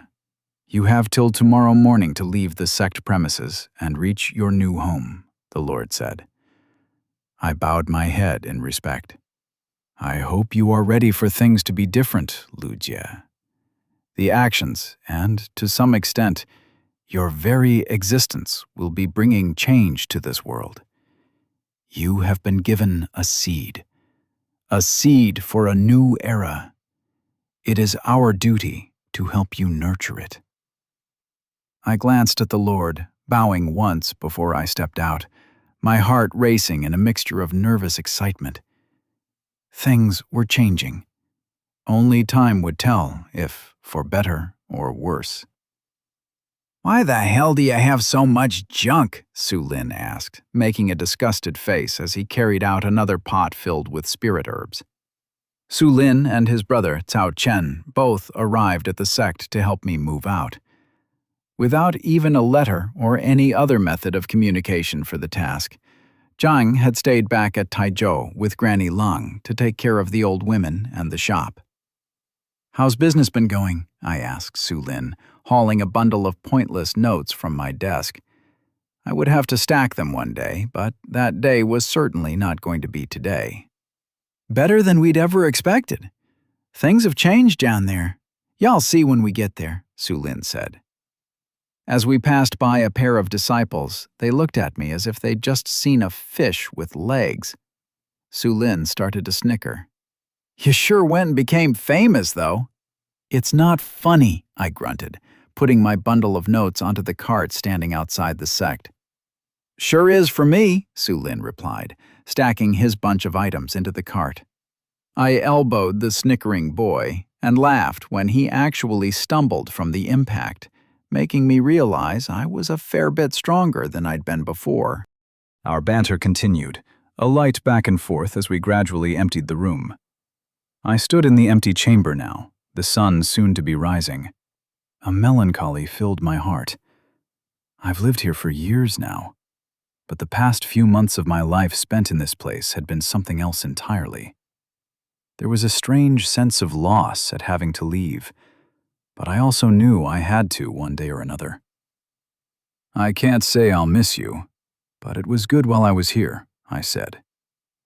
A meow interrupted my thoughts, and I glanced down to see a familiar cat rubbing against my feet. "Yan!" I exclaimed, bending down to pet the cat. Yan raised his backside to me, very clear about where he wanted his scritches, continuing to rub himself against my feet. "You want to come with me too?" I asked the cat, who let out another meow. I opted to take that as a yes.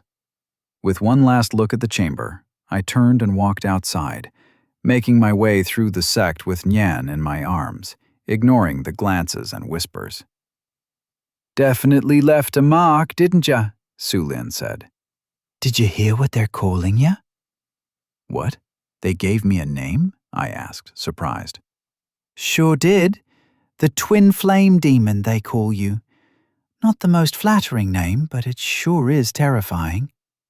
I grimaced, internally cringing hard. Of course I'd gotten a stupid and edgy name like that. Though, against my wishes, a smile touched my lips.